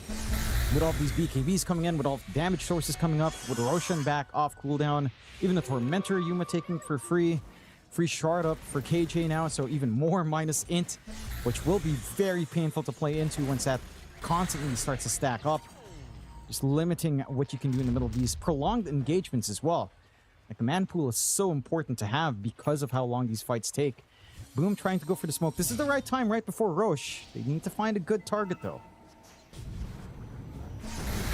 Lift up onto Analog is going to be a great start, but he gets the phase shift anyway, and the Rolling Thunder again from Whisper. Making life very hard as Tims. And it's just non-existent. In fact, well, they catch the owner of the hook shot, John. He's going to die. Jabs, he'll jump back in. Still misses the spear, though, on Analog, sadly, so no real follow-up to that. They'll continue now with the defensive Arena. Armel, he'll get caught out on the Timbersaw trying to chain away. He won't get bashed mid-chain. He'll be okay. They'll lose their support duo. And, of course, they'll also lose Roshan. Oh my. Well, why is every team's prepared for the Filipino teams? Well, why is that? Hey, look. How dare you? Boom ID, the pride of Indonesia. Michael Phoenix with no Indonesians on. How dare you? Number one, honorary Indonesian in Jackie, okay? Don't do them dirty like that. Number 2, Zhao is not having a good game. I think he wanted to hook shot in to control the puck from the left, but I think he hook shotted Tims, or someone was in his way again. They couldn't get that chain control off. So Tims just casually phase shifts, and that fight's a mess. You need all these pieces to line up. Almost the same story as Nemesis, right? The pieces have to work together, but they're kind of fighting each other just a bit here. Wow, no. He's trying to start a fight. They're actually close for Heroic to try and connect. The hook shot is going to ensure that KJ does go down. Yuma's still trying to intervene, though. He's got an Arcane Rune active. Whisper, he's going to pop that Rolling Thunder, chasing down Zhao, but a nice Cogs block, making it so they have to go for Armel instead. And you know what? I think Heroic won't mind that trade. They'll happily go after Armel. And with that, immediately just through the twin gates, seems like Yuma will just continue farming through the bottom lane. And boom, I mean, they are still lacking a lot here, John. You're just not really seeing the tools that they require to put this game in their favor. No, I mean, they're starting to ramp up that damage on Jackie. Daedalus coming out next. He's doing a great job of keeping top shoved in. But there is still access points here for Heroic down bot and mid for the high ground threat while this Aegis is up anyhow. So it's not too much of a concern. Oh. They're going again. Jabs. Just not having a game. Oh, no, not Jackie. And the hook shot a little bit late to the party. And there you go. Surprise Abyssal reveal here from Yuma. Roshan banner, of course, available. They'll drop it eventually. I mean, they don't even need to be fair. They may as well hold out. Yeah. And this just gets so scary. Octarine up for Analog. We've had the Octarine running for Whisper for a while. The uptime for their spells is just ridiculous. And how do you stop this? The 2 lives on Yuma.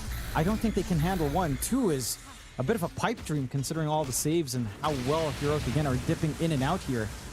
You need to somehow find the backline. And it's just so hard. Like every single time they get cut off, they get split apart. There's so much pressure here on Jabs and John Uel to make some plays, but it's not an easy game to get that done in. There you go, there goes the first ranks. By almost 2 men. Oh, again. Oh boy, they found Armel. He's gonna be okay. Rolling Thunder, Whisper, just pump faking from the back. Jump in, here we go. Rolling Thunder, perfectly catching 3 of them. And that'll be, I think, all she wrote. Jabs is down another time. They'll try to chase down Whisper, but he's just taken no damage. I mean, Yuma is somewhat unhealthy, but he's got the Aegis up. I don't think he really needs to sit back here. They don't need to play this safe. They'll force out the glyph, they'll retreat for a little bit. They can still move in. Yuma trying to find Jackie in the back, won't get quite so lucky, but is still able to just casually enrage and get out of there. No rule threat for the Ursa. They'll actually leave the melee barracks for now. Jabs is coming back up in 15. You've also got Zhao in 3. Oh, jump into Armel. They'd love themselves a Timbersaw. Armel's going to be okay, though. Back to the racks they'll go. Zhao is now back and available on the clock. Jabs is up in 1. The hook shot in. Oh, it's blocked. It's blocked. How? Tims will go down. I don't know anymore, John. I don't know. Armel, he's going to try and salvage this, but he's gone in alone. Nobody's really there to back him up. They're all just kind of watching. They're trying to deal with this damn tombstone. They'll finally get it. Schofield has been left behind for a little bit, but his team is still sticking around as they'll make the jump to the back line. Jackie force a time up, and now the bash is coming out. And that'll be Jackie down, though. He has buyback. He'll commit onto Jabs now. Jabs trying to get away. They'll drop Armel instead. Yuma, still uncontested, will finally look to retreat, but he still has that Aegis. He's still got the secondary life, and they're not going to wait for either. There's 20 seconds left. They'll just take him down and give him the reset. And that means the Chaps is going to die. You would have just been better leaving the Ursa to let the Aegis expire. It was only 20 seconds left anyway. Yeah, they're still set to go. I mean, what's holding you back now? You force out the buyback in Jackie. Dream Coil's back up. Roll's back up. Yuma, BKB's on long cooldown, sure, but do you really care? Well, Tim's caught in the back. Jackie is gone. GG is called. And there you have it, John X Fire. A horrible day for SCA. Props to Heroica. A fantastic performance. Wildcard and Heroic. I'll say it again, John. They both made it look pretty easy in their respective series. That they did. And, you know, there's always been a lot of talk in the Reddit circles about how the state of NA, the state of SA, the state of SEA, and apparently the state of SEA is the more dire state, Mikey, as Heroic proved themselves quite strongly here in Game 2. And look, it's a mix of a couple of factors. I think the draft adjustment from Boom was smart. You know, Armel, again, having this playmaking Timbersaw mid was doing a ton of work. I think he had the right ideas. He was trying to initiate for his team. I think him having to go for full defense, not having enough farm to get into, say, something like a Site of Vice might have made a big difference here. Didn't have the space to farm that up. And I think one thing as well for Boom is there was something off.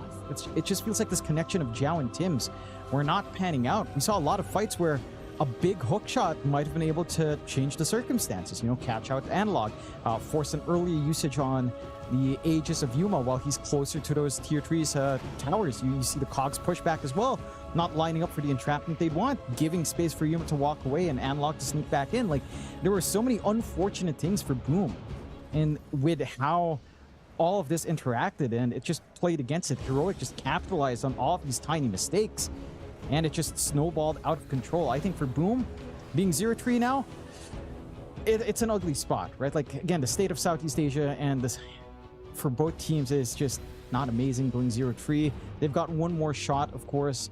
If they can go 1-3, they might be able to get a deep run, but it's time to keep winning, right? For all the Southeast Asian teams. It's time to actually just go on a streak, because there's no opportunities left. This is the Swiss format for the Road to TI playoffs. It's punishing.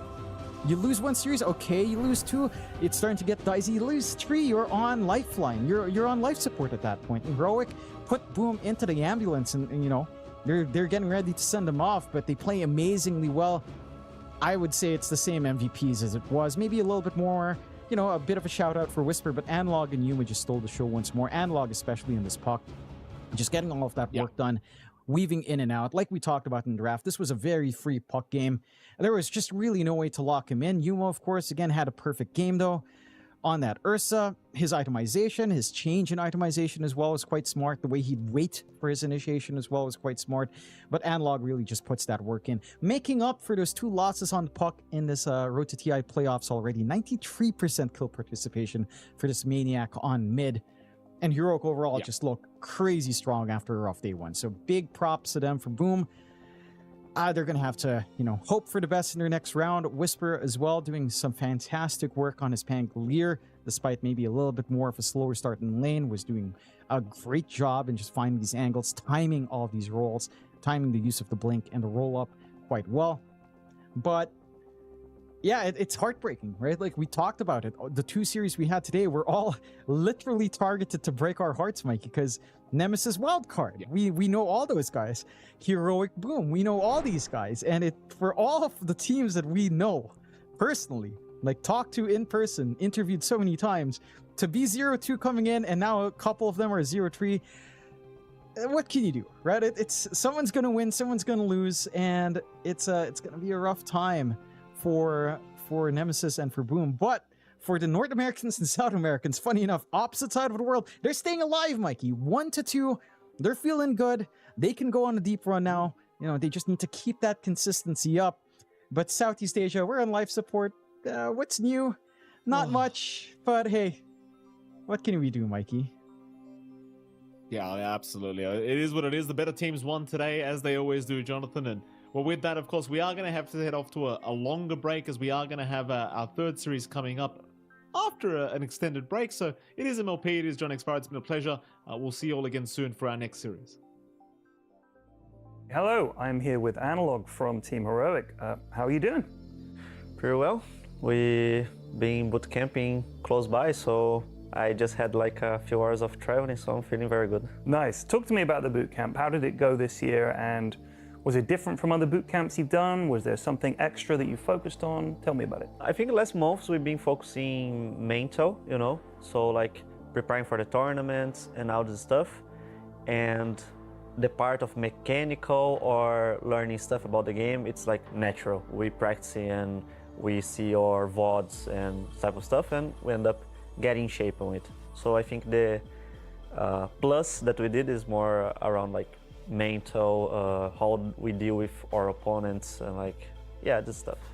And what kind of things do you do as a team to prepare for that? Is it just conversations, or is it like team building exercises or something? Like, what are you doing to improve the mentality of the team? Everything starts with conversations, right? Like talk about like feelings, or how do we prepare for games and type of stuff. We also have a psychologist in the team. His name is Vini. Yeah, he helps us a lot as well. And I think the majority is that, like having conversations and putting the things in order, you know. Ahead of TI, do you have expectations, or are you just hoping you can go as far as you can? What are you expecting? I think the right way to think about that is like do your best, you know, and like focus in your game, focus in doing your things right. So if doing my thing right is like playing well, I don't know, playing well my lane, then play well the game, like communicate well with your teammates and do the stuff that we've been practicing, do well your things, and then the result will come. I don't like to think about the result like I have to win the match. I like to think about what are the things that lead me to win the match, and I try to do these things right, and I will do these things right. Then the winning the match will be the result. Then going further in the tournament will be just the result of it. So that's a good way of thinking, in my opinion. That's interesting. Very good. Let's talk about TI and what it means to either to you personally and to the team collectively. What is it about this tournament that keeps bringing players back and desperate to win and pushing themselves more than usual? I mean, TI is so much history around the tournament, right? I think each player here, or even each person here, you, me, everyone was, when I was younger, when we still had hair, you know, because I'm losing as well. I still didn't have hair back when I started, sorry. We all dreamed about like TI, we all dreamed about playing TI, we all dreamed about winning and lifting the ages, you know. So it's like a historical thing. It's like it's the most important tournament of the year for any player. So yeah, I'm here as well, and I do want to lift the ages. As when I was just a young kiddo, watching the TV and seeing people lifting ages, I was like, Mom, look at me, I want to do that as well, you know? And then here we are. And do you feel like you've improved as a player in the last season? Are you proud of that? How do you think you've changed?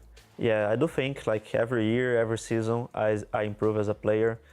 There's in a lot of ways. I think the thing that I most improved lately is like the way I like macro things, the way I control my team, the way I help my team, you know, with calls and this stuff.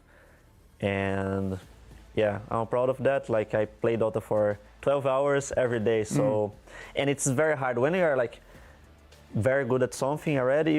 It's very hard to find like the edges, you know, to improve, like where I can improve. So it's always about like refining like your fundamentals. And sometimes it's even hard to find like a thing to get better at.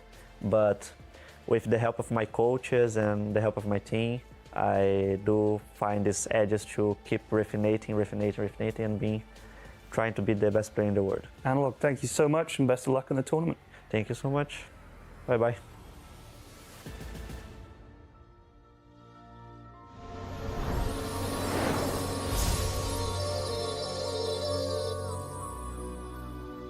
I'm here with Yamsun from Wildcard here to talk about the International. I mean, firstly, welcome back to TI. How does it feel to be back at the International? Thank you, sir. It's the best tournament in the world in any game. It's the reason most Dota players probably started playing, and probably the reason why people still play, because they want to win the title.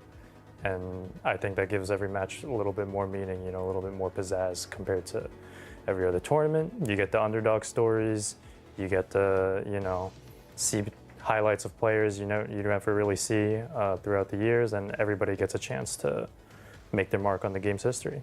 So I'm very excited. Absolutely. And I think it's interesting something you touched on there, the underdog stories, because that has been a trend, maybe in older TIs, where teams which people weren't looking at so much end up doing really well. Are you hoping to sort of have some of that in your run? Well, absolutely. We are the final bastion of North American Dota players all assembled in one place, and we are definitely looking to make our mark. I mean, we've been practicing hard, playing lots of qualifiers, lots of tournaments the whole year long. I think this is the year I've played the most competitive Dota in my life out of all of them because the schedule's been very packed.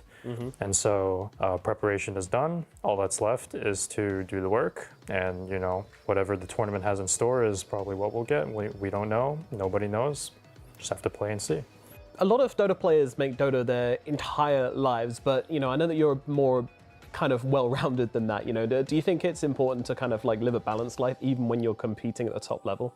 Obviously, different things work for different people, right? Because in the professional scene, there's a whole variety of both players and their ages, their where they're from, how long they've been playing. Like, I think as you grow older, you realize that, yeah, if you want to stay in the scene, you still have to play a lot, dedicate a lot.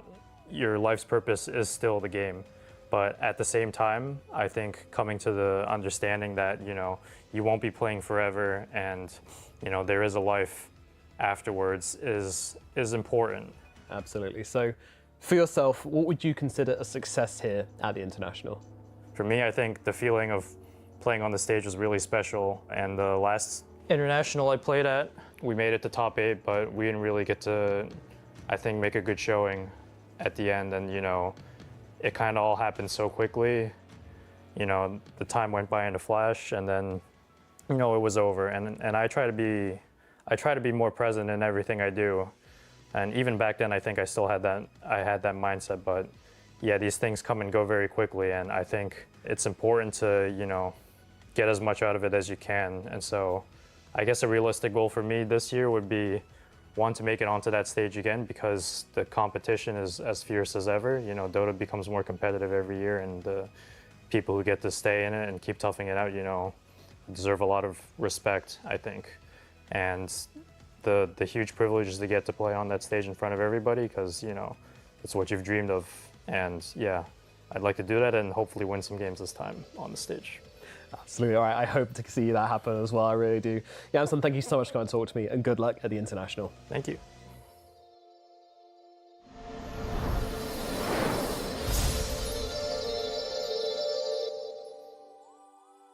Hello, I'm here with XM from Xtreme Gaming. XM, how are you doing today? 感觉很棒。 How would you describe Xtreme Gaming's season, let's say from the start of the year till now, the start to Road to TI? 年初其实就是我们人员就经历了几次变动吧，然后到现在就那个阵容稳定下来，就是感觉还挺好的，都有在进步。 So you say you've got a more stable roster, which is obviously good, but you are also playing without Polos and you have Xnova standing in. So how is the team adapting to that at the sort of last minute change? 我觉得波罗松的打法比较偏进攻吧，会让我们那个队伍进攻性比较强。然后那个 Xnova 就是偏防守，然后就是我们的防守会做得更好一点。And what are your expectations at this TI, and how far is the team hoping that they can go? 其实我觉得就是不用抱就是那个没什么期望，就是享受每一场比赛就行。 What do you think in terms of the heroes that we're going to see at this tournament? Which heroes do you think are going to be the most contested at the top of the meta? 我觉得是那个最热门的应该是那个牛头人。 Do you ever feel like there's extra pressure on Chinese teams to win a TI because it's been so long and you guys have come so close? Do you feel that pressure from the fans and that sort of demand that you should come home with the Aegis? 其实就是会有的，就是跟我上个问题说的一样，就是我觉得就是我们选手就不要抱期望，享受比赛就行了。其实这样就是对我们来说没有压力，会打得更好一些。So you finished third in PVISION. You lost out to Tidebound. You guys seem to have met them a lot this year. It feels like a real battle between you two. If you do meet them, are you out for revenge, or are you just hoping to avoid bumping into them altogether? 就是如果遇到他们，肯定就是很想赢他们的。最好还是不要遇到。 Fair enough. XM, thank you so much for talking to me and best of luck in the tournament. 谢谢。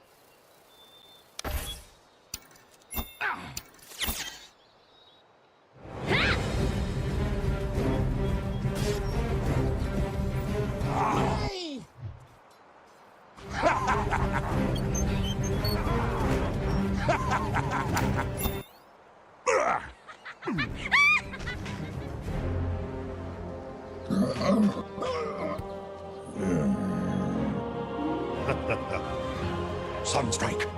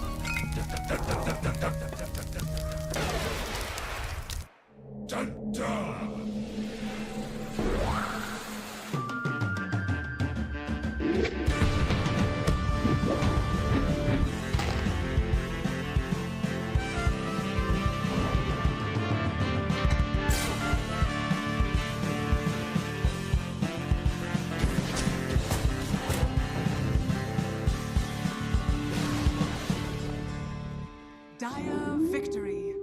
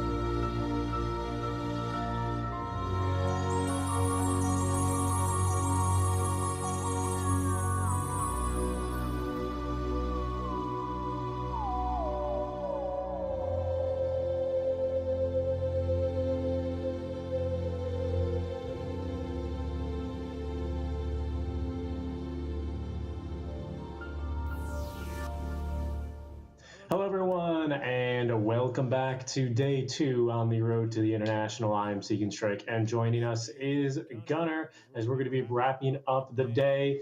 Gunnar, it was a very fast morning here on the D stream, wasn't it? And then we really made them, ice it. Now that you're a caster now, you understand we have the power to delay the games. We restart the games. Yeah, we start them, and Gunnar is like, no, another 5 minutes. And then another 5 minutes. You're really good at hitting the Dota snooze button. I really like the snooze one.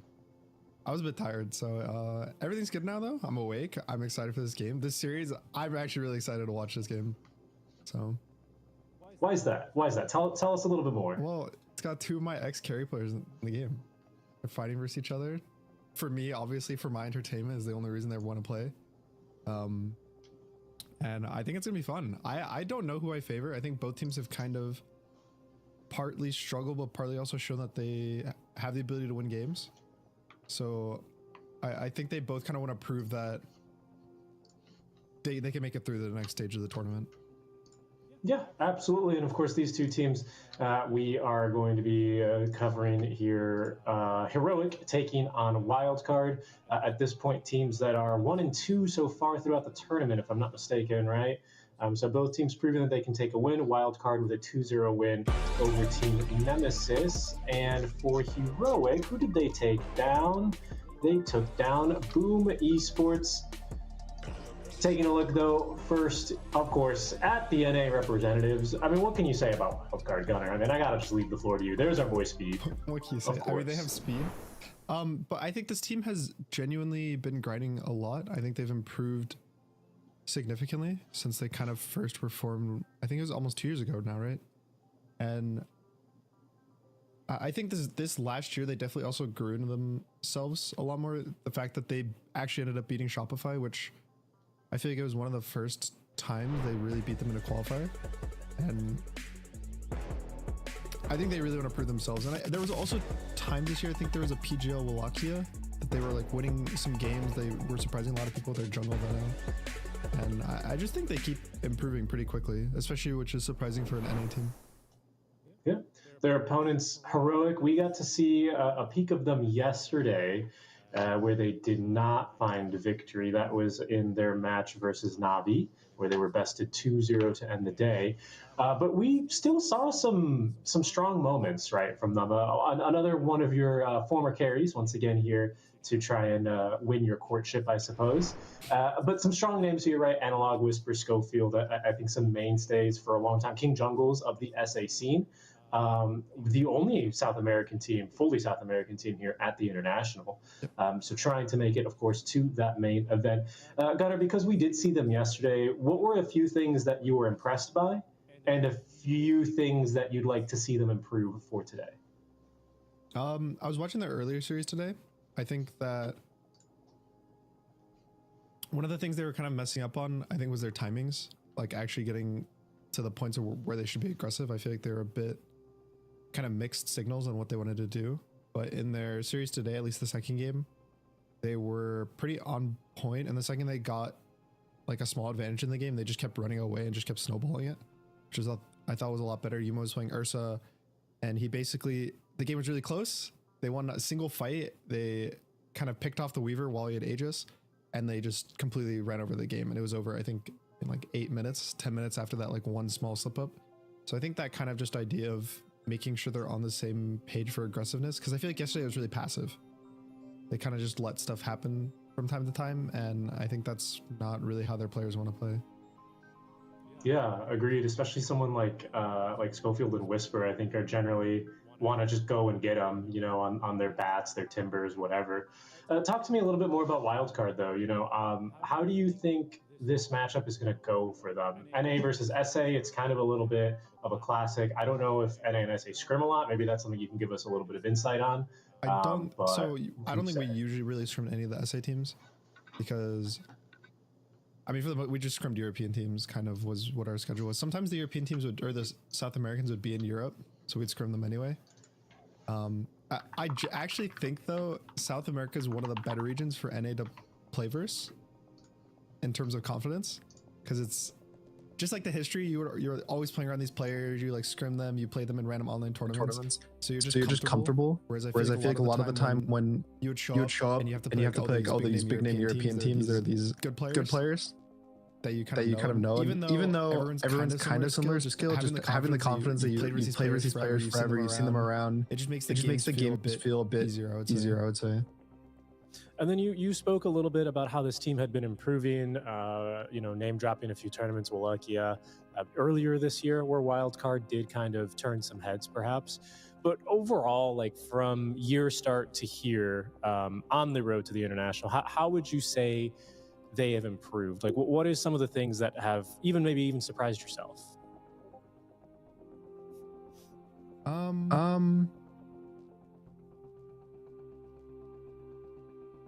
I would say the most surprising thing about Wildcard, I think, is that I feel like they don't really play that slow compared to NA teams in general. I know when on Nouns when we had Hector, we had like a 50-minute average time game, whereas they're at 35. So I think they're pretty good at actually being aggressive and going fast. Yeah, I mean, that reflects as well here in the stats. So you can see their average game duration a little shorter. I mean, you could say, oh, well, that's because they've been losing or whatever. But I mean, compared to Heroic with the same win-loss rate, they're 5 minutes faster on normal. Their shortest game, 22 minutes. So certainly a team that plays a bit faster.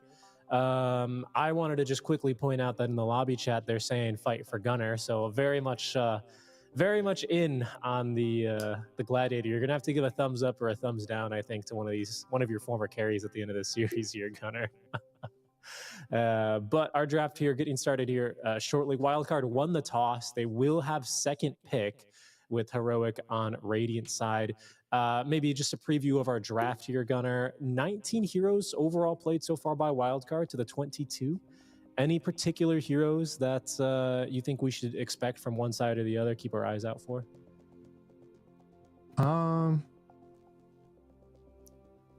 If it was early in the year, I think one of the better strategies, funny enough, was Jungle Venom. But I don't really think that's a thing anymore since they changed the play boards.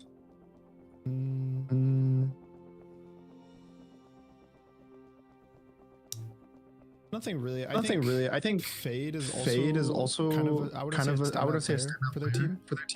Maybe. I like his Night Stalker a lot. His Night Stalker, his Beastmaster, probably are his two best heroes. So maybe try to get one of those pretty early, and then just build a draft around it. Okay. We are going to get started very shortly here. For Heroic, I think a lot of times this team has succeeded more around the 3 and 4, around Whisper, Schofield. Analog, I think, is a pretty consistent space creator. And then that usually gives Yuma a little bit more time to get online and be that more traditional hard carry. But I'm eager to see them just get, I don't know, a little bit more activation out of Whisper, able to connect maybe on Analog with that off lane as well. Being a fan of that South American Dota, it is always something that I've wanted to see a little bit more of that we didn't see a lot earlier in their series yesterday from Heroic when they did lose 2-0 versus Na'Vi. So we'll see if they get the space and the draft to be able to put something like that together. I did get the chance as well to cover a little bit of Wildcard and even Nouns, if I'm not mistaken, during the North American qualifiers for EWC. But I have a little bit more experience covering these South American teams. Gunner as well with some experience playing with some South American carriers, and I'm sure we'll get some anecdotes and fun facts here when we jump into our game, which is starting shortly. But our games here at TI, they've been going long. We've had some really exciting series, especially this morning over on the primary and secondary streams.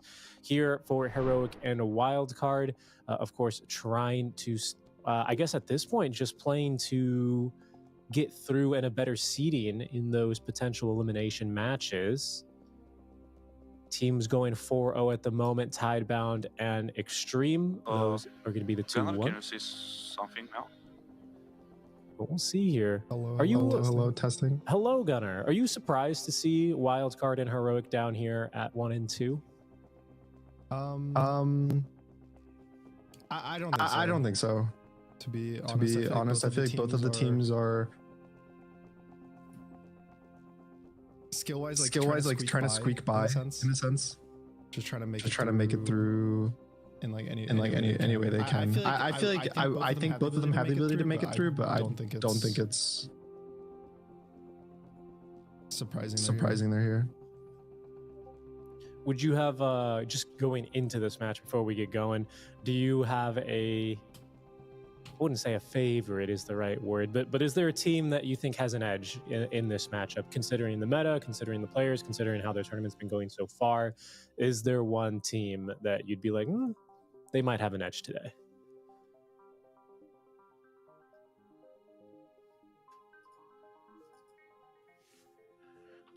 We'll hear back from Gunnar shortly, as we can see. The players getting ready. As usual, that is not King Jungles in that middle camera. King Jungles, if you take a peek in Analog's camera, top left, he's actually chilling on the floor.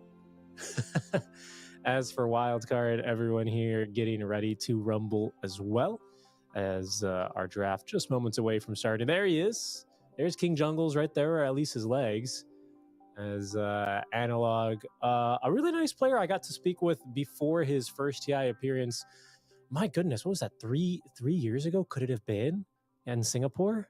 I think it was. 2021 was Bucharest, so 2022 would have been Singapore. We got the chance to speak with him, Oliver and myself, aka Avo Plus, about his experience has come up, and the ride to, at that point, last chance qualifiers when he was mid laning for Hikori. They ended up making a run fairly deep into the playoffs, if I'm not mistaken, not the Final Four, but and he spoke about kind of that grind and what it was like, for only a few, basically just to be able to eat and continue the dream. He's now made it all the way back to another road to the international. So glad to see that develop him, the SA teams.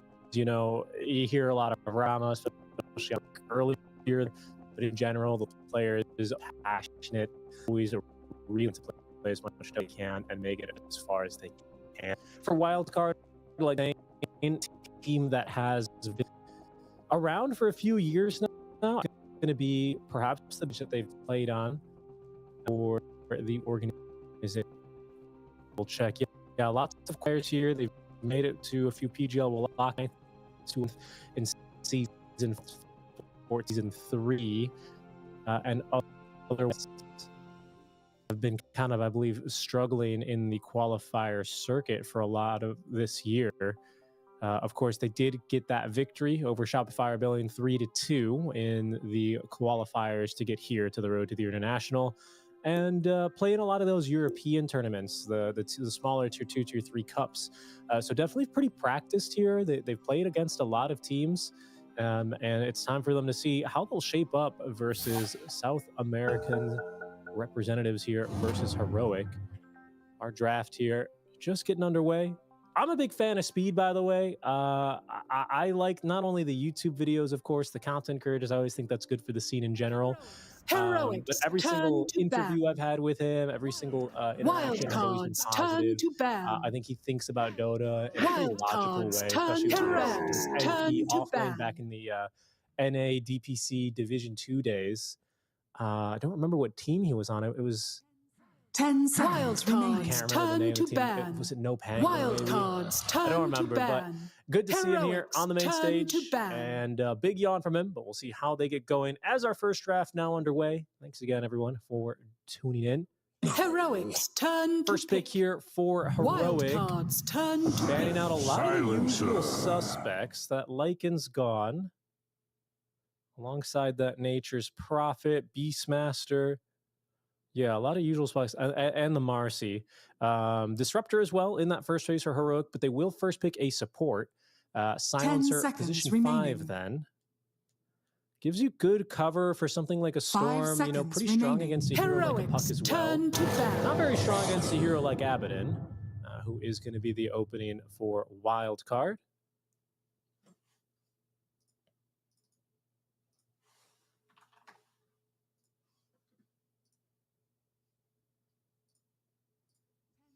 Ten seconds remaining. 5 seconds remaining. Heroics turn to ban.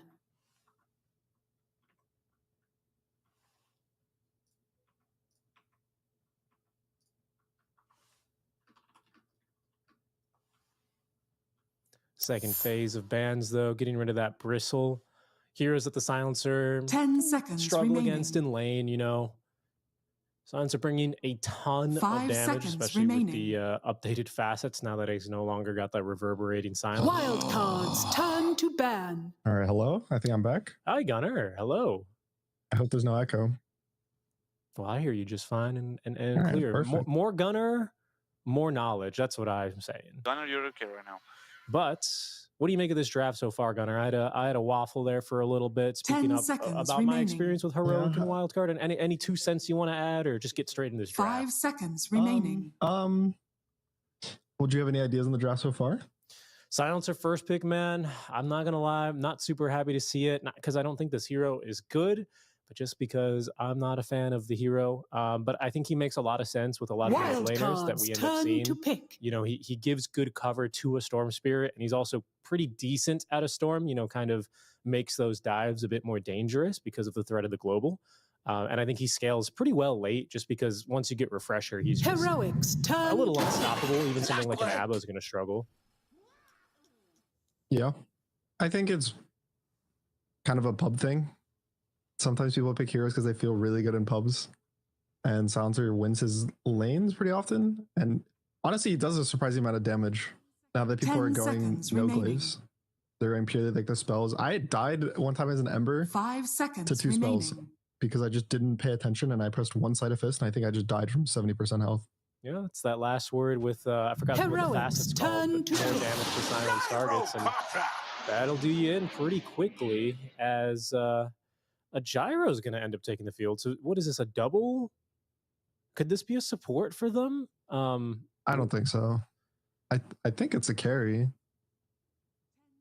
10 seconds I would assume. remaining. Only the second Gyro game of the tournament. Hasn't won. 5 seconds Defeated remaining. it before, Turn but to a pick. double ranged safe lane then for Heroic, at least is what they're presenting.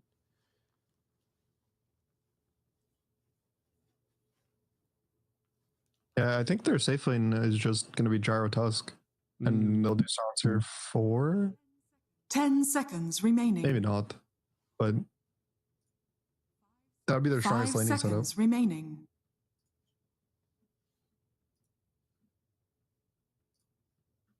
I think Wildcard right now should just pick their offlane. Something versus this Tusk. Wildcards turn to pick. Puck. Okay, there's a okay. So they want to flex Abba, I think, between 1 and 3. Again, that's kind of Fade really likes his bit greedy offlaners. I was thinking Abba pretty much as good as Abba carry. You build the exact same items. We were just going Dom into Radiance, and now I think they just pick a ranged 4, or even just a ranged support, just in general, that they think is pretty solid. I would like Phoenix or Winter Wyvern. I think both of those heroes are always really good versus Tusk and even Gyro, but maybe the just power level of them is too low because I haven't really seen people pick them versus Tusk recently.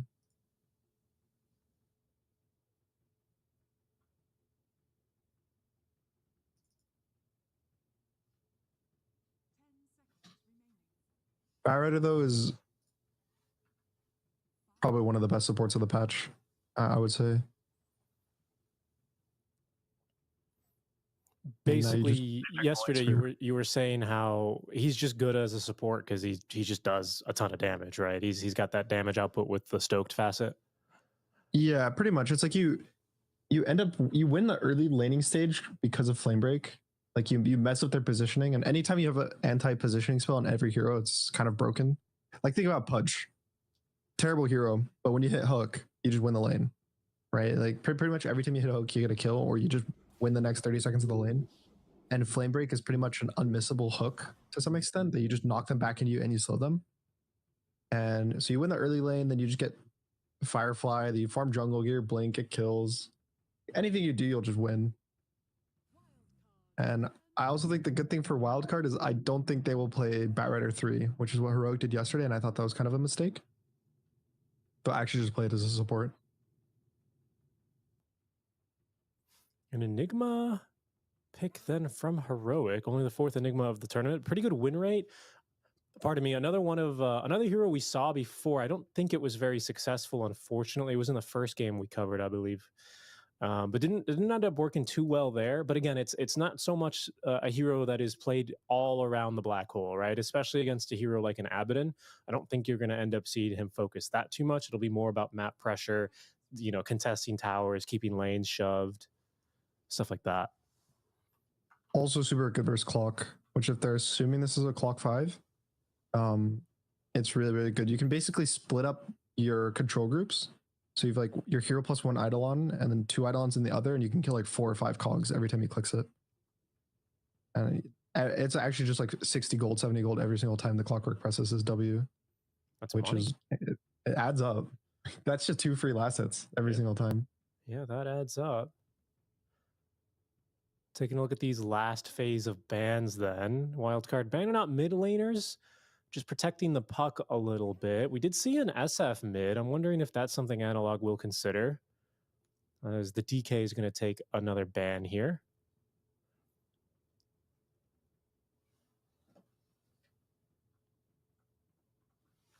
What would they want to play if not?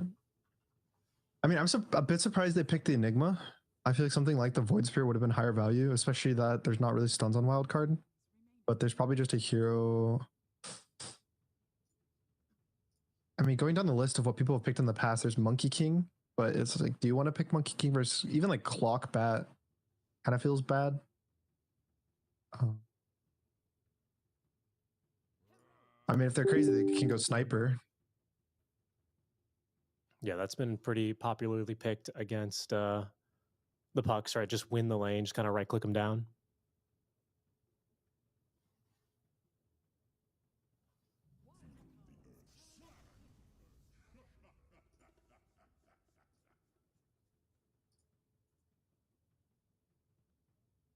So Shaker's a pretty solid hero versus Puck. I would say this is one of the other common ones. I personally don't like it that much, but the big thing about it is that you end up getting Blink Echo, so you can always catch the Puck, and Puck can only buy an Aeon Disc to survive this combo. My biggest concern for Wildcard would be they pick Rubik now and they put the Bat as a core, but I'm just going to hope that they will not do that, and they'll just pick maybe a Sven. Could be kind of cool. It's good versus Enigma. I think it's pretty good versus Gyro. Like the armor you get versus Flat Cannon helps your team a lot, and they have a lot of stuns. So just do like Sven carry plus Abba offlane.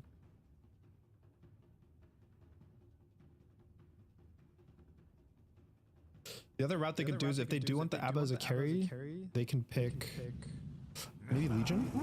Okay, Pangolier. So the Pangolier's just a good hero versus, I think it's good versus Gyro in the early game, and then also the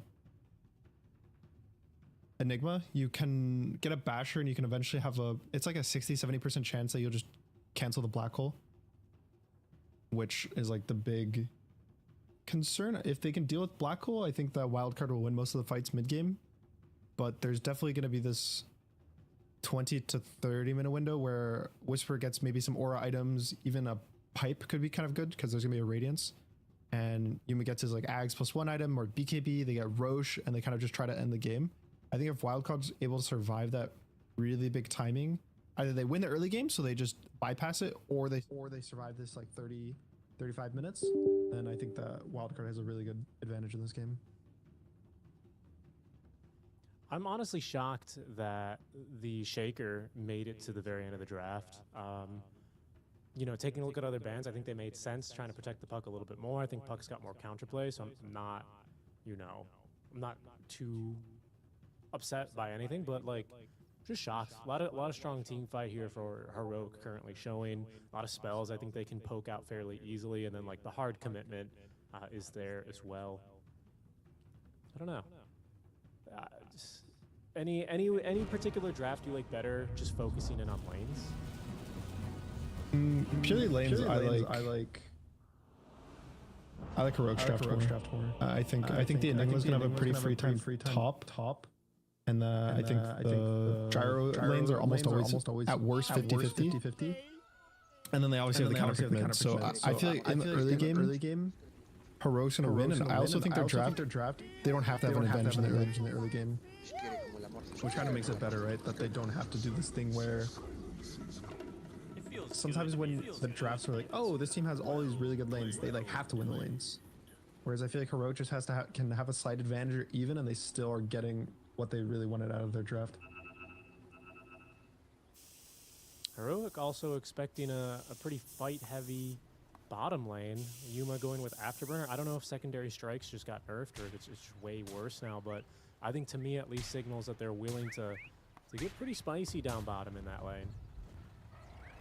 I think that's mostly a laning facet, right? Yeah. Like you usually get that one when you want to max your Q and just run down the enemy heroes.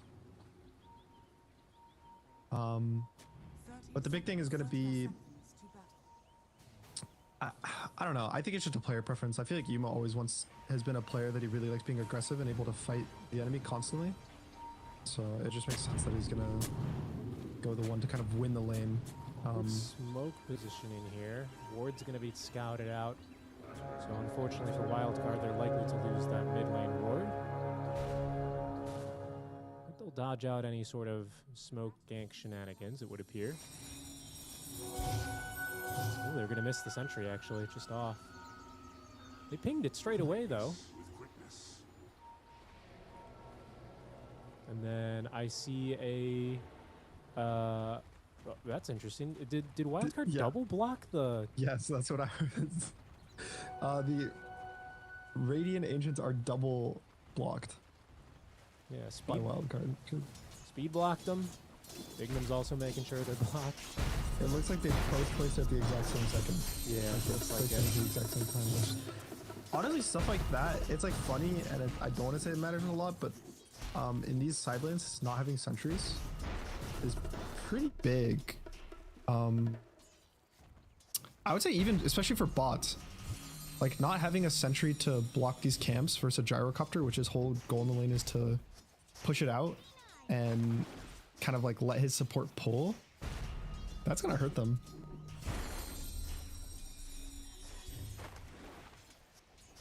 And then here we have the mid lane, which again, yes, it is a counterpick matchup for the Shaker, but I don't know, Puck is kind of a broken hero. Every time I see the like health and mana that Puck gets because of the innate ability, like when you disjoin a spell, I get kind of annoyed.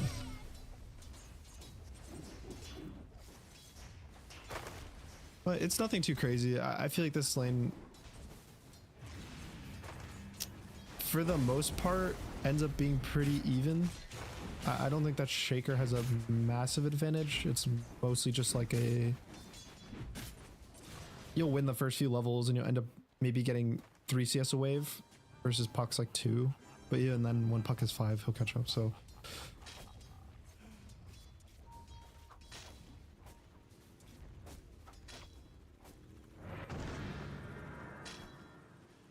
and then bot lane, again, this is the most 50-50 lane out of all 3 lanes. It's Gyro's going to shove it out. The Pango's just going to have to buy an extra set of tangos, which he already did. And he also has the double jump facet, so he's got all this reach and shielding that he needs. Really, the exciting stuff that's going to happen, I think, is going to be top. It's either going to be whether Whisper gets like a really good Eidolon split, probably around his level 3, and is able to just kill Yamson, or there's also always going to be this Batrider aggression that can happen with a good flame break.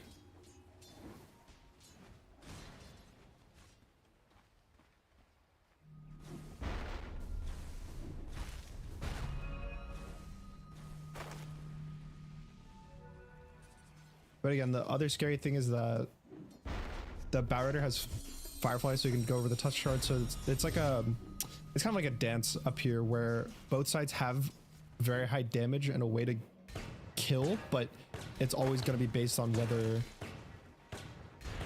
or not the other guys like kind of go up and give you this fight. A bot though, first one.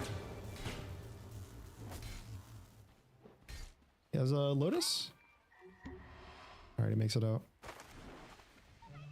It was a really good read. It was actually really cool by both. So he saw which cog pushed him back, so then he stood in between the two so he couldn't go through that same path. But then because of that, King Jungle actually just stood still because he knew that the battery assault was ending, which was pretty cool. I think that a lot of players for either side wouldn't have given you the opportunity to get the kill, but also would have died.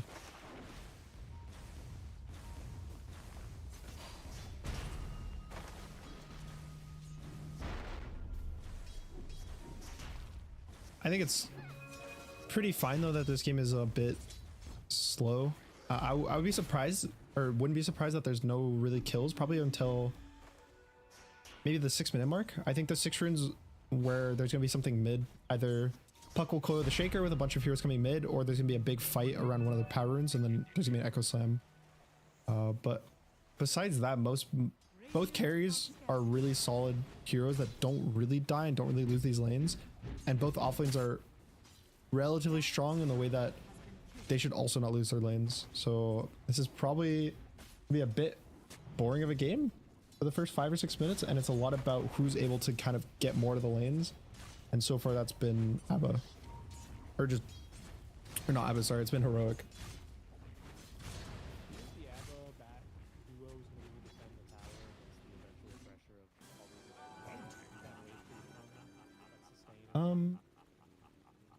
I think they're strong enough that they can sit in front of the tower and tank the damage, and then if they ever get too deep, then they'll just bring in a TP. Because like a flame break into Abba starting to hit you with the passive just means that a Puck TP will kill, a Clockwork TP will kill, even a Pango. At some point, I think Pango really wants to TP to this lane at some point and just go aggressive. So I don't think that they shouldn't lose their tower early. They should really play to hold this tower as long as possible. Yeah, we're starting to see a lot more teams focus on that, right? Keep that tower, keep that map pressure, stop the offlaner from taking over the game. He's mid. Good aggression, but nice job by Analog to make sure he's going to drag the creeps away from the tower to make sure that first wagon's not going to do too much damage. Now it's the 6 runes, which there's not really too much for dire supports. I think they're just going to take a 50-50 trade.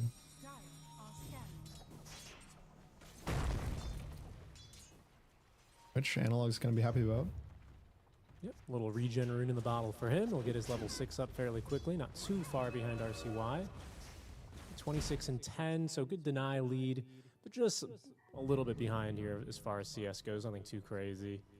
Other lanes shaking down slightly favorably, I would say, for Heroic, but nothing so dramatic, I think.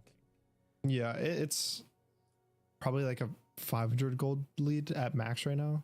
Let's see, it's currently 700 gold, just about, which in the grand scheme of things is not anything to be freaked out about. Which again, I think Heroic did pick stronger lanes than Wildcard, so this is kind of going just how it was meant to be. And there's gonna be some pressure by Yuma, so he's gonna gate top to try to kick out Yamson, but good read by him, kind of makes it out.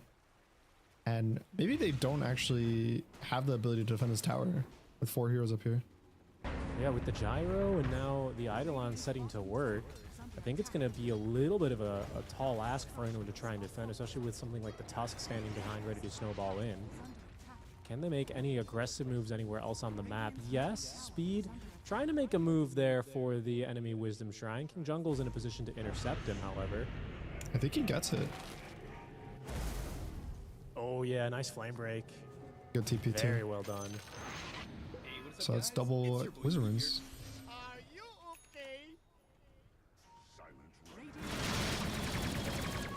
Ooh, that was a super good glyph by Yuma. I don't know if that was intentional, like if he read that, but it was really, really close to Fade getting level 6 off of that entire creep wave. But he like glyphed as he was jumping. Just to make sure he didn't get 6 and maybe go in for a rolling thunder real fast. I think because Bignum kind of sapped XP, ended up not getting in the 6, but just like kind of that read to know that it was super close to Pango 6. He's going aggressive on you with this like wave that's half health. It's just like cool to see these kind of plays happen.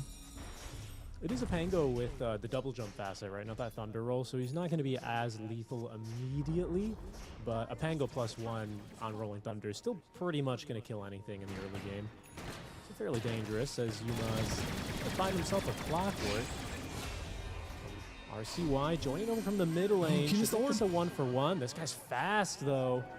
And in fact, he will be able to outfight and outlast. RCY now finds himself a little bit deep on the wrong side of the map.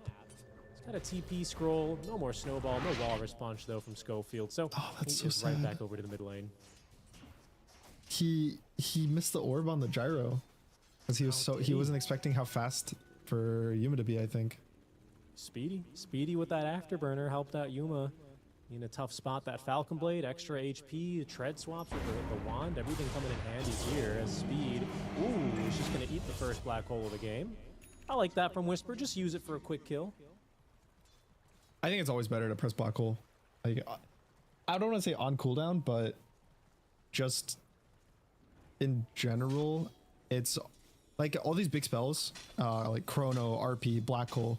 It's way better to just click them, get a kill, get a little more map, get more gold, than to just hold and be like, I don't want to waste it on the support. Because more often than not, what ends up happening is you get these kills, and it means that you end up not needing it to control the area because now you have more items, your team has space, now they have to respond to you. Like the benefits of it usually outweigh the negatives of like, oh, it's now on cooldown, I can't do this or that. Yep, and then you're gonna have more success around the map, you know.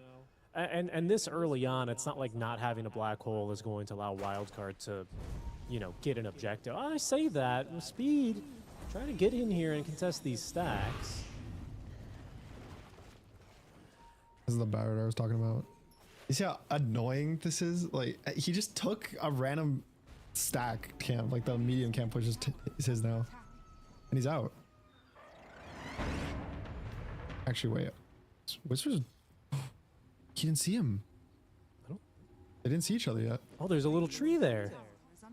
He was just a little divot. This little Now tree they see him, there now he sees protected him.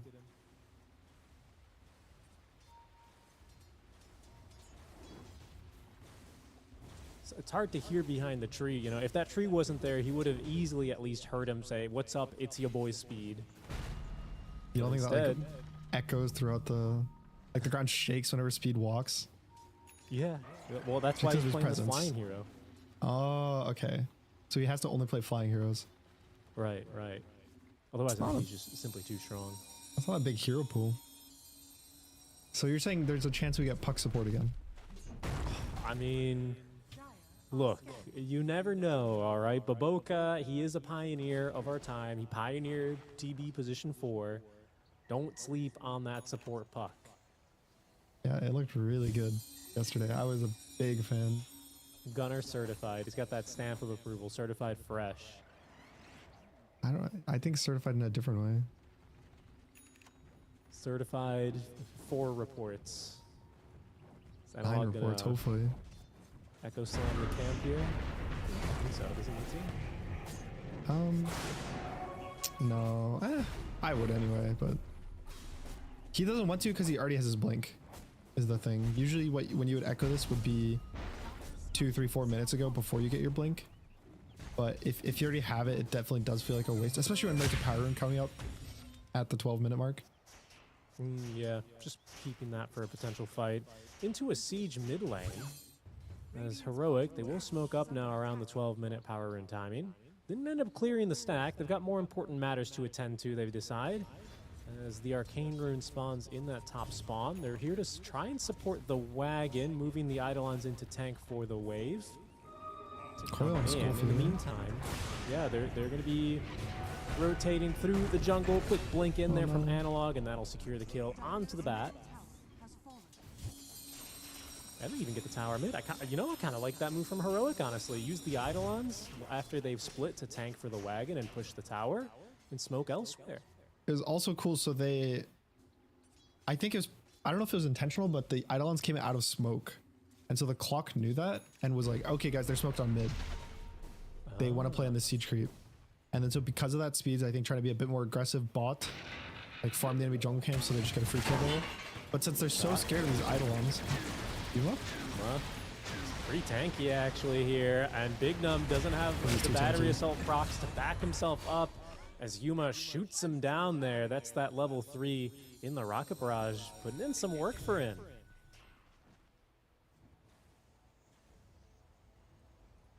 Definitely does not feel good. I think, so one thing I want to say is I feel like RCY has felt a bit like, I don't think he's had the support that he's needed, or he hasn't been playing around his supports properly, because there was the time in the enemy jungle, he coils and then he misses orb. And I don't know even know if the jar would have necessarily died, but like he basically, you swing and miss a coil, then he does a coil now again on Tusk, and then there's now this time where your clock goes in and Gyro again would have died. I just feel like there kind of is like a disconnect between RCY and his supports, and I feel like they really need to like fix that, because they're gonna get to a point where Puck's gonna feel really low damage. Gyro's already getting to that point. He's about 1,700 HP. Shaker is a bit squishy, but again, he's not really gonna show. And even Whisper is getting pretty tanky. Like he's gonna get Blinker or BKB next, and I feel like they're missing their window of the early game where Puck feels really high damage. Well, you've got this Diffusal Pango now to help augment that damage a little bit. That might be something here for Faye to join these fights and do that extra bit that Puck maybe is going to start falling up. There's going to be a Blink Echo with a snowball from behind the tower. The CC is flawless from Heroic, as that'll make the Puck's game even more difficult there. I believe a second death now for RCY.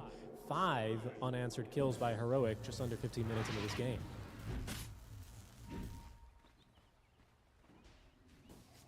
This is starting to look a bit scary for Wildcard. They have the Dominator on Yamson now, so he has his ability to kind of pressure and take towers, but it's like, do you even want to walk into enemy towers at this point? Like, he doesn't want to take this offlane tower. I think that there's going to always respawn. Even the safe lane tower is now being held by Whisper. So the map is starting to feel really constricted. And you, at the same time, sure, one of the benefits of Batrider is, oh, this guy's going to farm really fast. Like, he's constantly going to just farm jungle camps. But when your map is small, now it's like you look somewhere and you're like, oh, Bat is farming here. Where can I farm? And everyone just starts to be a bit more poor than they should be, because they are kind of getting behind and getting scared to make their own moves.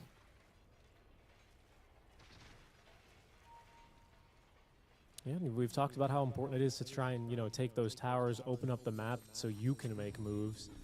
And the way that Heroic has been able to defend so far, a lot of moves to be made. Global Silence here in anticipation as they make the jump. Black Hole covered by the Global ensures the kill onto that Pangolier.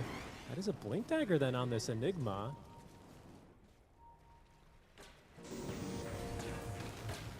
Jungles though now trapped inside the river, inside of the cogs, and Speed to come over to ensure they have the damage mid lane. This is a good catch on the Analog. He's got Shard, so he's on top of his Fissure, but Big Num has a very easy lineup here. Another Midnight Pulse out from Whisper as he splits the fight into 2 with Yuma laying in the damage on top. RCY a bit too elusive though on a nice phase shift into the Jaunts. He will live. And Yuma's just immediately top, huh? Just immediately TP's in, trying to make sure Yamsum can't take the tower too easily, but can't really stop the wagon there. That's still really big though for Wildcard. They basically got a 2-for-1. They killed the enemy mid. And it's like they only trade the clock. I think I was gonna say before that fight is something I've noticed in this game in particular, in comparison to a lot of the other games we watched, is I feel like they're not grouping as clean, if that makes sense. I think Heroic's doing a much better job at grouping than Wildcard is. A lot of the games I talk about, oh, look at this 5-man rotation. Like the carry's here, the mid is here, the offlane's here. Like at most, it's probably a support that wouldn't be there sometimes for a lot of the teams we watched. But for Wildcard, Yamson really hasn't made a presence in this game outside of holding the top area of the map. And also, RCY has not really connected to Fade. I think these like cores need to group up a bit more. Right. I mean, because I was just gonna say, like, compared to how active Yuma's been with 3 Blink Daggers now, that's one on Schofield completed. So 3 Blink Daggers to back up Yuma just running in and a Global Silence to cover. Heroic are just kind of in fight mode, and it constantly feels like at best a 4 versus 5, right? Yeah, for I just really want, I want the cores. So this is a kind of common thing, because I've had these exact same discussions with teams I've been on, where it's almost like the cores feel allergic to some extent to each other because everyone wants to get their farm, and you all want to play your game, and like you want the, oh, I want the supports to play with me so I can do this and this and this, and I have damage, and oh, if I'm next to this guy I won't be able to farm. But I think it's like this very fast, like flowy movement where you go next to your core, you force some rotations, and you back out, or maybe you get a kill, or maybe you get a fight. And I just think that's kind of really missing. And again, from Wildcard having a pretty low damage draft in general means that they really needed to group up. So now thankfully it looks like they will try to contest this Roshan. It's not going to be too fast either from Heroic. They've only got the tag team, but no real minus armor. They're not wanting to set themselves up for a big rolling thunder. Yamsum scouted up top, though. I think he showed on the wave. And certainly now he's got his big helm creep. He's got a Radiance. I think this is the timing for Wildcard. They have Blink on the puck, they have Diffusal. Or was it the Shaker, I think, had one? I think Analog's got an amplified damage in the bottle. That's that Radiance completed. So whether they can wait to fight any longer is a whole entirely different question. Crystallis and Agceptor on this Gyrocopter as Yuma eats a tendril of the deep. Schofield jumping in, ready for a save, but they've actually caught RCY with the follow-up stuns. Walrus Punch dead to rights. They blow him up too quickly there. Oh no, and Fade, he got trapped on a spot there. Analog in the river, sets up for a 3-man black hole. Yuma blasting from the high ground. It's only Yamsum who will live there. Oh, it's been a disastrous fight here for Wildcard, trying to salvage it, trying to get a secondary core kill. But Whisper's just too fast. He speeds away. And Wildcard, they only actually managed to get away on Fade. That is... Oh, man. That is not how they wanted that fight to go. There's a lot of stuff that went wrong in that fight.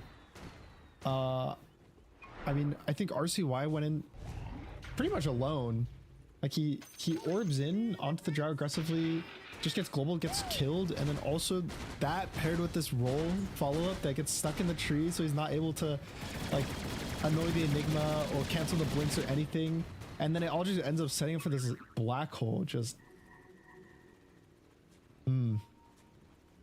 Especially how it was like, now they're like, oh, guys, let's finally group up. We have our items. It's our timing now. And then that's kind of the result. Yeah. That's not what tough. You wanted. That's tough. I mean, you could see the Radiance doing a little bit of work there, to be certain, but not much else gained, unfortunately.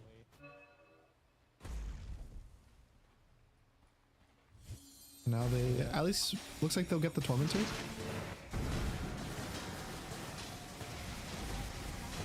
And, you know, Heroic weren't in a position to do Roche because I think he was shifting to the bottom lane. So it's a loss. It's gonna sting. It's gonna hurt. But it's at least another fight that Wildcard can prepare for, right? And I mean, a great black hole. I gotta say, great black hole by Whisper. Positioning was perfect there because he couldn't have gotten too close. Otherwise, I think Battery Assault was active, and he would have gotten that. There was also a Cogs, I think, down. That if he moved too close, he would have gotten knocked back by the Cogs. He kind of threaded the needle with his blink. He did. Bignum top. You know. Walrus Punch, trouble here for the Clockwork as Bignum will set up the Cogs with Quickly Die inside of them, and you can just see they're daring anyone to show down bottom and try and take this tower. In the meantime, I mean, you talked about damage issues for Wildcard, none so ever for Yuma, who's just picked up the Daedalus now after that phenomenal fight. Yeah, that's crazy to knock out BKB.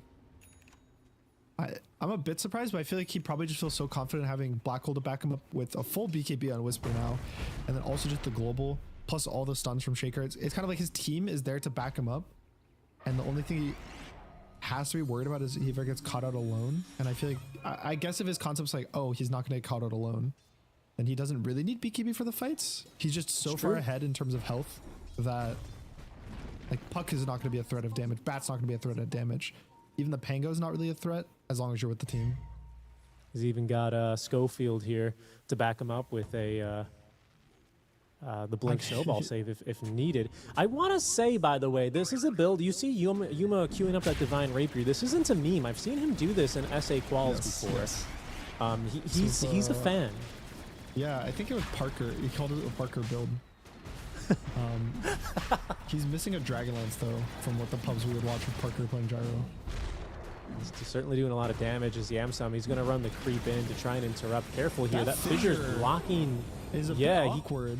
He can't pick up Aegis, but he needs to try and kill Roshan. Echo Slam in the pit and a pause. Okay. A little bit of packet loss striking at a terrible time here. Gunner, a rare opportunity for you to give us insight on how the fight's about to play out. That's a pause. So, okay. Well, Analog took the Aegis. And he used Echo and he used Fissure, so he's kind of useless now for the next 5 or 6 seconds. Fade's kind of in a perfect position to get a good roll on the Gyro. And again, Yuma didn't go BKB, which I think his whole idea of this next 5 minutes of the game was I'm going to have Aegis, I'm going to kill 2-3 heroes with my first life minimum, and then they won't even be able to stop me and we can just high ground. Right. But now he has no Aegis. He's trapped in the pit. I think... I want to draw your attention to Whisper over on the high ground. He's pretty well positioned here to kind of initiate. He does have a black hole. He's got a black hole. He's got has to roll in with the ABBA, and then RCY needs to kind of sit out and not commit silence until the black hole. So let everyone else go in, poke with orbs, poke with maybe like get a coil on those 3 in the pit, but has to hold the silence. Well, actually, silence won't even work for Enigma. No, it's not. I think your best bet's probably just trying to silence the silencer, taking him down here. He's in a little bit of an awkward spot, but we'll see how bad this Fissure is going to end things up. Schofield on the side, killed easily as they immediately make the jump onto Fade. No chance. And this team fight already feels just about impossible. Yuma, tons of damage there, focusing onto RCY as Bignum throws his body in, trying to prevent his mid laner from going down to no avail. Yamsum, he's already popped the borrowed time. This time the Fissure much better from Analog as Yamsum will be the 4th to fall in this engagement. They get both supports over on Wildcard, but it just feels like the spells, they're still there. They're too strong. They do too much damage on Heroic. Yeah, I think they're just starting to get to that point where they're too far ahead. Like, the numbers are just too high. Too much HP, too much damage. I think he was able to see the whole situation, right? So knowing and seeing, okay, we have no global for the Pango. He's in a perfect position, but he's split. So then he just gets there, he blink BKB's black holes, gets the Pango out of the fight. Also, weird interaction for Puck. I don't know if you know how this works. Do you know how Last Word works with Puck phase shift? Does it proc on the come out of phase shift? Is it one of those spells that is secretly 2 spells? So if you full channel phase shift and you don't cancel it early, it won't actually, you won't get affected by it. Right. You won't take damage or anything. But if you end it early, then you'll get silenced and take damage. So actually what happened in that fight was RCY ended his phase shift early, so he got silenced in the middle of the enemy team. Schofields? No, he's okay. Yeah, so does that mean if you are a Faceless Void and you put time dilation on a Puck, if they phase shift, it's 1 stack, and then if they end phase shift early, it's a 2nd? Is it like the coddle thing? I don't think so. Because I don't think there's a cooldown on ending phase shift like that. I think it's more so that it's like you're not considered to be like casting the spell unless you end it early or something like that, because you're invulnerable. So it's like if you're invulnerable the whole duration, you like dodge the debuff or something. That's certainly an annoyance here. An Analog, ring around the rosy. There's no way. Oh, wait, there's a Watcher. The Watcher sees him. The Watcher sees him. Fissure into Walrus Punch. They're stacking the stuns here appropriately with the Snowball. They've got the damage. RCY punished. But a bit of space created. Not so bad. That's about enough time for Yamsum to get this Blade Mail online and half the money he needs for the Shard. But he's kind of balling on a budget here, I would have to say. His net worth, it's not bad. He's highest net worth on his team, but the gyro eclipsing him a full item ahead, and that item for now is Satanic. Give him another 5 minutes, he'll be a divine up. You think he will go to Divine? I think he's gonna go the Divine. Echo Slam there. Analog picks up the kill onto Big Num. She's no mana. However, with Yamsum closing the gap, careful here, Whisper. He'll just let loose the black hole. Speed cannot get in there with the lasso, it would appear. Finally able to do so. Analog's gonna go down, but that's only just the Aegis. He'll be in a bit of an awkward spot. Fade ready to go for round 2. Gets stunned from behind. Whisper alive for now, but Yuma, he's in the fray. He's taken down 2. He's looking for the 3rd. Yamsum's borrowed time, only giving him a few more seconds of life. As RCY respawning, TPing to the outpost, but his team's already dead here, Gunner. Nothing he can do to change the outcome of that.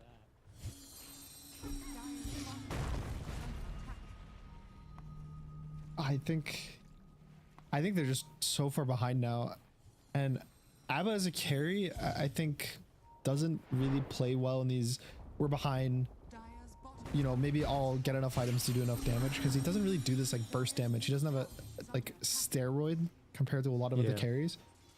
And so now that you're just so far behind, 7,000 gold.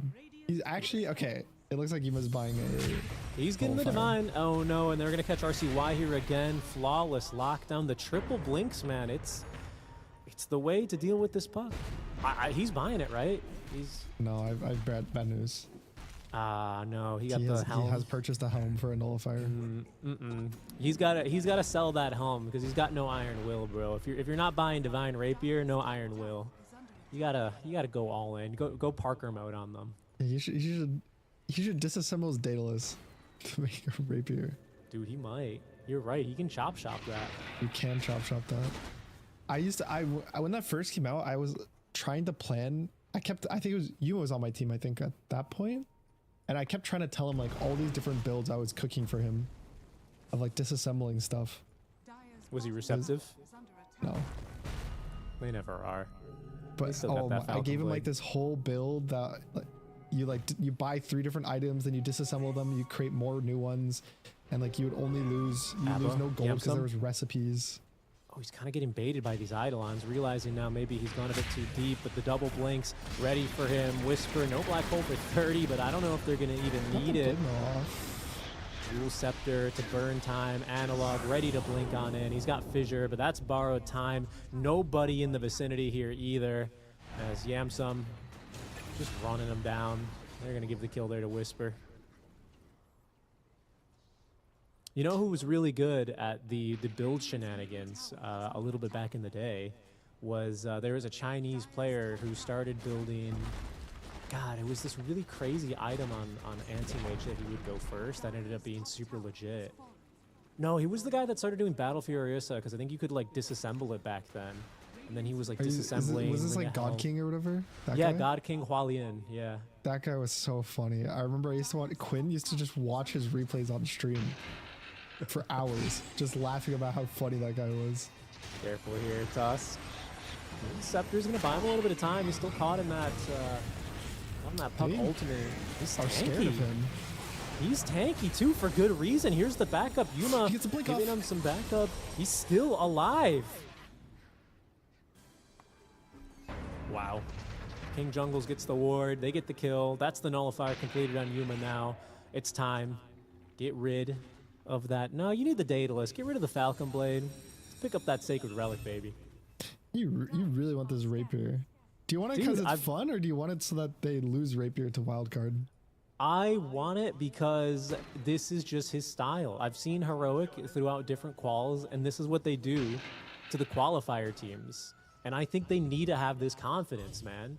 You're on the road to the International, you're at 1-2, you're having a good gyro game, you're up 18k 30 minutes in, the enemy's not killed you a single time, you're 10-0-7 on the gyrocopter. I think you can have a little bit of a treat. Have a little bit of a Divine Rapier. Spice up your life. Just a treat. Just a treat.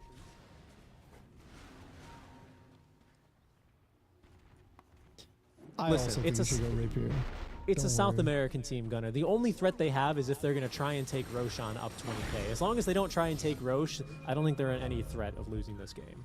That's how it generally goes. Is that a pattern? That's very much a pattern with SA teams. This is why right now, you know, they're smoking before Roche. If they smoked for Roche, disaster incoming. Yuma, he's just running in though, presses forward mode, and for good reason. Fade dead just like that. Yamsum isolated already from the rest of his team. Careful, that's a lot of damage to turn on Yuma through the blade mail. That was meaty. But without that teamfight control here, Gunnar, it's already kind of tough for Wildcard. They've scattered here around the map. Uh-oh. Uh-oh, Speed. He's fast. He's fast. He's fast, but this is a shaker he's trying to run from. Dagger ready to go. Whisper giving chase. Speed having no choice but to reveal himself on the creep wave. Take the Lotuses, brother. They can take your life, but they can't take your Lotuses. Oh, he got the second one. Worth. That is a great healing Lotus for him. Big upgrade. Big upgrade. It's getting tough now for Wildcard, though. This game has, you know, it's gotten away from them a bit here, hasn't it? Definitely has. Even so, RCY had to go for the BKB, which we've seen. I like it versus Void Spirit specifically. I feel like in this game, it's kind of mediocre. Shaker's this weird hero. I don't know how to describe it, but it's almost like if you're worried about the Shaker, you can't buy BKB versus him because he's gonna just stun you from the fog anyway. So it's like the only thing for this puck to get a BKB is if like you're a right clicker, right? Because oh yeah, if that makes sense. If you're a carry, you need BKB for Shakers who doesn't stun you. But if you're getting one shot by Shaker, like what's the puck can do? Right click or BKB and right click the like gyro for 10 seconds and then after that done? I think the problem here is more the chain stun as well, right? Like the BKB makes sense against the Void Spirit because even if you Yules, he just has another silence or he sets up the Yules, or sorry, he sets up a Aether Remnant for you. Exactly. Compared to this game where it's like you get caught by any single stun, which, you know, there's two big contenders. Yeah, it's Schofield or the Shaker, but they can poke you pretty efficiently. The Blinks, they've proven time and time again they can do it. You're in trouble. So I hear what you're saying, but maybe it's just going to shift. Maybe he's going to shift into just this initiator. He's not going to wait. He's going to go in. He's going to be the one. You also can't BKB instantly because you can't be this tank because then he'll global your BKB. Yeah, that's true, actually. You've got a point. There's that pesky silencer. It's like, that's the other thing. It's like, oh, if you get BKB and sit there and right click, that's one thing. But what, you go and you BKB, you get global, then you just sit there like, oh, okay. And then now you're scared of global. So you go and you BKB and then you phase shift. So now you're phase shifting, you know, it's, I don't know. I just think, especially with their problem is damage, buying this item that doesn't let you do more damage just feels a bit bad. This is a good read by Heroic. I think they know that Wildcard have positioned themselves on the opposite side of the river, so they're going to just start casually pushing, see what TPs they can force back. And so far, they've procced Yamsums. Roche has now respawned. He's down here for at least another full minute. This Analog thinking about going hunting here. 1,200 gold for the rapier. Yeah, he's got the demon edge, doesn't he? Like I said, he's gonna do it, man. I think for him, it's a move about confidence. Careful here, Speed. Caught by the Yule Scepter. Analog running through the fire and the flames to try and secure this kill. Oh, Fade got a bounce back there on the terrain. I'm not sure if he's trying to blink in. He is, but he didn't catch anyone on the stun because Analog got off the BKB. So unfortunately for Speed, he goes down. Meantime, in the Roche pit, well, Yuma just takes down the Roche. It's Aegis now in tow for him, and now 800 gold before we're at our Divine Rapier. That's all that's stopping him. Oh, he's slow, though. Oh, my. RZY is freaking me out. He TP'd, then he canceled his own TP with a phase shift. And now he's just... Oh, no! Oh, no! I think Schofield saw him. It's okay. Oh, Schofield! Wow. Good catch. Good catch, honestly. Yeah, it's a catch. Oh, it was like... So he was sitting there, I was like, I would just BKB and TP or something.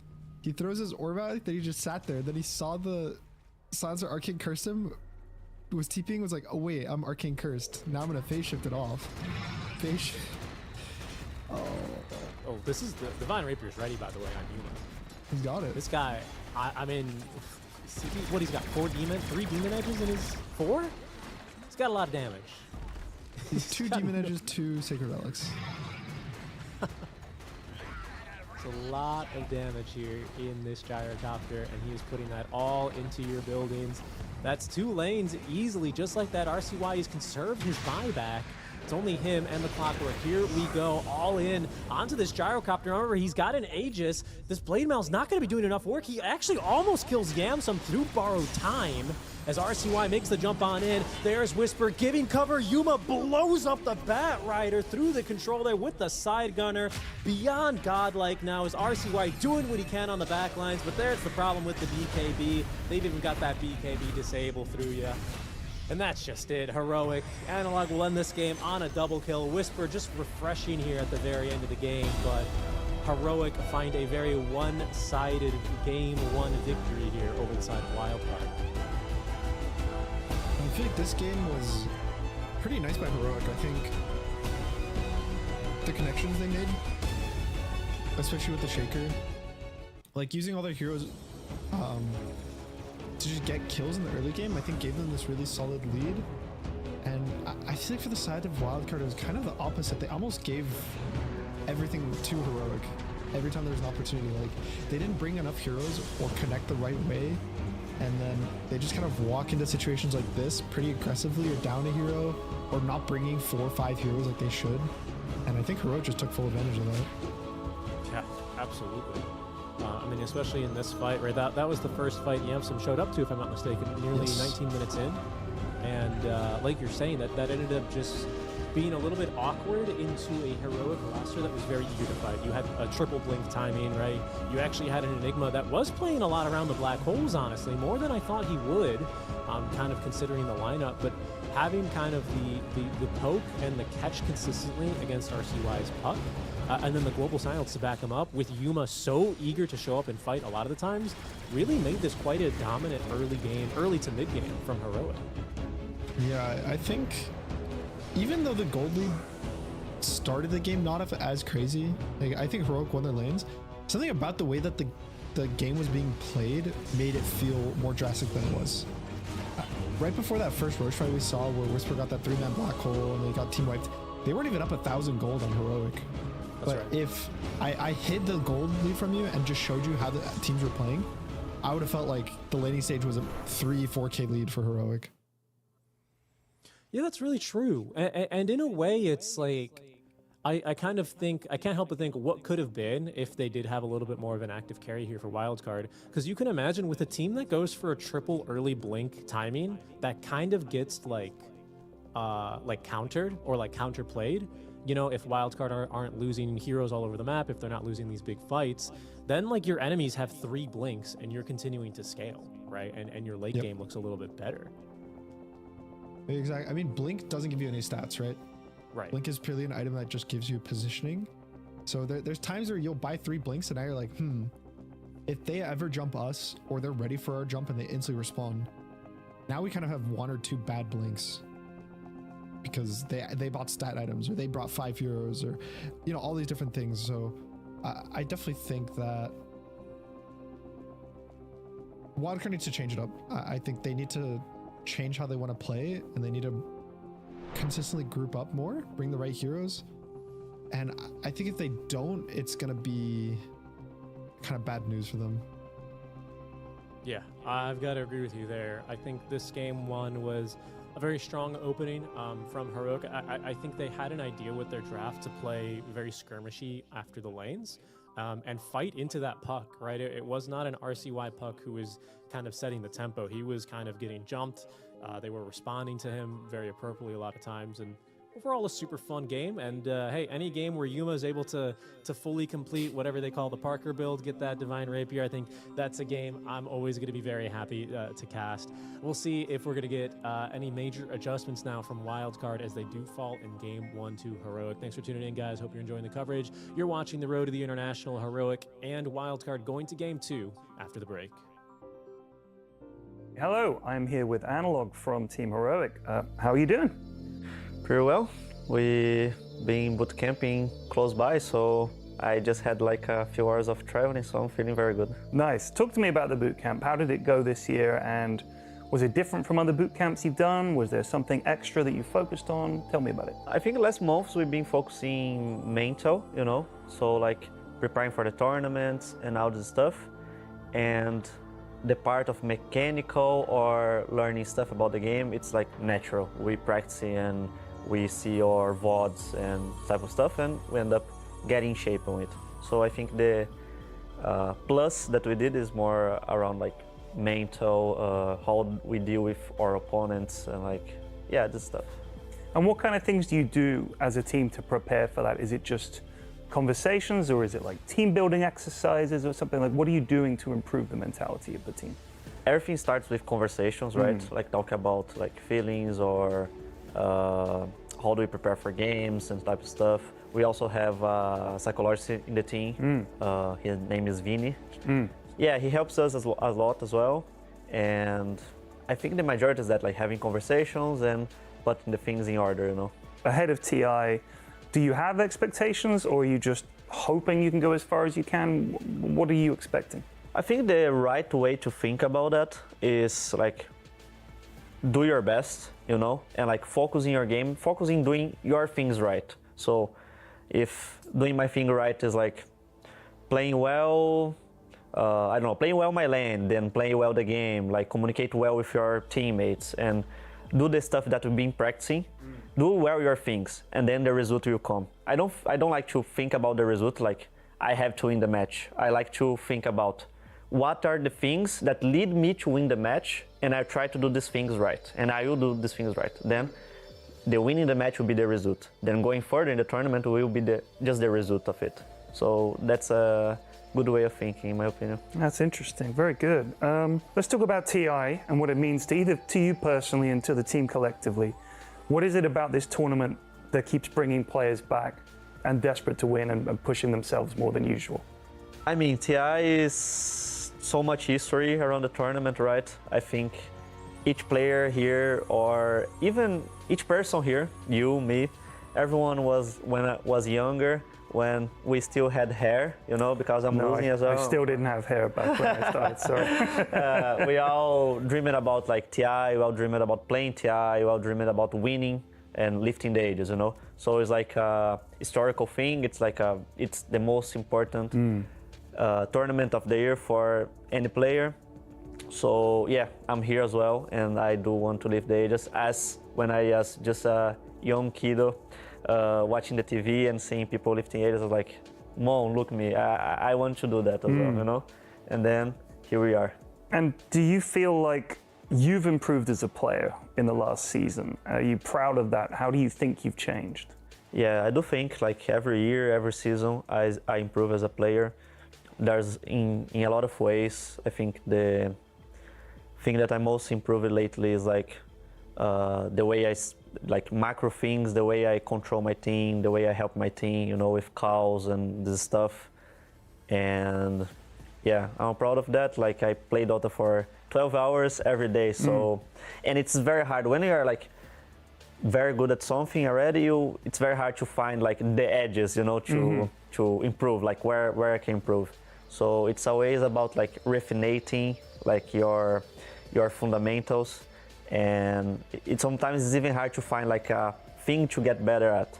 But with the help of my coaches and the help of my team, I do find these edges to keep refining and trying to be the best player in the world. Analog, thank you so much and best of luck in the tournament. Thank you so much. Bye-bye.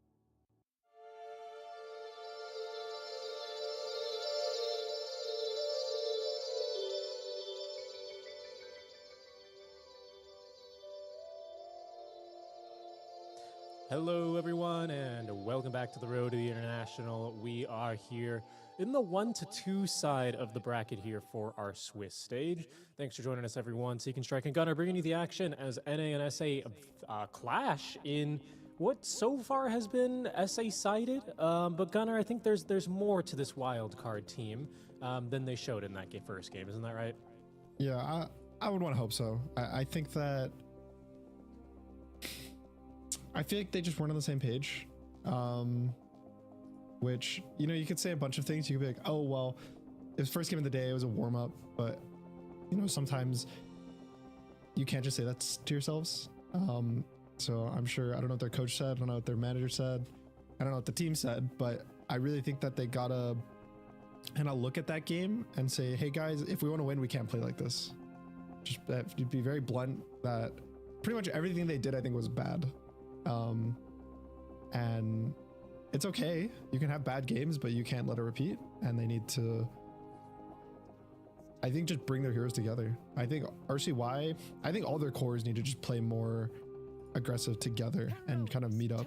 And if anything, like Speed, who was on the Barrett of that game, I think he should have been the one that was farming the most alone.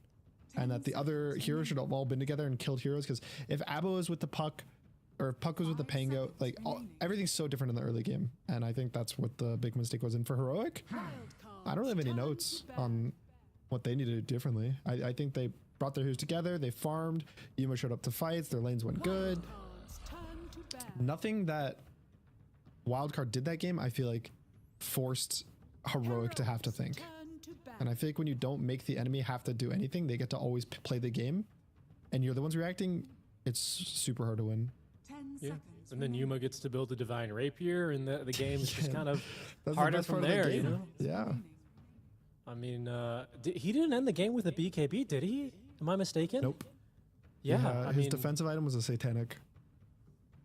so he was getting in there, he was fighting, and well, let's see what our second draft brings us here, Gunner. As it's already underway, and our first pick for Heroic, it's going to be that Dawnbreaker. She wasn't banned out. Sometimes she has been a favorite in this first phase of bans. We're letting something pretty big though, right? Isn't This is a common Dawnbreaker disruptor. So here's a very low win rate. I was watching the panel earlier today. I think it was Fear. I think he basically said that he thinks that Dawnbreaker is not bad, that everyone who's been playing Dawn has been playing bad. Interesting take, to be honest. But I think the hero's like a 20% win rate in the tournament so far. Last I checked, I think it was like 16 or 17%, and I think it won a game since then, so I want to say it's around 20. But that's still a really low win rate versus a hero that's consistently getting first picked in majority of games. I don't know. I want to be a fan of the hero. I think the hero is very strong, but when the win rate's that low, there's usually something wrong with it. it's way better in pubs though, isn't it? This yeah, it's like the Dawnbreaker hero? uncoordination that you'll randomly get pickoffs more consistently with your ult. There's a lot more like random scrap fighting in pubs, whereas in officials, I think the planning is a bit more, or the fighting is a bit more planned, and like the pickoffs when they happen, usually it's not like, oh, this guy's getting picked off, I can save him. Whereas in pubs, maybe the enemy team will only bring 2 or 3 heroes. In these games, they're bringing 4 heroes or even 5 for like a random pickoff. It's like an inverse of like a wisp, right? Where like in a pub, because you're so uncoordinated, wisp's probably not going to be that good unless you're a god tier wisp compared to this Dawnbreaker, right? When there's a little bit more chaos, you can exploit that and use that to your the advantage. like random like little heals matters more because the heroes aren't perfect, and you showing up to bring 1 extra hero matters more when you're outnumbering them now instead of them constantly having 5 and it just becoming an even fight. Yeah, I get you. Well, maybe the Disruptor, who's also just a strong hero in his own right these days, isn't he? Yes, So and then I think also just very good versus Dawn. I don't know what the win rate is in this tournament, but I want to say it's an extremely high matchup win rate. Like it feels like it's a 60, 70, 80% matchup so far from the games I've watched. This time, Wildcard will get their hands on the Shaker. Likely to be another mid, right? I think mostly we've seen him mid. I think we saw like a game of him off. Yeah, I want to say it's mostly been mid. Thinking of what Heroic can do now. Wow, 75% win rate on the Shaker on the road to TI. That's impressive. Yeah. I think it's a solid hero. I also do really like the new build that people have been going Kaya and like the Shard. It feels good, especially with the Fissure talent. I think that the older school build where you go like Ags, BKB, Daedalus, you know, and you go for more of the enchant totem. Sure, it's good, but I don't know, something about this like threat of so much constant magic damage, constant stuns. I think also the cool thing about Kaya is it does a lot of things. And one of the big ones for scaling is it lets you go into a refresher. 10 seconds. Like you can go Kaya and maybe Octarine into a refresher or something, or even sometimes depending on what items or neutrals you get, you can just get a refresher. Whereas usually when you go the Ags, you don't really have the mana or mana regen to sustain the refresher, because the Kaya, I think it's Kaya Yasha that they buy, and it reduces. Is that the one that reduces the mana costs? Oh, that's Yes. so much the mana cost. Oh. So people are going Kaya Yasha, but still, I think that one's more for the fissure, like animation. Still good. If it ain't broke, don't fix it. Yuma back to the gyrocopter again. This time with presumably a clockwork in lane to kind of be his bodyguard. Yeah, pretty similar draft to the last game. Honestly, Dawn is also just kind of this person that shows up to team fights and makes ganks easier, just like an Enigma. Also a really solid laner, so I feel like Heroic's just gonna pretty much pick the exact same heroes. Where for Wildcard, they're already, I want to say, changing up, that they now have a much more aggressive first two picks that are like gonna go in and want to start fights and want to group up, and I think they should keep this idea with these next few picks. I just want them to pick either damage or stuns. There's damage. Doom and some fourth damage, maybe. Ooh, I don't know why, but Shadow Demon looked good for me. 10 seconds Never mind. I was thinking Muerta. 5 seconds remaining. Muerta's decent. Heroics Oh, Phoenix. That's some damage. Okay. Interesting. I feel like, does Bignum play Phoenix that much? I feel like I've seen Speed play Phoenix, but I don't think they would do a 4 disruptor, if I'm not mistaken. 10 seconds remaining. I'm gonna assume it's just a 4 Phoenix, 5 disruptor, which, okay, those two picks I like. Like they picked very aggressive kind of fight heroes. He's gonna go Vessel. They're gonna have very high damage. That if they group their heroes constantly going on 1 by 1, they do have the damage. And so now the question is, what is Heroic gonna do about it? Okay, hot take. There's the analog Snapfire. That's what I was gonna say, bro. Snapfire mid time. Snapfire mid is good for Shaker in the lane. Gives you damage, gives you cookies, really good with gyro and clock, and then it also gives you this egg killer. Right. You've got a nice combo. You can make a little oven, right, where you have clockwork cogs into kisses. Yeah. Doesn't look too bad. Oh no. Okay, just back to the Enigma then. So we'll last pick a mid laner, presumably. Dawn 4 then. Interesting, it is. Okay. Wildcard's turn to ban. Huh. I think that's okay. I mean, I'm personally not the biggest fan of Dawn support in comparison to Dawn Core. I think that 10 seconds remaining. especially with the new Ags, I feel like it's a lot of Dawn gets wasted on support. The old one, honestly, support made more sense than core. A lot of the time when you think about it was that you used to buy Ags and your ult lasted what, 5 or 6 seconds? And while you're in the air, technically the only net worth in your inventory matters is your Ags, right? The old one, this is. And so you'd have 6 seconds of having 4,200 net worth, no matter how high it was. But now, when you buy Ags, you're in the air for what? I think it's 1.5 seconds or 1 second total. And then your net worth matters because you're in the fight. You want to be alive, so you keep healing and moving around. And so now it's like your net worth actually matters and scales in the fights with Ags as opposed to actually being worse in fights. That's a good point, right?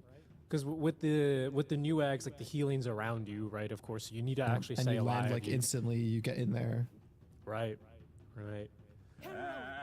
Yeah, I mean, it's what I do like at least about it is you'll have two like just run-in supports in front of an Enigma and a gyrocopter, which I think is something that both of these cores really, really enjoy. So they can kind of pick and choose their moments. But I hear you. I think that's a very, very wise point, honestly, on the Ags consideration. Other mid laners now getting banned out here by Wildcard in anticipation of that 23rd pick from Heroic, that Lesh, that Quap, that Storm Spirit all gone. I'm still thinking, then, we can see ourselves a very nice Snapfire game here. I don't mind it at all. Yeah, it looks good. The other one, so I don't think he played it recently. Not that I can think of, but I think a Quaswex Invoker also fits their draft really nicely. The Vessel's really good for Shaker and Phoenix, even Doom early game. And I think just like the mana burn from EMP is really good versus all of these heroes. They have damage on their team, like all of the heroes on Heroic have damage, so it's okay if the Evoker's a bit low, and I think it scales pretty nicely. Yeah, you hit a nice mid-game timing with it too, right? Because you don't want to go super late versus this Doom. 10 seconds I like it. I think that's a good idea. If else, they could just go the Ember, even though they're picking into a bad lane matchup. But it's like... The Shadow Phoenix. Okay. Whoa, little jump scare animation. I'm not a huge fan of that. They pick it for the lane, right? To beat the Shaker in the lane. But... Oh no, I'm not sold on this Shadow Fiend mid. I know XM won with it earlier today, right? I believe on xtreme. And that was a really long game. That was like a 60-minute game, and he looked good. I just always feel like SF mid falls into this awkward category where if he gets ganked once or twice, he kind of falls off. And I think having Phoenix Disruptor support duo is really good at ganking mid, and it looks like it's gonna be carry Doom with a mid invoker for Wildcard. That's what I was afraid of here. I was afraid of a potential flex because I liked the SF because it was good against both the Shaker and the Doom mid, but there's options to rotate those heroes away, and that's what Wildcard have done. It's quite a good adjustment, and now I'm really in your camp of how is this SF? I don't know. I think it's just turned into a really hard SF game suddenly. Yeah, especially so it looks like RCY is going Exort, which I think is good this game to go Exort. It means that the ganks mid are a bit harder until if he decides to get a point in Wex for the Meteor, then they're okay with like a Disruptor or Phoenix, but like Quaswex would make it so Phoenix or Disruptor, like either one comes mid, he dies, but I think for their draft and how they want to play Exort's definitely better. And I like the Invoker pick. I think RCY is a good Invoker. This draft to me looks a lot better for Wildcard than the first game. I think that they actually have the tools, and the worry is that they don't actually use the tools together, because I feel like even last game they did have kind of tools. It was less, but they were still kind of there and they still didn't do it. But hopefully now that it looks easier to execute, they actually kind of group up and do their thing. That's where I'm coming at from this one as well. I think like the Invoker, you know, he's going to slot in a little awkwardly. The supports, you know, they need to play more around the cores, but you got a Doom and you've got a Shaker. I think these are heroes that, like, if you're going to be playing them, you have to play on your timings. Otherwise, this, you know, these are heroes. I mean, sure, the Doom will scale and farm if you let him, but the Shaker's going to want to fight, you know? And I like that they have, like, a very clear timing, a very clear, like, let's go, let's get it done. And I think they can, honestly. Heroic's teamfight, I think this time is going to have much bigger issues compared to last game. Whisper's not on such a free Enigma game as before. Supernova's shockingly good into Black Hole, especially with the Shard. It's like you click it and then you can't Black Hole anywhere close to it because you get so worried of the cancel. You get the heal from the laser. It's better than what they had last game. Last game, eventually, at some point, it was just Hook. This game, you can get Doom during it. You can get Ags Disruptor jumped on you before you BKB. I like it. I think this game, hopefully the draft looks like it's going to be a lot more close than kind of the first game. I certainly hope so. I really don't think that was the best that Wildcard could have showed for us here. And let's see what a better draft that we like for them is going to give us for game number 2. As Schofield gets down an early ward, his smoke will break. They'll see the Invoker with those Exort Orbs in case there's any doubt in Schofield. He's got Cogs, 3 trapped inside the Cogs, with Celestial Hammer on top, Blood Grenades, Analog ripping him down with the Shadow Raises. First Blood, though, is going to go towards Big Num. King Jungle's trading him away instantly as he will be now forced back, but Wildcard bringing the numbers. Kind of an awkward spot. I don't know if I've ever seen a fight there near the Dire Secret Shop, to be honest. I can't believe he just kept walking in on Schofield. I thought he would have like given up. Dude, that's classic Schofield. Any melee position 4 hero, he's running in, no doubt. Quick D-ward there as well. If he got the angle. Very good D-ward. And then I think it's going to be runes, so 3 apiece. So First Blood bonus is going to be for Big Num, so not that big of a deal. And it looks like 3 runes then. Oh, King Jungle is in an awkward spot, but he's got the hammer to pull him out. 4 runes. Oh, 4, you're right. That's even better than a First Blood, and they're going to get a courier for free. That had speeds tangos on it, actually. Yeah, so now speed he's still got 2 more. He's got 2 more. I was worried. Phoenix is... So yeah, Heroic is now up 1,000 gold. A little bit of Cogs shenanigans here to force the first wave under tower top as well by Schofield. Yeah, that's a little bit of a gold spike there that we're starting to see already. But I love Invoker Sunstriking the first range creep. It's just such like a Dota thing to do, I think, you know? Yeah. What? Oh, okay, just a little. Don't mind me. King Jungle's had to wait for the Sunstrike, I think. Yeah, also just probably had to wait for either damage from heroes or not wanting to give XP away. So it's a 5 Dawn and a 4 Clockwork. Okay. Yeah, Schofield's always been more of the melee position for. He's like a specialist on the clocks, the shakers when that was a support, Tusks as we saw last game. Yeah, so I'm not too surprised by this, but I mean, I guess now with the Dawn 5, she's a pretty good bodyguard also for the Gyro. You just traditionally think of the Clockwork as that kind of a guy. Yeah, I would have just expected the Clockwork Gyro lane to be really strong, whereas in terms of Shaker walks up and they're going to be really aggressive, and I feel like Dawn's better being the one going on them with Enigma, if that makes sense. Yeah. Like Clockwork is better as like a counter fighter. Dawn's more aggressive. That's true. I was thinking maybe they just like it to try and take down the Phoenix a bit easier. Because if you trap him inside a Cogs, he can't so easily Icarus dive out. Maybe that's like the counterplay. But it could just be hero comfort too, like you said. That's very true. I think a lot of times on when I cast SA teams, that's where my mind's at, typically speaking. I just think they're big. They're just big on doing what they know, you know? Yeah, which I think is good. I think it's way better to do what you know and you're comfortable with than like, all right, if we do these different lane swaps, then we'll win the game. You know, so what you're saying is you're not a big fan of the Baboka method of just doing whatever Coach Yakult says and taking that puck forward. So I am, but I think it's bad. Fair enough. You can separate your heart from your brain. That's a noble. Like I'm the one in the drafts who's like, okay, guys, let's swap this lane setup, or let's swap these heroes. Let's pick this. Let's do that. But then it's like I know I'm like, okay, we should just do the normal thing and just do it better. But it's from like, your experience I want it to work. From your experience with Yamsum, do you think he's happy in a situation like this where that Doom is going to get shifted on over to him?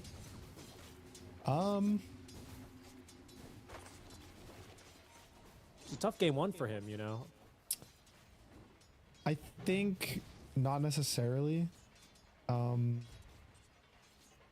But I also feel like, unfortunately, for players who didn't like these type of carry heroes meta, they've been meta for so long. But I think he is in that field of carry players that didn't want to play like offlaners as carries that often. I know Yuma was like that too for a bit, but he likes his heroes.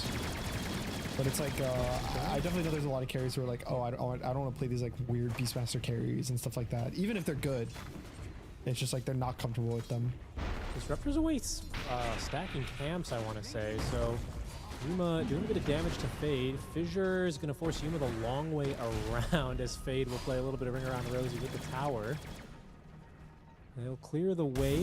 Fade, good jukes here with the Starbreaker combo. That last auto attack, very well played there by King Jungles. Maybe some good tower damage early. Yeah, I wanted to ask you that because I think what's interesting, you look at just the carry versus carry, just the heroes they played. 2 games of Gyro, classic. He's like the every, you know, baby's first ranged carry, maybe that or a Luna or something, right? Pretty typical. Yeah. Compared to what Yamson's played, a Doom on this game, which has been more standard, and then the ABBA in game 1. So I'm just kind of wondering how that's really affected him here as he's getting bullied a bit by the cogs of Schofield.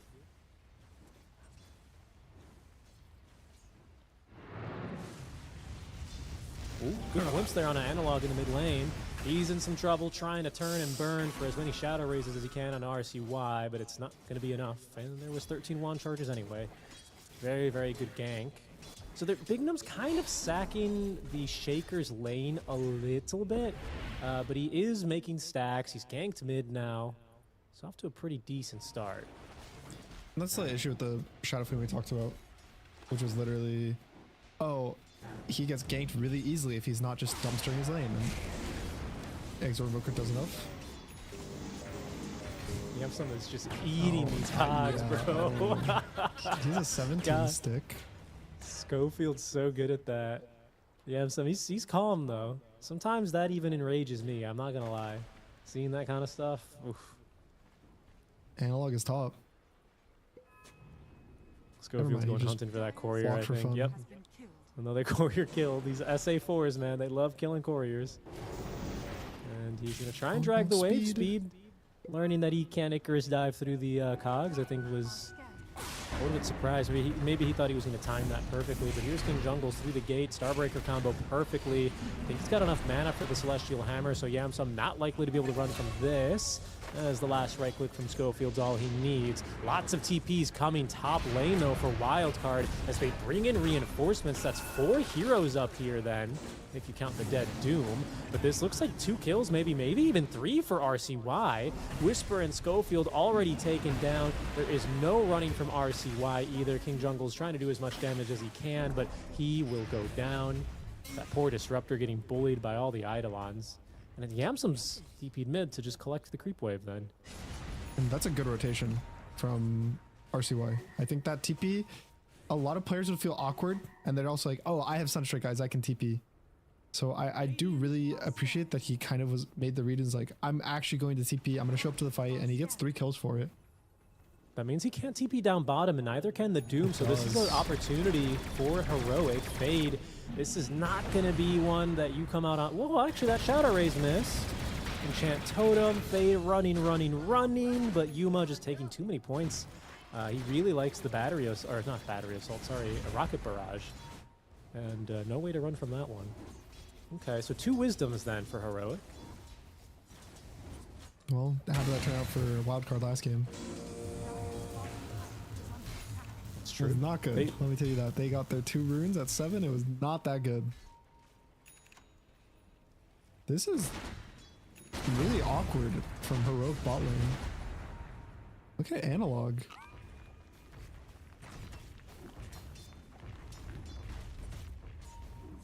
Yeah, mid is certainly an outlier. I gotta say, the one thing that's going for Heroic right now is I think their experience gain is all pretty good overall. King Jungles is almost level 6, actually. So they'll have a relatively early ult thanks to the double Wisdoms. And because their ultis are pretty insane, I think they'll have some pretty scary moments here as Analog giving chase. I don't know if he has this kill. Yeah, certainly not with the medium race. He's going to need to hit this last long one behind the tower with the vision. Nicely done. Good assist. Good timing there from Schofield on the rocket flare. Black hole. Fades. He's in the middle here. He's going to get level 6, I think, from these creeps. They've got to be careful. There's a big stack. Immediately lets loose the Echo Slam onto King Jungles. The Cogs pushing him away. Sets up the kill here for Analog. He's going to now hit level 6. Use that Requiem, I think, to try and run away. But there's a Disruptor TP in here with a ward. Level 2 Glimpse if they can catch him. This Disruptor, not the fastest, though. Oh, I think he's 5 move speed faster, actually. Oh, he's not going to get him. Unless... I think... No wards. And then yeah, at the same time, top they brought the gyrocopter to top. He took a gate and then they black holed so that they got the Phoenix, but Yamsa was able to TP out. Take down the tower as well to boot. And it's going to be the Boots and the Vlad's build here for Whisper on the Enigma as he looks to try and take over the lane a little bit more. Okay, so laning stage starting to break down. It's been a bit of back and forth. RCY has come out beautifully for an Invoker. He's actually already got his Midas online. He's certainly the shining star of Wildcard at the moment. How would you say the rest of the lanes have gone, you know, breaking down lanes? I think the biggest disaster was top. Maybe because they had Shaker and Doom and they had to do this whole lane setup because of Enigma. It's bad, but I think both of their silence went too bad for this Voker having a good 24 pick to feel good. If that makes sense. Shot onto the Invoker. There's the level 6 Solar Guardian coming through. Nice tornado onto the 2 of them. Analog's going to get hit solo by the Sunstrike, so he's going to go down. Did not share the damage there with King Jungles. I think he Celestial Hammered away. Ooh. He got glimpsed. Oh, yeah. Good glimpse then.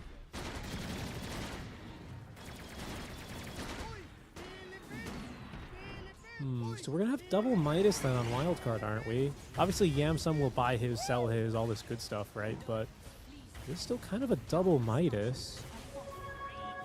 Should RCY have gone Helm of the Dominator? Maybe.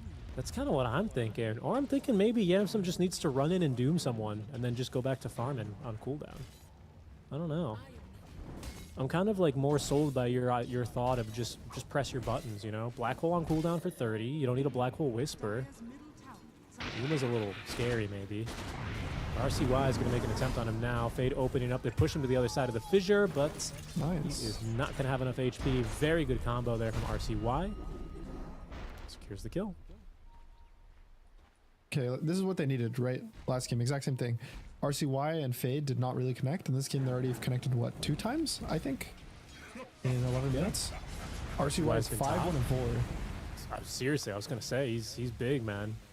I love that he's got this Kabold Cup as well, so he can kind of rotate around a bit speedier. Tends to be the downside.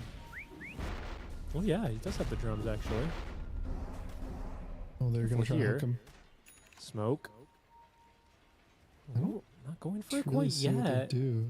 I think they're afraid of the Echo Slam, which is probably for the best. Yeah. Dire's middle tower is under attack. The 12 and Fade's caught. That he is. Schofield sets up perfectly for the kill there. There is almost no worse feeling than getting battery assaulted solo in Cogs as a Shaker or as a Nyx. It's a lot of heroes, actually. Don't you have to just accept that you're not going to hit the fissure and just try to hit the cogs to get out? That's probably the smart move, but I think Monkey Brain goes must fissure, you know? Yeah, you're like, I have to fissure the SF so I can leave. Right, exactly. And then I'll be able to TP out through battery assault. And then you're like, oh, wait. Yeah. Brains are annoying. It's like you know the right plays to make in Dota, and then your brain won't let you do it in the game. You'll watch the replay and you're like, I just had to do this. It's so easy. But then when you're playing the game, you're like, I'm going to make the game as complicated as possible. Yeah, I kind of do that. It's easy to overcook in this game, isn't it? Okay, so we've saved an Echo Slam. Will Fade or someone use it now? That's like a quad stack of Ancients, isn't it? They should. They should.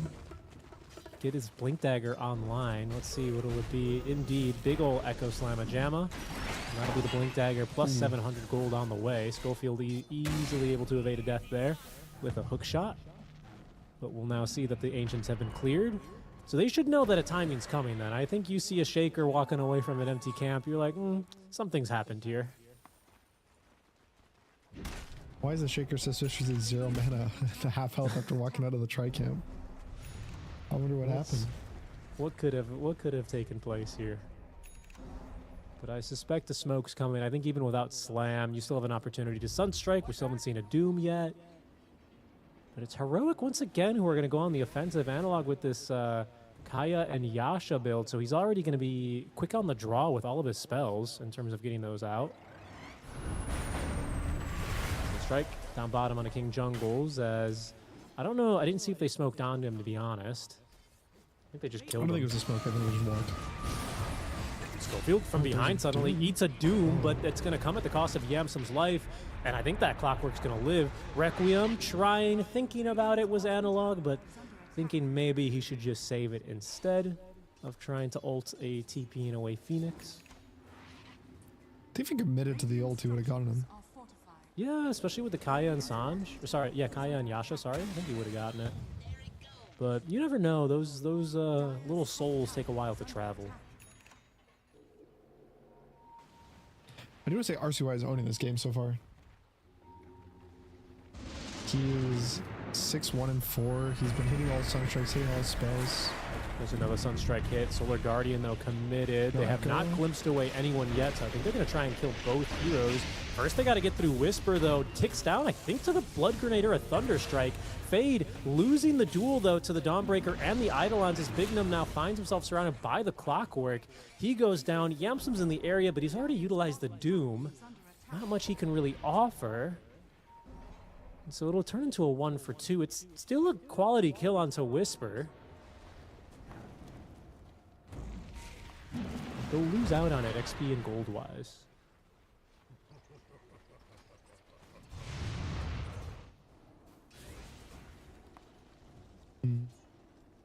I didn't really see how Yamsung got caught, but that definitely feels bad. On Doom, you really want to play for this like acceleration game where you buy Midas, use it a few times, sell it, get your Radiance extremely fast.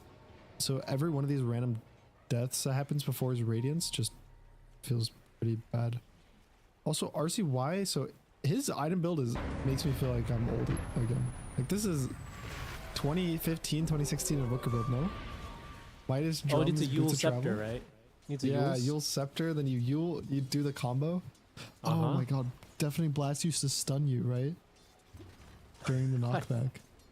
I think it did. Yeah, now it's just the disarm, right?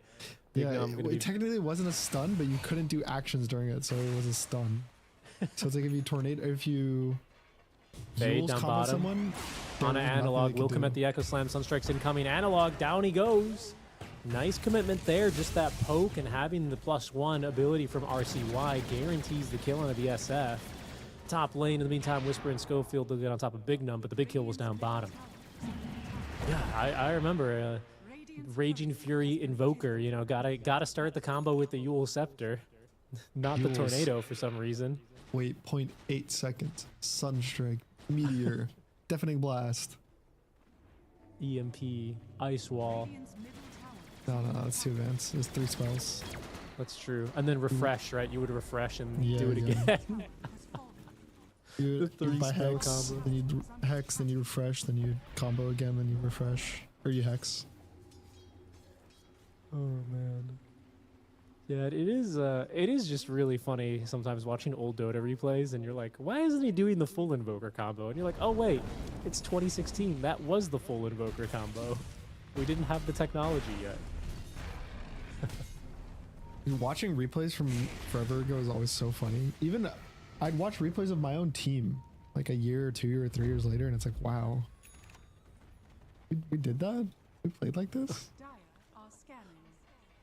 Here's Wildcard, though. This is the Wildcard I was hoping to see. Now, they don't have an Echo Slam for 45, but they still have the Supernova and a Static Storm. Unfortunately, they're only going to catch Schofield, and maybe it's Schofield who catches them. Excellently placed Static Storm is going to interrupt Analog. Saves Fade for a second longer, but that's only going to set up Whisper for the Black Hole. He gets on top of Speed. Down goes the Phoenix.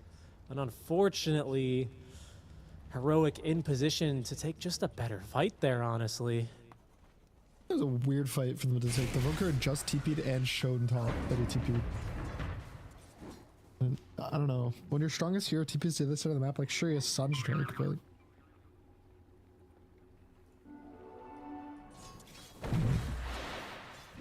need to respect your teammates, like where they are, the decisions they made. Yeah, and Yamsum's also got this Radiance online. I know he's trying to rebuild this Midas and keep the efficiency up, but with the Radiance, I'm surprised he's not in that smoke as well to, you know, throw a Doom down. We've only seen one Doom, which was kind of just like a spiteful Doom, really, as he was getting killed by Schofield.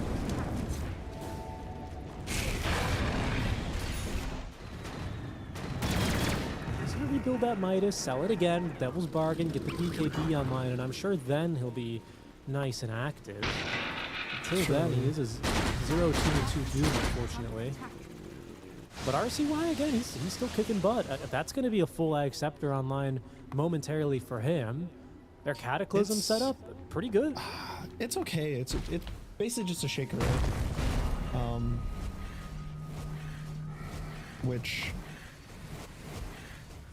I don't know. It doesn't feel the same as having like a Tidehunter Ravage or having a Chrono or a Black Hole. or, I hear you, but I think also like, I think Echo Slam onto the middle here with the Cataclysm. It's not good enough. It was way too late. Suddenly, Fade is dead, and that was your Ag Scepter reveal, and you're still awkwardly in a smoke. Also revealing an Ag Scepter is Schofield.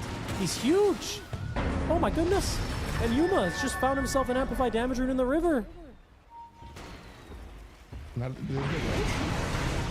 Oh, well, not Schofield. He's going to get yeeted away. All of a sudden, Analog, he's just going to die in the river for absolutely no gain.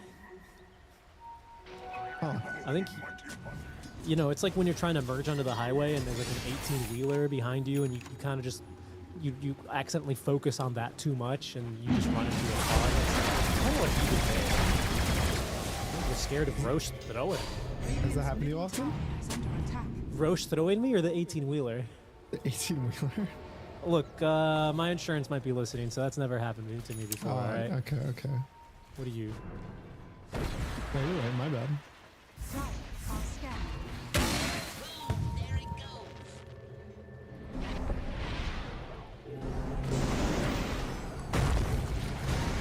I feel like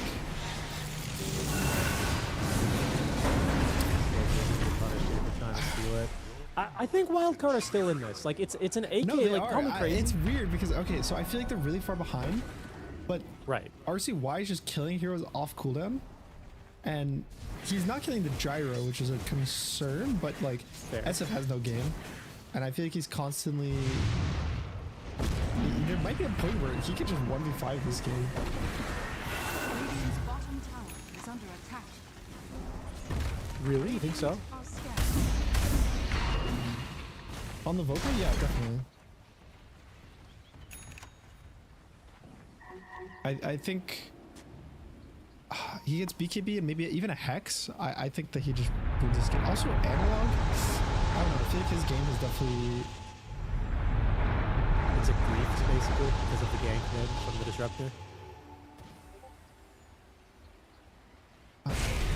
I don't think it's just because of that. I think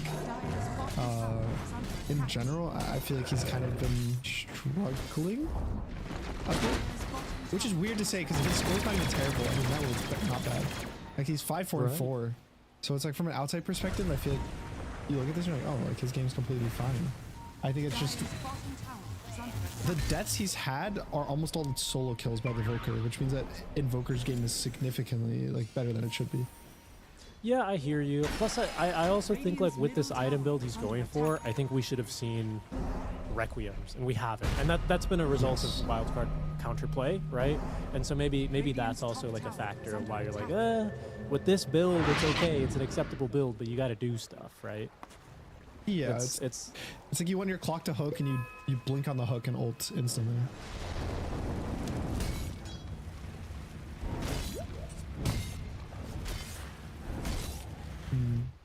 What timing do you have? So they have BKB on the gyro, they have BKB soon on the SF, maybe they're continuing with the triple BKBs on cores.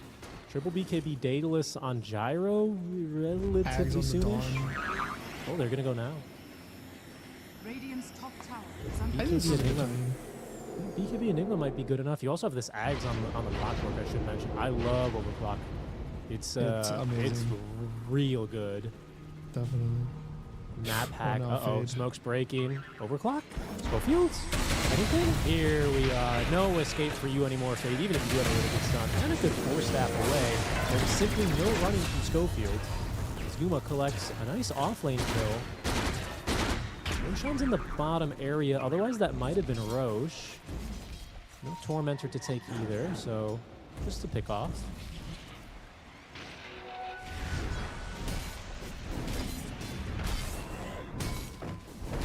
Okay, talk to me about the difference between this game and last game, Gunnar. Why has Yuma now decided to go for a BKB, whereas in game 1 he decided it was unnecessary? Phoenix Invoker. I think the last game, his game was so good and Wildcard game was bad, whereas I feel like this game, his game's even better than the first game, but Wildcard also is a better game, if that makes sense. It does. Like, as opposed to, you're so far ahead, you can just buy... I don't know how to describe it. It's like sometimes you're ahead and the enemy still has damage for you, and sometimes you're ahead and they don't have damage. And that's kind of, I feel like, what the difference was. Well, that BKB's not going to protect him from Yamsum's Doom, who now has his own BKB delivered, meaning they themselves now have a double BKB timing, as Fade has built a little bit more utility with the Blink and then the 4-staff after. So double BKB into triple BKB now of Heroic. Fatal is fully online for Gyrocopter, and he's a level away from that 20 talent where I'm sure he's going to take the flak cannon attacks. But we'll smoke up now here as Schofield is going to bring the boys towards this mid lane. Maybe sweep across and hope to find whoever they can down bottom. I feel like Fade's game is so much worse than it should have been. Like he's just a support at this point. I was going to say he's farming like one too, right? He's taking pretty dangerous farm, and it seems like he's going to get caught again. Yep, Bignum not expecting the direction from behind the tier 2 tower. He actually is going to be fine with that glimpse, but that means there's going to be no static storm, no disruptor here. And look who's getting ran down again. It's Fade. He's pretty fast, but not fast enough. Hook shot still will find him. BKB activated by Analog to make sure he can run past that EMP. And look at Whisper go. He is just running in. Yamsum thinking about going for a Doom. Will actually spook the BKB out of Whisper. Okay. So that's a BKB down from the SF. BKB down on the Enigma. Heroic, they may reconsider the fight. They have a Dawnbreaker egg, so they're so big. All of their heroes are so big. That honestly, with how it started... Yuma? Look at this bait. Oh, Analog, he's in there. RCY gets off the BKB, but it's far too late to do anything. What a play! Oh no, I was gonna say that whole sequence was actually not the worst for Wildcard. Like forcing Enigma's BKB, maybe you can actually fight SM, also enemies heals, and you only lost the Shaker. I think if they just kind of delayed a few seconds, like waited 10-15 seconds, they could have actually taken a really good fight. But now they're We've had a lot of impactful power runes over the years here at TI. That was one of the more impactful invis runes I think I've ever seen, not gonna lie. Yuma just getting a casual invis, scouts the TP, finds the man to kill, straight into the Roche pit, and you better believe what we got queued up next. That's always the saddest thing. I think watching Sentry Wards placed by supports is so sad. Like a guy dies, he's like, oh, there's a ward here. And he plays, he plays the second Sentry. Oh, well, it's unbelievable, honestly. They must have had vision there, and he's right, they did. They did have vision. I've spoken to like Adam343, assistant coaching, I think, for Boom, about how a lot of times at TI, it's always that mentality as players that it's like you always have to check. Like they've never warded here before. We know where they put all their wards, but it's TI. We have to check to make sure there's a ward. You know, it's just that like that reassurance, right? But I can't imagine like the hollow feeling that you get when you just search for a ward that just isn't there. You know? But it's like your core just died and he's like, oh, this was warded. Yeah. Oh, okay. It was a smoke kick. Oh, okay. My favorites. It was warded and it's a smoke kick. You check the replay and it's both? You check the replay, it was neither. They just walked in vision to your guy and he just died. Listen, sometimes it's about the mental game. You got to play the mental support game. Yeah, but in the game, you know, you can't say that to your team. You can't be like, oh, I saw everything, guys. I just was not paying attention. My bad. Right. That never works out very well when you chat to your teammates. Guys, we have wards. We literally saw them. Just say unlucky and then keep moving. Rest is admit your fault. It's my bad, team. That's it. Welcome to the support life. I see you've learned. You've been on both ends, haven't you? Yeah, don't worry. I loved being like, oh, this was warded. You can see it though. Every time that the sentry's placed, and they like stop moving for half a second, and they just get like, they you both know the same thing. What do you think is the most self-delusional thing Dota players say to themselves? I'll go with cores. Is it A, that was warded, or I died under ward? Or is it B, I don't need BKB this game? I feel like the ward thing. I think more often than not, BKB gets bought, it just doesn't get clicked all the time. Gotcha. I see why. He'll get out of it. That was a close one, but you can use trees. Isn't that what Speed says? Know your trees? Yeah, I'm son. There was it. That's the hook into the Requiem. Yep. Is it the first hook into Requiem? Yes, it is. Okay. It's the second big Requiem we've seen. The first one was used for the kill mid lane onto RCY. Oh, Whisper! Speaking of RCY, he's just gonna go and blink black hole. Yuma waiting for him there. Nothing they could do with the BKB active. Yuma up to the high ground now with Daedalus. BKB ready to go and an Aegis for 1 minute and 40 seconds. Okay. Heroic makes it moves across the map. Guardian? Okay. There. Oh yeah, that was really cool force stuff by King Douglas. If he like held it for a half second, he forced the Phoenix into his Starbreaker. Oh, going in, but so is Yuma. He blinks in, takes down Bignum, blinking into the Static Storm. He jungles. Alive on just about 2 minutes. Make it out. Have we seen a Doom? We saw literally one. It was the one where he got ganked by 4 people. Like yeah, and then he was like 10 HP, and then he spitefully doomed the Clockwork. Yeah. No, it's been, and that's why I wanted to ask you, because I felt similarly about the Abaddon gameplay in Game 1. Not to overly focus on one particular hero. Dota is a very complex game. That disclaimer aside, you know, I don't know if it's like really up in Yamsum's, you know, favorite play style here. These kinds of more utility-based carries, you could call them. Yeah, I would say like when I think of him, like his best heroes, it was like Faceless Void or Terrorblade. Those are like the first two that like jump to my mind, or like Sven. It's like heroes that like farm kind of fast, and then they have like good teamfight impact, and they scale. Whereas I feel like these are more like kind of like you said, like either utility, or they're like these like faster paced heroes. And I feel like the way that they work, like think of Doom, right? As a carry. Right. It's like, sure, you do scale with a lot of items. Or Abba's a better example. Sure, you do still scale with better items, but it's like if you're only playing for those items and you never fight, you're always going to feel like you're weaker than the other guy because they scale better with items. Schofield's going to get away. Like a rat along the lines. He is out of there, breaks the smoke gang. And you know what? It's kind of impressive. He even evades a Yasha and Kaya Fissure. So those come out pretty speedy from Fade. They're just running in. He's just running back on in. And he's wasted the Static Storm. Analog, he will finally eat this Doom, but the Requiem's good enough to get the Phoenix out of the fight. Trapped on enemy lines as Schofield hookshot out. It's not going to connect, but he's saved by the Solar Guardian. Now in trouble is Yamsum. No BKB to protect them. The EMP buying him a little space and time as he starts farming up the Ancients back to his core instincts. But down he goes to Yuma, who will run around the opposite side of the triangle and get the second kill of the Gazer, and he's looking for more. He just blinks up to the high ground. Oh my goodness. Is it GG? I think it's GG. There's still an egg, there's still an Echo Slam. I don't, you know what? We haven't talked about not seeing Dooms. Have we seen an egg this game? Oh, wait. Dude, that's how you know he's American. The price of eggs these days, he's not even used one. Oh, they're scared. I feel like there hasn't been even the Echo Slams.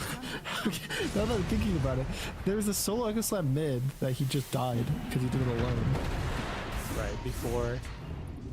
Yeah, on like the tier 2, right? When he like blinked on the tier 2 and like solo echoed Enigma, but then he yeah, died it was anyway. the Cataclysm reveal. Yeah, we've Yeah, seen one but he didn't even get a Cataclysm or kill. two.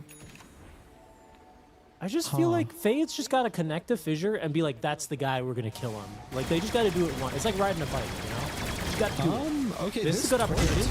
Wait, look at There this. it is. With into the Cataclysm. Yuma, he's in a lot of trouble, but he does have a Satanic. Look at the damage he's dealing.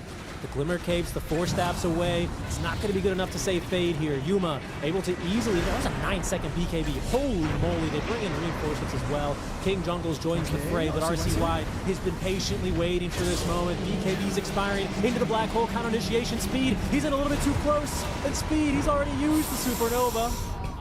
A huge Requiem on top, and they just call it. GG. It looks so good.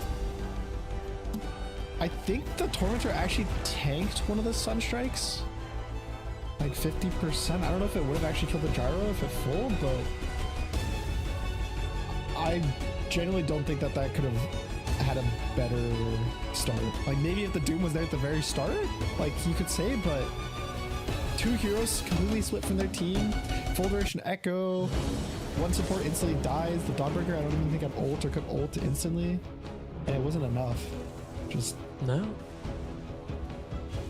Yuma on the Satanics just doing too good. I thought that was gonna, with the flat cannon active, I thought that was gonna turn into a thing where like Yuma, because you can't lifesteal the Tormentor. I thought he was gonna kill himself on Tormentor or something, but he was just way too big, honestly. It was, I think he crit his very first hit and then just went back up to like half health off of 1 hit.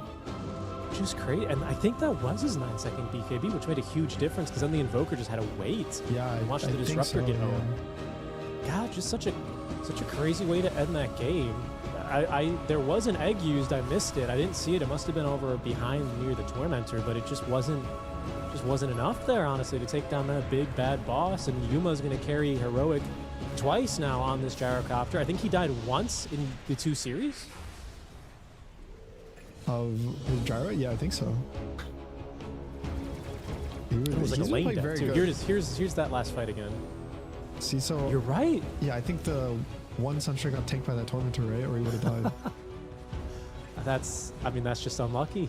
Which is because it can be in any 2 directions, right? It's like it's this random circle around you. So there's probably 70% chance that a Sunstrike would not have hit the Tormentor. Right. And then the Supernova's just way too far south. Yamsum's just running a bit late, and that's it. That's all she wrote. Oh man, I mean, solid game from Heroic again. I don't know what to say really. I do think that Schofield and King Jungles played exceptionally well. Maybe even showing that this Dawnbreaker's got some utility still on the support. I wasn't expecting it position 5, and he did get a lot of farm, I have to say, in the early game. I don't know if that's always going to happen on these support. Yeah, he got Dawns. an Ags pretty early.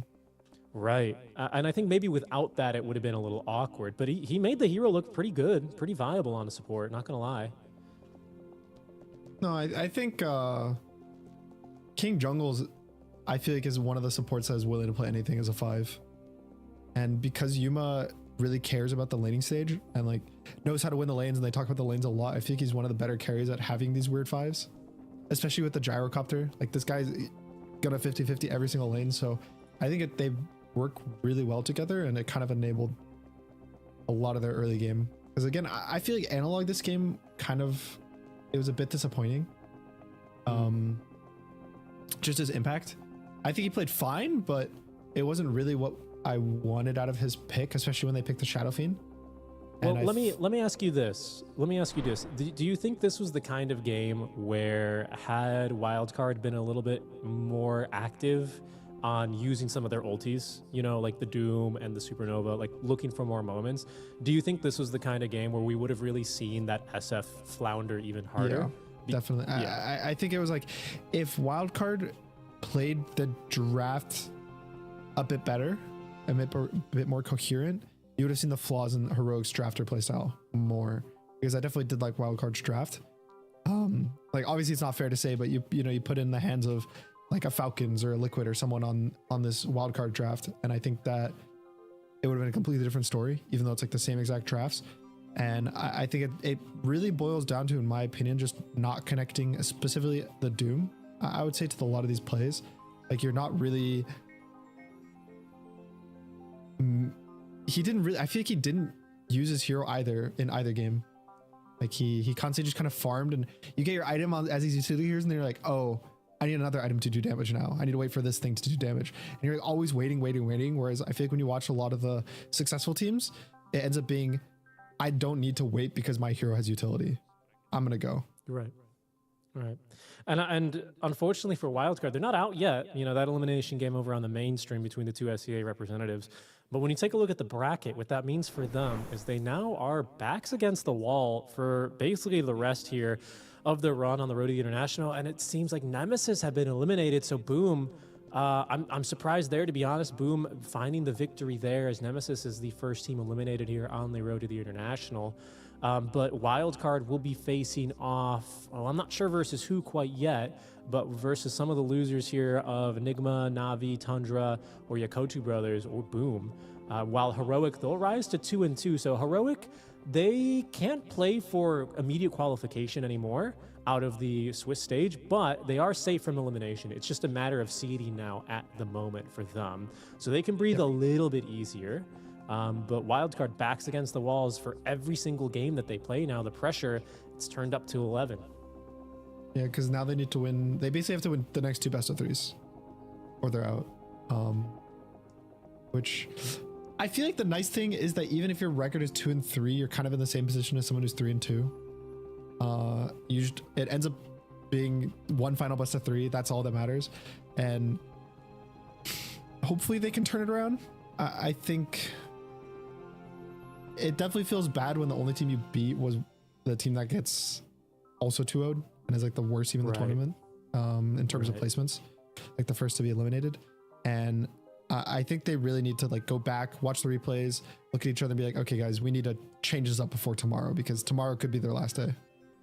Yeah, and that's going to be tough for them to try and deal with, but they've got all day, and we'll see how they get going tomorrow, as we are already starting to really get shortened with our days. Tomorrow, Gunnar, we've only got 2 games over on the D stream, Aurora versus BB Team. Those are the 2-1 games, so the winners have a chance to directly qualify. Losers are going to be playing in that kind of deciding match. And then later on, we'll take the 2-2 match for 1 p.m. That's what's going to be happening tomorrow. I mean, I don't know if we're going to show our results for the day, but we had a super fast early day. Yeah. And we've kind of already seen the rest of everything play out there, but just a 2-game series for us. Yeah, here are the results. So we did see Wildcard beat Nemesis 2-0. Heroic back-to-back on this stream with the win over Boom Esports, but then Boom beating Nemesis and Heroic beating Wildcard.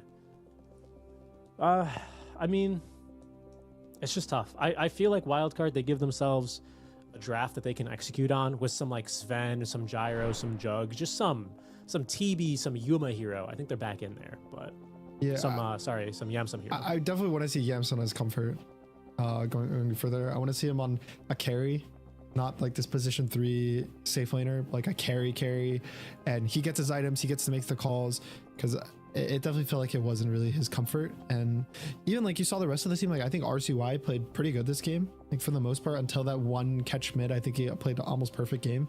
And I also think Fade getting put onto the Shaker is not what he wants. He usually likes playing more of the aggressive farming heroes, in a sense, like I said before, the Night Stalker, Beastmaster, Lycan, like the greedy heroes that can carry games as well. I think you want to put both of those on those heroes. Like Yamsum on the carries, him on these greedier heroes, and kind of let them play the way they want to play. It's either going to be your last game in the tournament, or it's going to be, you're going to find the secret to success. Yeah, exactly. And I think sometimes, a lot of times when I see tournaments, these tournaments and these teams get to these really dicey spots, you know, backs against the wall kind of things, sometimes the best thing is to just go back to comfort and try and just take it one game at a time. I think that's what every single Dota pro says, just take it one game at a time, but I think they say it and they repeat it for good reason. And best of luck to them tomorrow. We'll see if we catch them later on our stream. But Gunnar, that's going to do it for us today already. We just had a one series day here. Any other closing comments or thoughts before we let everyone go? I mean, so far, if you couldn't tell by the schedule, the games have been really crazy. I think on the main stream, it was like 4 or 5 games in a row that are all almost 60 minutes long. So there's some very high quality Dota going on. There's some crazy plays. I saw some play of Ame getting like disrupted at 10% health, getting a satanic off, going back to 100% health, killing everyone. So a lot of good Dota kind of floating around that honestly, there's too much to watch, but just try our best to not miss any. Yeah, of course. And for those that are stuck around till the very end here, thanks so much for watching. Hopefully you've enjoyed the coverage. Gunnar and I will be back tomorrow here as the Road to the TI wraps up day number 2. Still 2 more days here on Road to the TI.